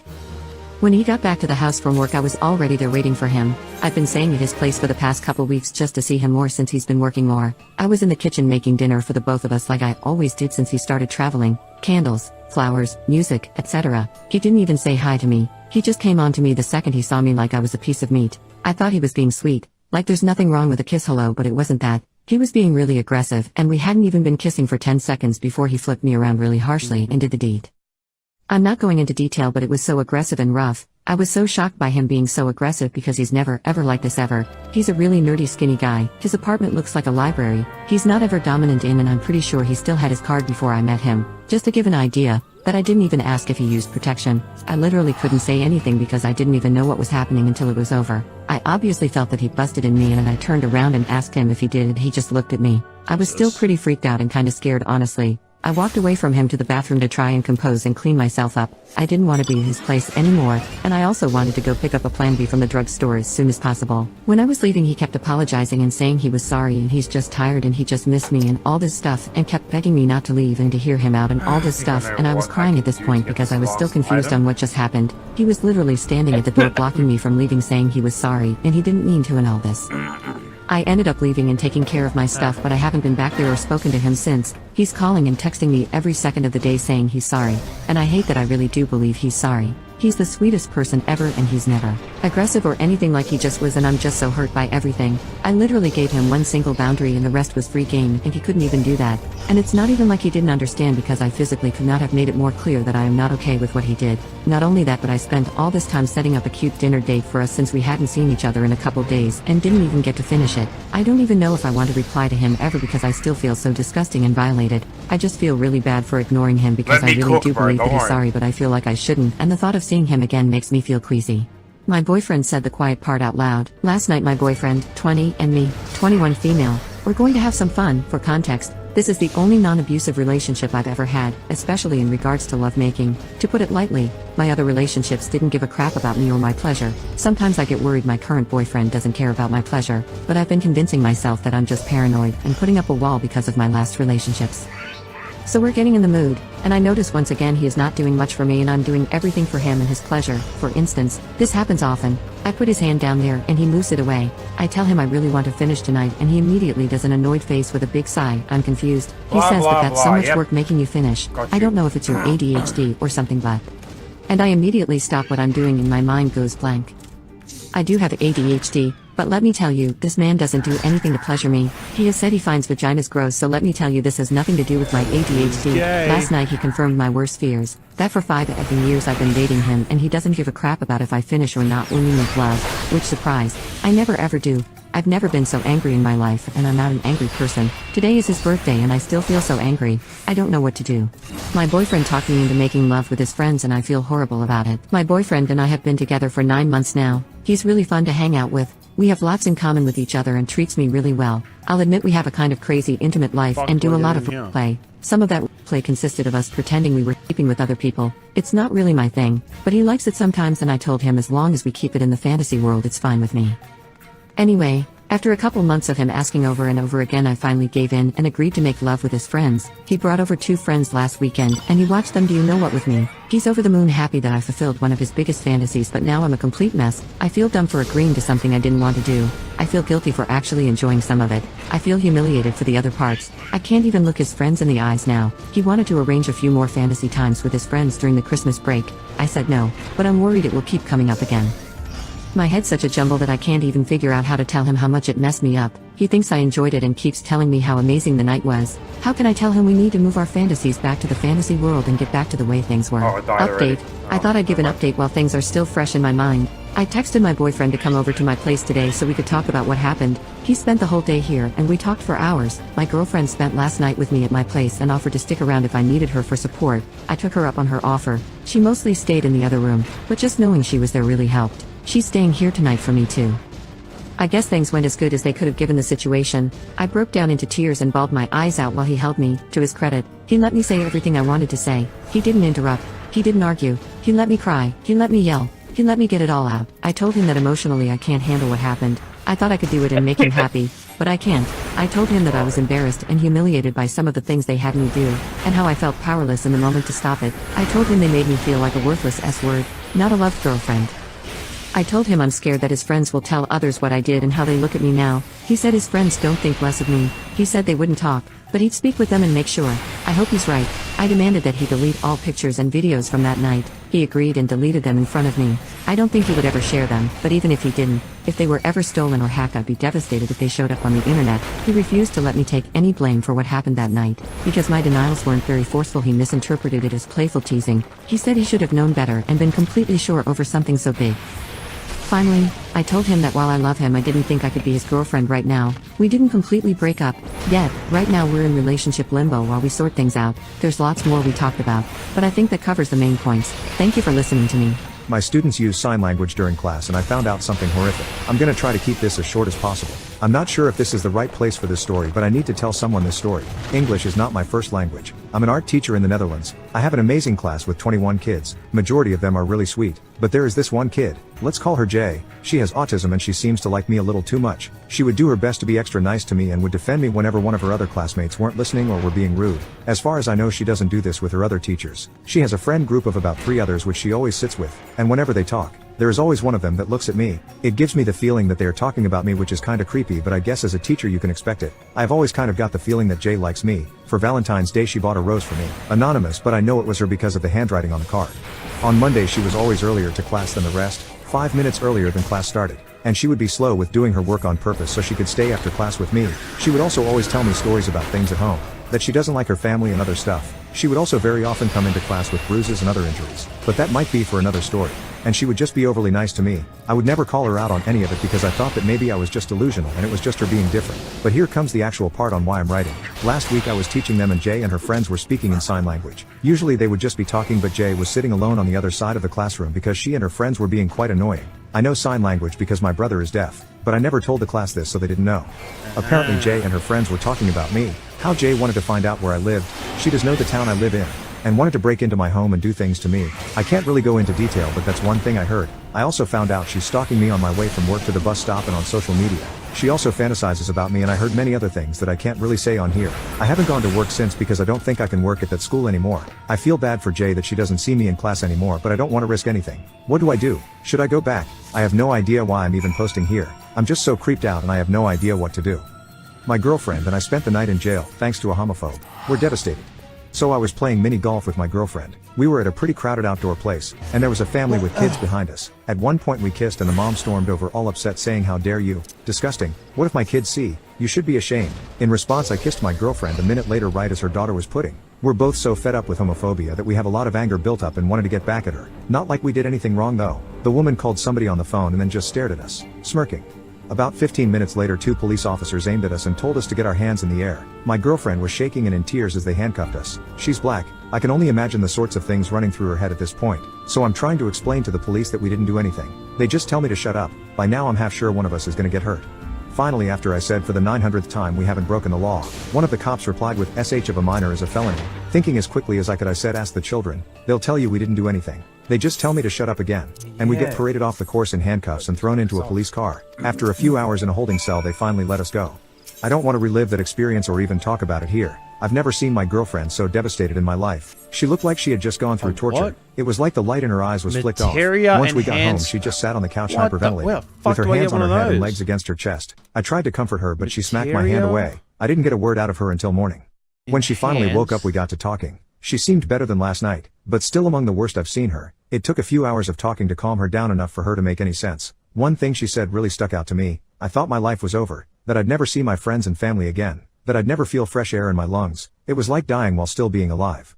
I'm at a loss for words. This whole experience was so traumatizing. I'm just glad that I didn't realize the gravity of it while I was in that cell. The idea that I'd get sentenced for real never crossed my mind. My girlfriend was not so lucky. I just want to get this out. To tell somebody, our parents are homophobic. I don't have many friends. I hope I can find support here. We live near Houston. Mini update. I'm going to the mini golf place first thing tomorrow to try and get the footage. We need to work on finding therapists and at least start recovering mentally before we consider legal stuff because we're not in a state to deal with this right now and my girlfriend might have a mental breakdown. Update. So we got the footage from the mini golf place. They were more helpful than I was expecting. The footage comes from a good direction so it shows the woman smirking, making the phone call, and then the police aiming at us. After doing a little digging I found the piece of crap who did this to me on social media. Both of the officers who arrested us are following her on multiple platforms, with comments on her posts going back years. They obviously knew each other and I'm guessing that she didn't call 911, but she called her friends to do a favor for her, to scare the gay out of us or some crap. They knew they didn't have any evidence because we got let out, not bail or anything, after only a few hours. Just wanted to let people know that I'm trying to compile as much evidence as I can, but we're not going to take any legal action until my girlfriend has had a few therapy sessions, as right now if she's forced to relive any of this trauma she could have a mental breakdown. She's as close to it as I've ever seen in 16 months of dating. Thank you all so much for being supportive. I really appreciate it and hopefully we will get through this together. Another mini update. My girlfriend and I are switching apartments, to the floor above, so that if the woman tries to retaliate she'll have the wrong place. My brother dug up my dead pet and I'm disgusted. I recently had a week-long break away just to have some relaxation time after a stressful few months.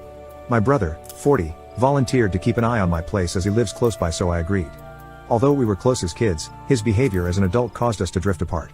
He was a total layabout for years until he accidentally knocked up his much younger now ex-girlfriend. He has a decent job now but lives in an absolute tip and spends his free time high out of his mind, even when looking after his son, 4. He's a know-it-all and will get ridiculously pissed off if corrected. Anyway, for 5 years I had a very much loved pet chicken. She unfortunately fell ill about 3 months ago and I had her put to sleep and brought her home to bury near her favorite bush in my garden.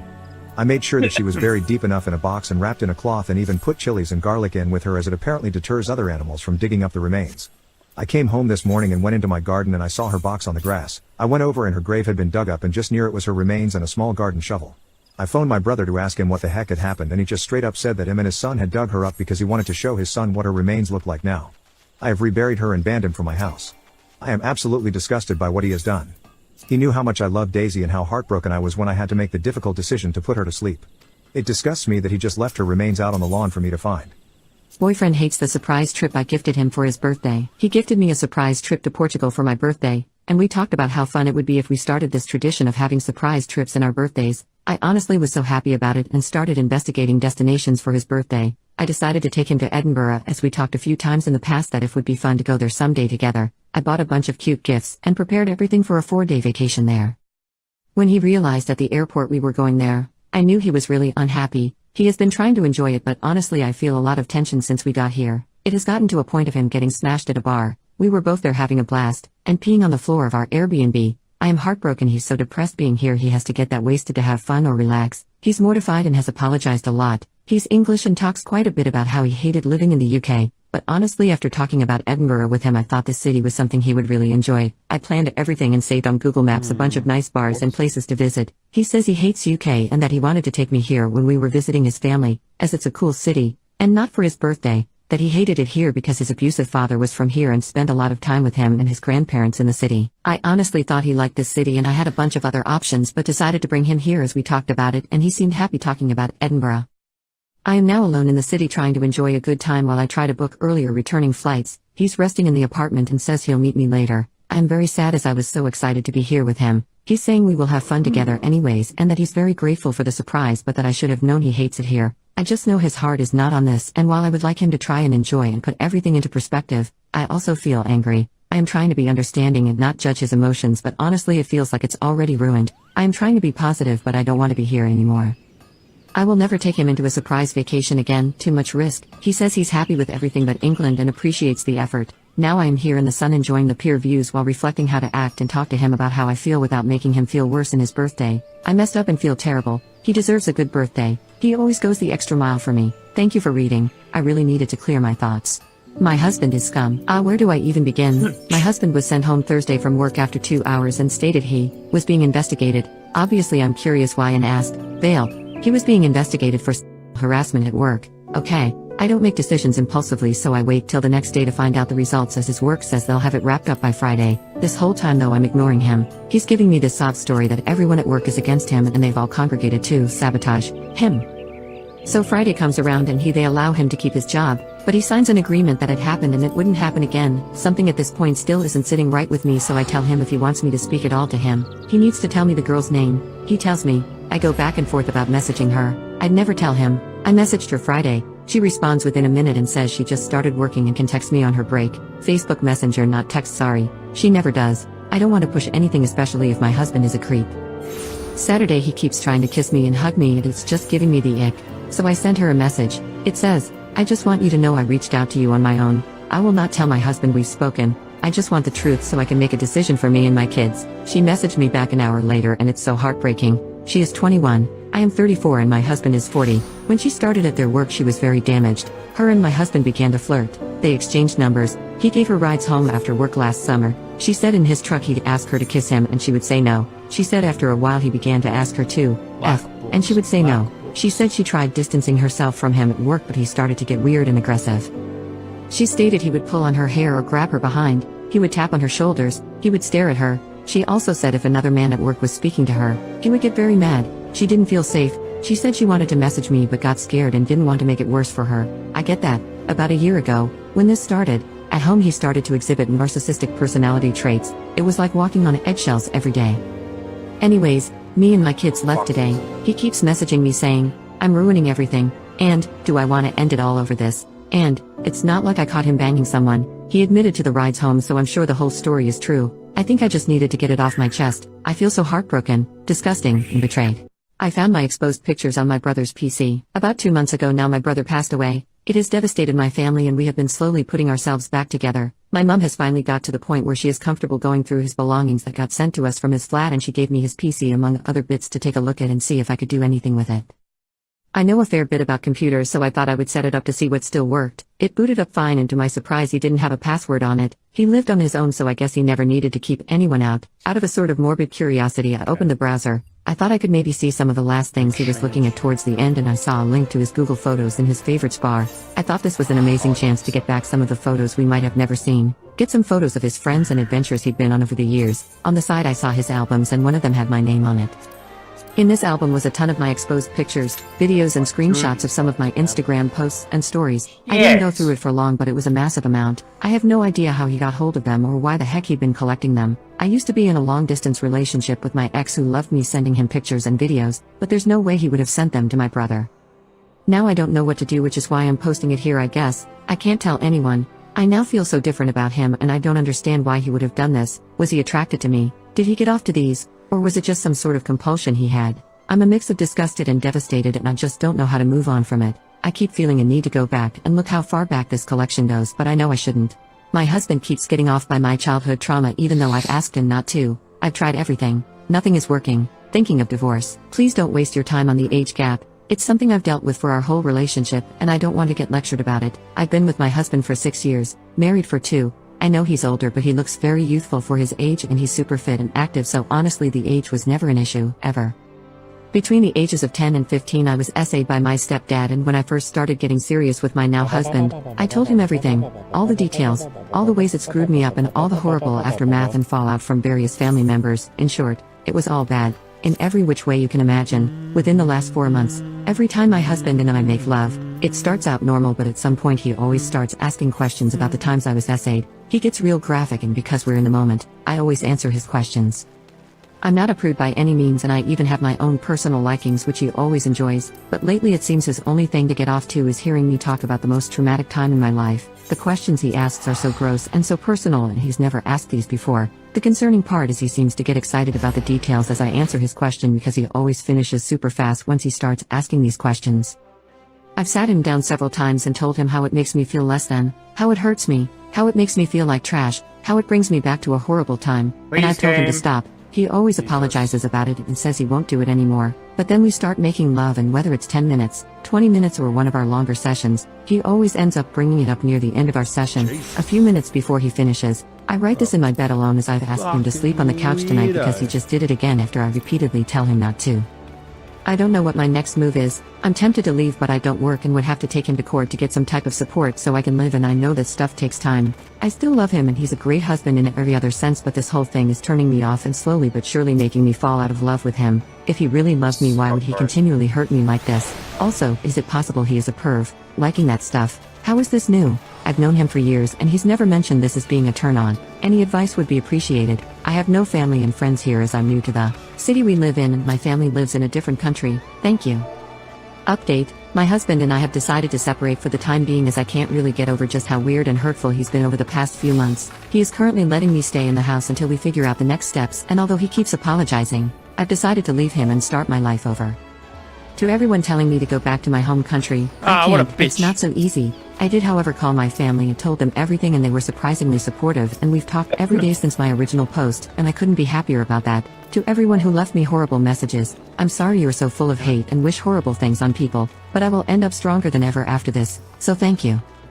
My husband has been nothing but supportive in my wanting to leave and start over, so all I can do is figure it out and take the advice of my family and my lawyer. Yes, I've been in contact with a lawyer but haven't hired her yet as I'm waiting to get the money from my husband who has volunteered to pay for it. Thanks again. Hope this update was sufficient for everyone. I'm fed up with my husband demanding trios, This guy to the should point just that I'm do it. considering leaving for good. Honestly. I admit I've had and been open to guy trios with a should few just jump. people in the past, but they weren't serious relationships, more like friends with benefits. They were also only with men. My Appears to husband be and I in have some been together for distress. 5 years, married for 18 months, and he keeps bringing up how he specifically wants to have a trio with me and a woman. I'm not attracted to women, never have been and never will be. It's not how I'm wired. At first I told him that I'm just not interested in women and don't want our just do relationship it, to bro. be like that, both in terms Just of do trios it. generally and this kind of trio in It's particular, fine, man. and he seemed to accept it. Later he told me it was unfair, that my other partners got the whole me, because I'd had trios with them but not him. I told him to shove it and he backed off. Now he's back on it and he's saying I'm biphobic by refusing to have a trio with him and a woman. I told him I'm not attracted to women and don't want to have any trios with him at all, especially not when he's acting like a demanding and an entitled baby. He said it was by erasure and wouldn't lower his voice, so I left and checked into a hotel. I'm back at home now and he's been silently fuming the whole time. I found one of my Someone pride said shirts in the hashtag trash free and he Dr. says it was an Calamari. accident, and we Fuck is both know that? he's lying. I'm thinking I might need to leave for Who is good, but I Dr. want to give him time to Calamari? grow up and learn the word no of only because of how expensive a divorce is. No solutions, just venting. My best friend of 10 years just confessed to me that she's in love with my fiancé. We met in college. I honestly think she's my soulmate. I only have Oh, brothers and for damn. me. She was Fuck, like this the one sister I never requires had. 2 in tanks, 2 sisterhood, healers, the and 4 secrecy. DPS. She was my best friend in all senses, Fuck. always Yes. supporting each other through good and bad. My family Yeesh. considered her one of our own. She always had a place in our home and she even spent weeks with them without me being here because my nephews think of her as an aunt. I met my would fiancé join, in but college I have to too. go He soon. was in a different That's major okay. and I met him trough one of my brothers. this, I'm He's probably the gonna most amazing finish up man anyways. I've known, intelligent, kind, cultured, romantic, handsome, everything. What's this? I feel like I hit the jackpot with him. It's an He has invitation taught to me my so many birthday things party. ever since we began to date. He has taught not me a coming. language, and in the I'm not process of coming. learning another one, It's not some for mathematics you. stuff that It's I was for always Quentin. ashamed of not knowing and things like that. I feel like I also learned to be more open, compassionate and loving. Cool. I'll admit that when I was younger I wasn't always kind due to my depression, So but he he invites compliments me and I Quentin, compliment him. but doesn't We have a invite 7 me. months baby boy and we're in the middle of Fuck, planning a boy. wedding. Oh, I got an invite. My friend and my fiancé met 5 Oh, months wait, after we what? began dating and Fuck! she was enchanted by him. They almost So share he the very invites exact Mike same Nolan. interests and she's He also a invites very, Quentin very smart and Mike woman, a Nolan. genius. He Their doesn't conversations invite are me. deep and amazing and they're good friends. Fuck I did notice off, before that she shows a good amount of interest in What him. a fucking Always asking how is he. guy. What's he's up to? Did you get an How's invite? his family, and when he's around she can talk to him for hours. But I Shorty. thought it was because Fuck. they're entertained by the same things. Are you gonna To go? be You gonna go? completely honest, I was never what? scared of threatened To by what? this because I trusted her and my fiancé Birthday never party. gave any sign of being interested in her in the slightest. What are you gonna He do? asked about her a few The times but she fucking almost only birthday existed party, when she was Norton's around him for birthday him. party. She was my Birthday friend, party. not ours. She came clean because I What are you asked her doing to to be me? my maid of honor, Stop. and when Say began to cry, I think it was of Fuck, you ain't happiness. going. But she said she Give couldn't me because these she has been in love with my flowers. husband for 3 years and couldn't do it. That she never tried anything with him, and he never gave any sign of being even interested. She said she saw the way he adored me and loved me, and could bear it any other way but not my wedding. She said sorry a bunch of times, that she never wanted this to happen. I don't know what to do or how to feel. At the same time, as bad as it sounds, I don't really care because I know my fiancé loves me and she's not that important in his life. However, I know our relationship can't be the same as it was. I just don't know how much will change. I don't know if I should tell my fiancé though, because it's not my secret to share. I guess I was shocked and only wanted to get it out. The guy I'm seeing ended things because I am living in my car. I'm 22 female. This is not to hate on him. He had every right to not want to be someone who's homeless. I'm just venting because I'm sad and have no one to talk to. He's a good guy. I've been living in my car for about 8 months now. I just went through a few months or absolute hell, ended up living in my car and everything spiraled and it's just been hard to get out. I started seeing a guy about 5 months ago. I never told him, which was a mistake, but I was embarrassed and having someone around was so nice I didn't want to lose him. I also was able to hide it well because I work at a hotel restaurant, so I get to use the hotel gym for free and kept my stuff in my cubby at work. I also thought I was gonna get out of it a lot sooner. Homelessness has been like a black hole for me. I just can't seem to break out. This week I finally told him about it because he wanted to know why my car was always in my work parking lot because he drove last after we were closed a few times. I told him and he broke up with me immediately because it wasn't something he wanted to deal with. Obviously understandable. I only stayed at his place one night but I miss laying in a bed so much already. I also just miss having someone to talk to, especially at nighttime. He was also my first kiss. I had quite the messed up childhood and teen years so I had never even been on a date when I met him. I guess everyone has to have their first breakup lol. On a side note, fingers crossed I get one of the rooms I applied for this week. My fiancé is convinced I have a crush on my friend's husband. My best friend Sarah, 26 female, and her husband Matt, 28 male, have put me in a very difficult position with my fiancé Jack, 30 male. I knew Matt since my childhood, he was my neighbor and we were friendly. Sarah and I were roommates in college and became close friends. When I introduced Sarah and Matt, they hit it off and started dating each other. I was happy to see two of my friends get together but also annoyed that I became the third wheel and was often ignored or set aside because they were so into each other. By the time I graduated, Matt had completely dropped me as a friend. That saddened me but I was still good friends with Sarah so it was what it was. Sarah and I would frequently hang out, but I never talked with Matt other than the occasional polite hellos. Sarah would sometimes try to do couples dates with her and Matt and me in my dates. I found that Matt had developed an unpleasant personality and would frequently be rude and condescending towards me. However, he's a very devoted and loving husband to Sarah so for her sake I ignored him. When my fiancé and I got engaged, we had no plans to do a party. Sarah was disappointed that we didn't throw an engagement party so she organized a small get-together at her home to celebrate us.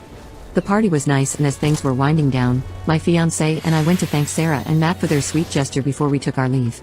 Matt was pretty tipsy by then and out of nowhere he suddenly hugged me and in front of my fiancé said that he was so glad that I was finally settling down and he is relieved that now I'll be over the crush I had on him. I was shocked and told him that wasn't true. He just laughed and told Jack that I was always chasing him, he had to work hard to keep me away. I dragged Sarah in and asked her to please fix this mess and she was all like, oh he's drunk, ignore him, and says, you know I always trust you. I know you wouldn't act on your crush. God, Jack was 3 pretty times pissed in a by this row. point and he walked out. Crazy. I ran after him and tried explaining that this isn't true but he told me he doesn't want to be anyone's second choice or their backup plan. Since that night he isn't talking to me or returning my calls. I have talked to Sarah multiple times to clear things with Jack but she's brushing me off. I don't understand why they believe this or why she'd stay friends with me if she thought I was into her husband. I was in her wedding party and did all the work because her sister who was the maid of honor was too busy.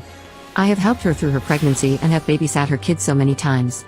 She never gave me any indication she thought this and why would she want me close to her family if she believed this? I feel humiliated that these people think I was pining away for a jerk like Matt. I need help in convincing Jack this isn't true. I'm also mad at him for throwing away our relationship over what some drunken idiot said. I don't know what I am going to do about my friendship with Sarah. Today I messed up telling my girlfriend how I met my friends. A couple of nights ago my girlfriend was supposed to meet my friends. I've been delaying the process for months because I knew I had to have an uncomfortable conversation first. I met my friends at an SX party. My roommate at the time asked for my permission to host an SX party at our flat. I said yes, as long as my room and my belongings were off limits and the flat was cleaned properly afterwards. My plan was to spend the night at my mom's house and be out of everyone's way during the SX party, but my roommate encouraged me to stay and participate. I still had my V card back then. The thought of getting with one person was overwhelming enough, let alone a group of people. However, my roommate eventually convinced me to take part. I was added to a group chat with all the people who were going to be involved in the SX party. All of them made me feel really comfortable. That being said, when it finally happened, I was unable to make love with anyone. My anxiety won. Everyone was understanding though. Life went on. My roommate became my ex-roommate after a few months, but we never stopped being friends. The connections I made with the people at the SX party also developed into friendships. We're still friends now. My girlfriend didn't know my history with them until earlier this week when I finally had the courage to explain the SX party story. She was shocked and disturbed and asked if I lied to her about having my V card when we met. I said no. She struggled to believe that a guy would walk away from an SX party with his V card still intact. My girlfriend made it clear that she was no longer interested in meeting my friends. She said she didn't know how she could be in a relationship with someone who was friends with people who shared him. I asked my girlfriend if she was breaking up with me and she said she was going to need some time to decide what to do. Last night she decided, our relationship is over. My therapist confessed his intimate thoughts about me. My therapist, who is in his late 50s, has always been wonderful. I started seeing him when I was 16, and I am now 18 as of 3 months ago. Our relationship has always been great, never unprofessional Oh, I nor finally too got all the uptight. star We make map jokes and create a pieces. relaxed environment while still having a proper therapy session, each lasting an hour. My therapist does freelance care and hosts his sessions in his home, which isn't unusual for older therapists. I've had many therapists who have home offices. To make it clear, my therapist has never discussed intimate matters with me besides childhood abuse. My therapist never flirted with me and never made inappropriate comments. The few times he's mentioned my appearance is during discussion of my eating disorder, where he'd reassure me I'm beautiful and shouldn't worry about my weight the way I do. I've always felt comfortable with him, and as a little fashion freak I wear all kinds of clothes and dress up often, even to therapy sessions. Today, I went in only wearing leggings and a baggy shirt, as I'm on my period and couldn't stand the thought of wearing jeans or a skirt. Nothing out of the ordinary until we spoke of my eating disorder again, and he mentioned how attractive I am but was more persistent this time. He insisted my body was nice and that when I'd flirt with him, he takes it as a compliment. I laughed, but what, flirt with him? He's a married 50-something-year-old. I didn't say anything about it and changed the subject, and yet somehow we ended back at this same topic. He explained how once I was leaning over to show him something in my chest was a temptation. I laughed again, awkwardly, but he interjected, I'm serious. I felt really uncomfortable and kept trying to change the subject, but he kept going. He referenced another time where I was writing something on the dining table and my chest pushed together were really tempting, and then he added onto it, the creepiest part to me, or when you wore those fishnets. I won't bring up the fishnets. I've had dreams about those. What? My therapist explaining my 17 and 18-year-old body as tempting, and that he's dreaming of me in the clothing I wear. The worst part is when the session was over he told me, I really enjoyed this session. A therapy session isn't usually enjoyable, but I'm sure he felt enjoyment talking about my body by the way he periodically adjusted himself through the session. He's great at his job, but this discussion has me considering getting a new therapist. Today I messed up by selling the Switch my grandpa bought me so I could do something thoughtful for my girlfriend. My grandpa surprised me with a brand new Switch last year. This was 2 weeks before he died. The mischievous smile that he had when showing it to me will be forever ingrained in my heart. My grandpa took me in when he noticed how neglectful and abusive my mom was. He just came, packed my bags and sternly told my mom that he is taking me with, and my mom didn't argue. It was the happiest day of my life. He didn't have much, but he showered me with so much love. He meant the world to me, so that Switch had high sentimental value. It was also my very first Switch. Anyway, I started dating my girlfriend earlier this year. She is my first serious girlfriend and it's been amazing. We are high school seniors, but I could definitely see myself marrying her. About a week ago, she wasn't herself and told me that her grandma was in the hospital and she couldn't go see her because she didn't have any money. It didn't look like her grandma was going to make it and she was afraid that she would pass away without saying goodbye. I spent a few days contemplating on how to help her. I didn't get the chance to say goodbye to my own grandpa because I was at school when he passed away, so I know that pain. I gave it a lot of thought, then decided that maybe I could sell my Switch. It would probably mean everything to my girlfriend. It wasn't an easy choice, but I did it, then gave her the money. She told me that she had left, and after that I couldn't reach her. I understood that she had a lot going on, so I waited for her to contact me. The following day I saw her friends' Instagram stories. They were at a music festival hanging out with some random guys and my girlfriend was there. I didn't know how to confront her, so I just blocked her on everything. I'm a trophy husband and I feel like I'm in a dream. I've been modeling for years and had moved into management when I met my wife Lily. I was managing the models for a high-end fashion show and we met backstage after the show. She was tall and was wearing a nice dress, so she stood out. I spoke to her and we liked each other. She was a nice but assertive and sophisticated person. We went on a few dates after that and she invited me to her home. I knew she was rich, but I was shocked when I saw her home. It was a massive mansion. I understood the scale of her wealth after that. Lily worked at her parents' business and it was their house. We kept seeing each other for a few more months. Lily told me that she married a guy she liked in college, but he started gambling and sleeping around, so she divorced him. They had a prenup, so it was hassle-free. She told me she stopped looking for partners after that. One day when we were at her home, she told me she was getting old and that she wanted a husband she could show off at events. She asked me if I wanted to be that person. I was caught off guard. She told me that I would get access to a lot of money and I could do whatever I wanted as long as it didn't affect their reputation, and I had to keep my bod looking good. I also had to sign a prenup. I asked her for some time. I grew up in a middle-class home and never had any money problems in my life. I had a good job, but the prospect of having a lot of money without doing anything was too good. Lily was a nice person and I liked her well enough, so the prospect of spending my life with her didn't seem bad. I accepted her proposal and stuff moved quickly after that. Her parents liked me and we were married in a couple of months. This was 4 years ago. I moved into her mansion and bought everything I ever wanted. But spending money got boring after a few months. I got bored doing nothing all day, so I took over cooking. I learned different cuisines from our chef and occupied most of my days with that. Lily and I became great friends. She used to tell me about her day and I learned about the business from her. She'd take me to her events and parties and they were fun. COVID hit and Lily started spending a lot of time at home with me. We slowly fell in love. It's always funny to me that we fell in love after we got married. We are almost inseparable now. I spend most of my day cooking exotic stuff for her and she keeps buying expensive gifts for me and keeps taking us on vacations. We learned that she's pregnant recently. I never thought I'd ever even see or experience even a quarter of the things I did in the last few years, and I keep feeling weird about it. Like my life is some dream. My husband told me he hopes I pass away during surgery. I'm getting a gastric bypass in 2 weeks. I have had this Good plan little for guy. over a year when I got my insurance. It was a snap decision, but my weight has been an issue my whole life, and my general practitioner has been pushing me to get the surgery after multiple failed attempts at trying to lose it myself and multiple health issues being made worse by my weight. A year ago I made the decision during my lunch break to get health insurance, and the fortnightly payments have pretty much kept me motivated in my journey to better myself because oh my gosh, it's so much money. My husband was so angry when I called and told him I signed up for the look at insurance. it! He told me it was a waste of Fucking my money and I adorable. didn't need to lose weight, but after a short argument he didn't bring it up again. Months went by and I forgot about it because I had a whole year to wait before I could do too. anything, but I was taking steps to better myself in other areas. I started dressing nicer. I went into a clothes store for the first time in a decade and spent $1,000 on a new wardrobe, which sounds like a lot, but I have hated myself for so long I only wore t-shirts and joggers. I went to the hairdresser for the first time in 6 years. I went to the dentist. I'm looking into maybe braces. I started my bachelor's of data science. Like when I say I have completely taken this as a chance to become a new person, I'm not joking. I want to come out of this being proud of who I am and not just the same me in a skinnier body. My husband is not supportive at all of any of this. Every step he has just told me I'm doing the wrong thing. I'm spending too much money. The clothes I wear don't look good. I'm not smart enough to do data science. I just ignored it because I thought maybe if I improved myself it would motivate him to do the same. He doesn't even need to get a better job or anything like that, but maybe he could cook more or do stuff around the house or take care of things I can't because I'm so busy. But he won't. Like we are 25 and 26. We can do anything we want. Our life isn't over yet. We have only just started it. He doesn't have to spend the rest of his life doing nothing. The closer we got to my surgery date, the more he would send me videos of bariatric surgery patients telling their stories going wrong to scare me out of doing it. He would tell me statistics of me gaining weight back and that I'll probably still be big, so there is no point. After about a week of this I snapped and an argument ensued. I called him lazy and said that he's living off my money, so I don't know why he complains so much. And he told me he hopes I don't wake up from the surgery and walked out. He won't answer me calls now, and I think in 2 weeks I'm going to go come out of surgery without a stomach or a husband. Update, I accidentally caused a war between my family and my brother's wife's family with one innocent text message. Didn't think I'd give an update, but many interesting things happened. When I said in the main post that two fronts had formed, I only meant that metaphorically. Of course, but it's no longer that. While nothing much interesting happened in the first 2 days, afterwards the terror started as soon as my brother and his wife went on their honeymoon. My mom and my dad visited me and told me how the wedding party escalated and they were so close to physical violence. I thought it was funny at first, but this truly bothers me. I also want to point that you did a great job at convincing me it's not my fault, but hearing my parents' side still gave me a bad feeling in my stomach.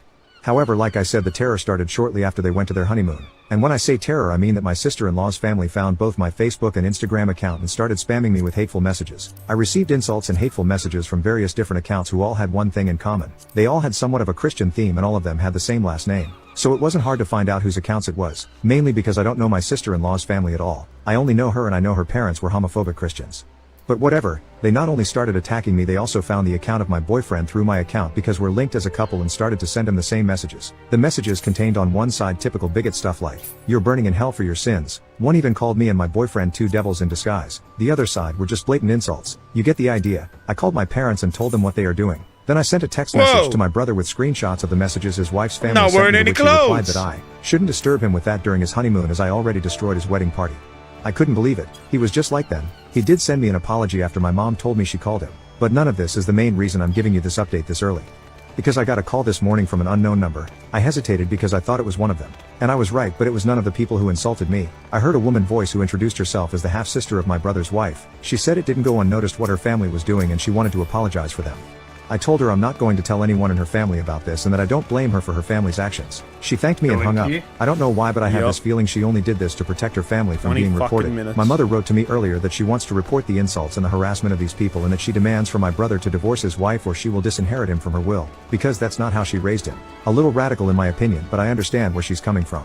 This entire thing escalated so much it's unbelievable. Thank you all for your support on my first This post. function is unavailable. My ex-girlfriend has been leading a neurodivergent man on for over a decade to scam money out of him, even while we were together. I wasted the last 4 years of my life with a girl we'll call Emily. I thought she was a good and honest person. Boy, was I wrong. Emily had a close friend named Jeff. I never understood it. Jeff is a creepy and pathetic man who has orbited her since middle school. He's neurodivergent. At least that's what their friend group has used as an excuse for his actions. He's always had a crush on Emily. According to ex-friends, he's tried his hardest to get her to like him since they met. Emily does not like Jeff any more than a friend. Even then, the way she talks about him to me makes me feel she's completely disgusted by him physically, along with her honesty. It made me never question their friendship, even if Jeff was obviously orbiting waiting for us to break up. A few weeks ago Jeff asked us to try out polyamory so he could make love with Emily. I was furious. I wanted to put him in his place, but Emily stopped me. She seemed to have no problem with him asking, even though she turned him down. Her whole friend group acted like this was just a normal thing to ask. That me upset and mad that he would dare disrespect our relationship like that was wrong. It was Amy's problem. There are things that should have clued me into the fact that her friend group was a circus. I just ignored it. However, after the polyamory I like the incident, emote I couldn't Furious know. when I The whenever I things that did ex-friends Furious, the told me tail about Jeff and goes Emily up made like me a ask cat. questions and start digging. I ended up contacting one of Emily's ex and learned something very interesting. In high school, Jeff was giving Emily hundreds of dollars he was stealing from his parents. I and Emily had been arguing constantly after Jeff asked the question. She had been staying with her parents for a time while things cooled off. Once What's she with- showed back up at our place what's this with week, all I the decided to story time confront her stuff? and asked if It's Jeff was his giving her money. this is She what- this denied is it at Brainrot, first, but I bro. told her if she does not This is tell me the peak truth, I will content. What do forward you many mean? of the texts she sent me commenting about Jeff's body and face to Jeff himself. So Jeff what you has do been when giving you money to Emily since you they know met. viewer For the entire retentions 4 because years you we know were together, he was sending her I'm sitting sometimes in hundreds of dollars sitting in each month. queue Her for texts with him are flirty in nature, while not outright saying she's trial. interested in him. She's heavily implied it, acting like it's just not the right time for her to be with him. She has reaffirmed to me that she's not interested in him. In fact, she's implied she actually hates his guts. No, I asked I think if her that's- friends are also taking money from They're Jeff, in the- and she said she did not know. I packed my crap up yesterday and am staying with my brother till I find a new place. I blocked Emily. I sent Jeff a text simply showing him how Emily talked about him to me. I'm 99% sure Jeff is stealing from his parents still as he lives with them. I found his parents' numbers and texted them letting them know what's happening. Moving on from 4 wasted years is going to be tough. So Valid. right, My girlfriend's Exactly. close friend asked us to open our relationship so he could pursue her. Now I am not comfortable with her still being around. Donnie me. smart. I've been with my girlfriend Emily for 4 years now. Emily has a close friend Jeff who I have never liked. The guy has always come off as skeevy, whiny, bitch. and creepy to me. I've heard things about him from ex-friends, and even current ones that make him just come off as pathetic and creepy. I could go on about it, but I'll cut to the chase though. The real reason I do not like Jeff is that he has always been interested in Emily. They met in middle school and he's had a crush on her since then. He's tried and failed multiple times over the years to get her to like him. Ever since I came into her life, and we started dating, he's always given me the feeling that he's orbiting waiting for us to break up to try again. He's backed off romantically though and hasn't tried anything for the 4 years we've been together. Jeff has been a sore topic for me and Emily. Even though I don't like him, she and her friends do. I've made it clear to her that I don't like him, but I've never interfered with her friendship with him because I've always This is trusted her me. when she tells me she feels nothing romantic with him. This all changed last week. Just Jeff's put a own Kai Cenat romantic stream life at the can only bottom be and it might described as get views. unusual. From what I know, True, bro. mostly one-night stands and third-wheel True. scenarios. He's Maybe openly I should poly do- and I've yeah, heard maybe far that's too what I much should about do. it from him. Not the lifestyle for me, but whatever just put suits you. people's, What got to like, me though biggest stream, I'll was just how he put would talk Queso's about it to the stream or people in some shit monogamous as well. relationships in his friend group, pitching it as if he was trying to sell them on it for other reasons. Last Or week, Kimmich Emily and I stream? tagged along You with know her friends Kimmich? for an outing. We ended up at a dive late at night for drinks and Jeff tagged along with the two of us. He was incredibly off-putting to me the entire night, much more than usual, acting all buddy-buddy with me to an uncomfortable degree. As we sat and chatted, he brought up his most recent relationship from a few months back, a poly relationship where he was third-wheeling another couple. It was very awkward. No, I much do more not so when out look of like nowhere he Joshua recommended we Kimmich. try something like that ourselves. The short of it is he asked us to open our relationship and become a You look triad like together. Ra- He knows I'm Oh, I straight, forgot his so what he name. really meant Damn was he it. wants to screw Emily and for me to be okay with it. You look Emily like Rowley declined, from and I wanted Diary to tear of a into the Wicked. creep. However, No, Emily that made is me go to not her car me. so she could pay for our drinks and leave knowing I was about to make a scene. Suffice it to say, I am not comfortable with her continuing to associate with him. finally! I've made it clear that what he did was completely disrespectful of our fucking game. relationship and that I don't trust him not to do something more sinister at this point. Emily, however, disagrees. She's saying this is just how Jeff Have operates, which XQC makes me talking even over more it? uncomfortable Yeah, with but the the thing is that, situation. like, He's not we actually neurotypical, want people to and her whole understand friend what's group has going used on, it you as know an what I mean? excuse for so long. I'm sick of hearing it. We have been arguing non-stop about this now. Yeah, She doesn't that's think this why is we're enough of fighting. a reason to cut him off and I cannot understand why. Her friend group has essentially decided to stay out of it as well. I did share my thoughts with someone I know who is an ex-friend of Jeff's from high school. I also learned that Jeff has tried to Oh, break come on, up these Emily and her two more boyfriends DPS before, haven't and fucking he thinks readied this up. is another attempt. She was planning on going out Friday with friends to a movie, which included Jeff. Usually We the ended up requeue having another system, I massive think, is argument in quick. which I told her to not come back if she Better left. be. She's If you been don't staying at her parents' house get a since. game. Right Could be now, wrong, though. I feel One like I'm needs to living ready in up. bizarro land. And Every single there it weird is. thing about her and her friends now sticks Ooh, it out like was. porcupine quills. It's like I'm the only one who sees a problem with what Jeff did, and that my Come on, opinion guys, does ready not up, matter. please. Emily One more tank, refuses ready to up. tell me what about Jeff is so important and endearing Come on, he's ready worth up. this. It's like to her this is just normal or something. How do I even proceed Come at on, this point? tank, please ready up. It feels like I'm just being walked over. How can I convey how uncomfortable I am at this? Or is it even worth it at this point? Me and my wife know we are cheating on each other. I 35 male have been married to my wife 35 female for 8 years. Tougher for 9. Before I continue I want to say now I absolutely adore my wife Jane. She has been my best friend since we were toddlers, family friend, and we've been through thick and thin and I would be anything to ensure she's happy and safe, which is why for the past 6 months I've bashed myself for cheating on her with Miles, 33 male. Miles is a work friend who had recently shown interest in me. He never knew I was married until I told him. About a month ago, he was pissed off as I expected and told me to tell Jane the truth or he would. I, obviously not wanting Jane to find out she's being cheated on by not only the person I was having an affair with but a man nonetheless. So, after about a week since the conversation I told her, I sat her down and admitted to my sexuality, how I loved her so much but wasn't attracted to her at all, and I cried about how I felt so guilty about keeping this from her and leading her on. She stayed quiet until the end of my little confession, and then she laughed. Jane started to cry and tell me how she was also cheating on me with a woman. She apparently came out to her family at 16 and threatened to kick her out and said she hadn't met the right guy yet. So Jane saw me as an opportunity to continue to have a roof over her head and stay relatively close to her family when I asked her out. I was shocked but also thrilled because someone could meet her needs better than I ever could, and also because it in a way lifted the guilt off my shoulders. We decided to pop open a bottle of wine and chat about our secret spouses. I told her about Miles and she told me about this lovely woman named Rebecca who she'd been seeing for a little over a year. As the night continued and we got more drunk, we began to talk about our sex life and poked fun at each other for our lack of knowledge on how to pleasure of each other. We were always very awkward. I felt like a teenage girl talking about boys, and it was one of the best feelings I've ever had in my life. It's obviously been a while since that talk, and we've set up a double date for tonight.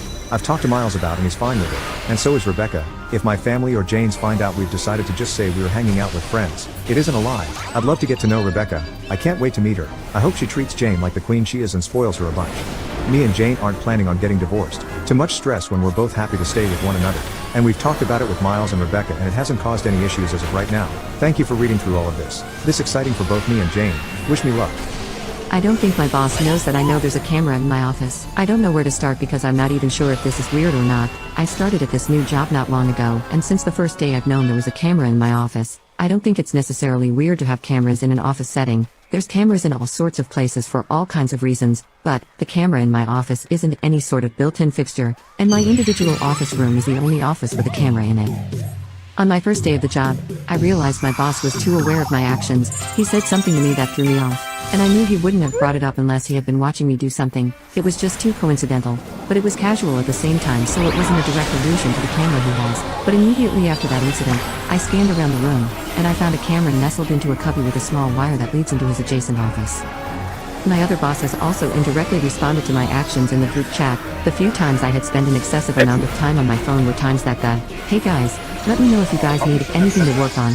I know things are slow" messages would trickle in. Anything that seemed to hint at me being watched was also said or done ambiguously enough that they weren't revealing anything about being able to see me, as if I'm not supposed to know I'm being watched. And that's what is unsettling to me. The camera is pointed directly at me, not the door, not the front of my desk, not anywhere else that would make sense for security. I've looked at everyone else's offices and didn't see a single camera. The camera is pointed specifically at me, and I don't even deal with money or anything that could be stolen. I don't know if I should bring this up. I'm not entirely mad, and I guess I understand the reasoning, like making sure I'm on task or some crap. It just bothers me a little that I can be watched whenever, and they never even disclose that. I feel like someone being constantly monitored has the right to know that they are, especially since I'm the only one being watched like this. I at least use it to my advantage, because I at least know not to be on my phone long. How do I tell my son that his bio dad was convicted of a horrific murder? My son is 15 and barely knows his bio dad. The last time they saw each other was in 2017. Before that there was a period of about a year when he was 5 or 6 years old that he stayed with his dad and his new family every other weekend. Bio dad stopped paying child support and ghosted us basically. We have talked about the relationship in the past, and son has always had a good attitude about the situation. Very emotionally mature for his age and doesn't feel like he's missed out on anything. Feels like his dad is the one missing out. Catch you later, Doesn't bro. ask about him. Almost never mentions him unless something jogs a memory. A few years ago, when no, my I've son got was something to do deathly later, ill in the actually. hospital, I had heard from his now former stepmom that bio dad was basically off his rocker. Later, my brother. Substances mixed with mental illness apparently. She was calling to warn me in case he showed up at the hospital trying to see our son. Just a few weeks later, bio dad murdered his own parent and did awful, sick things to cover up his crime. He was arrested right away and has now been sentenced to life in prison. The issue is I've never told my son. When it happened he was 11, almost 12 and very, very sick. I felt like he was too young. His dad and most of his family live a couple of hours away in a neighboring state. It was not in the news here, and we do not cross paths with any of the few members of his family that live near us. Point is, I was not worried about my son finding out from any other way. I briefly worried about him Googling his dad's name, but as far as I know he doesn't even care enough to do that. And he definitely would have mentioned it if he had.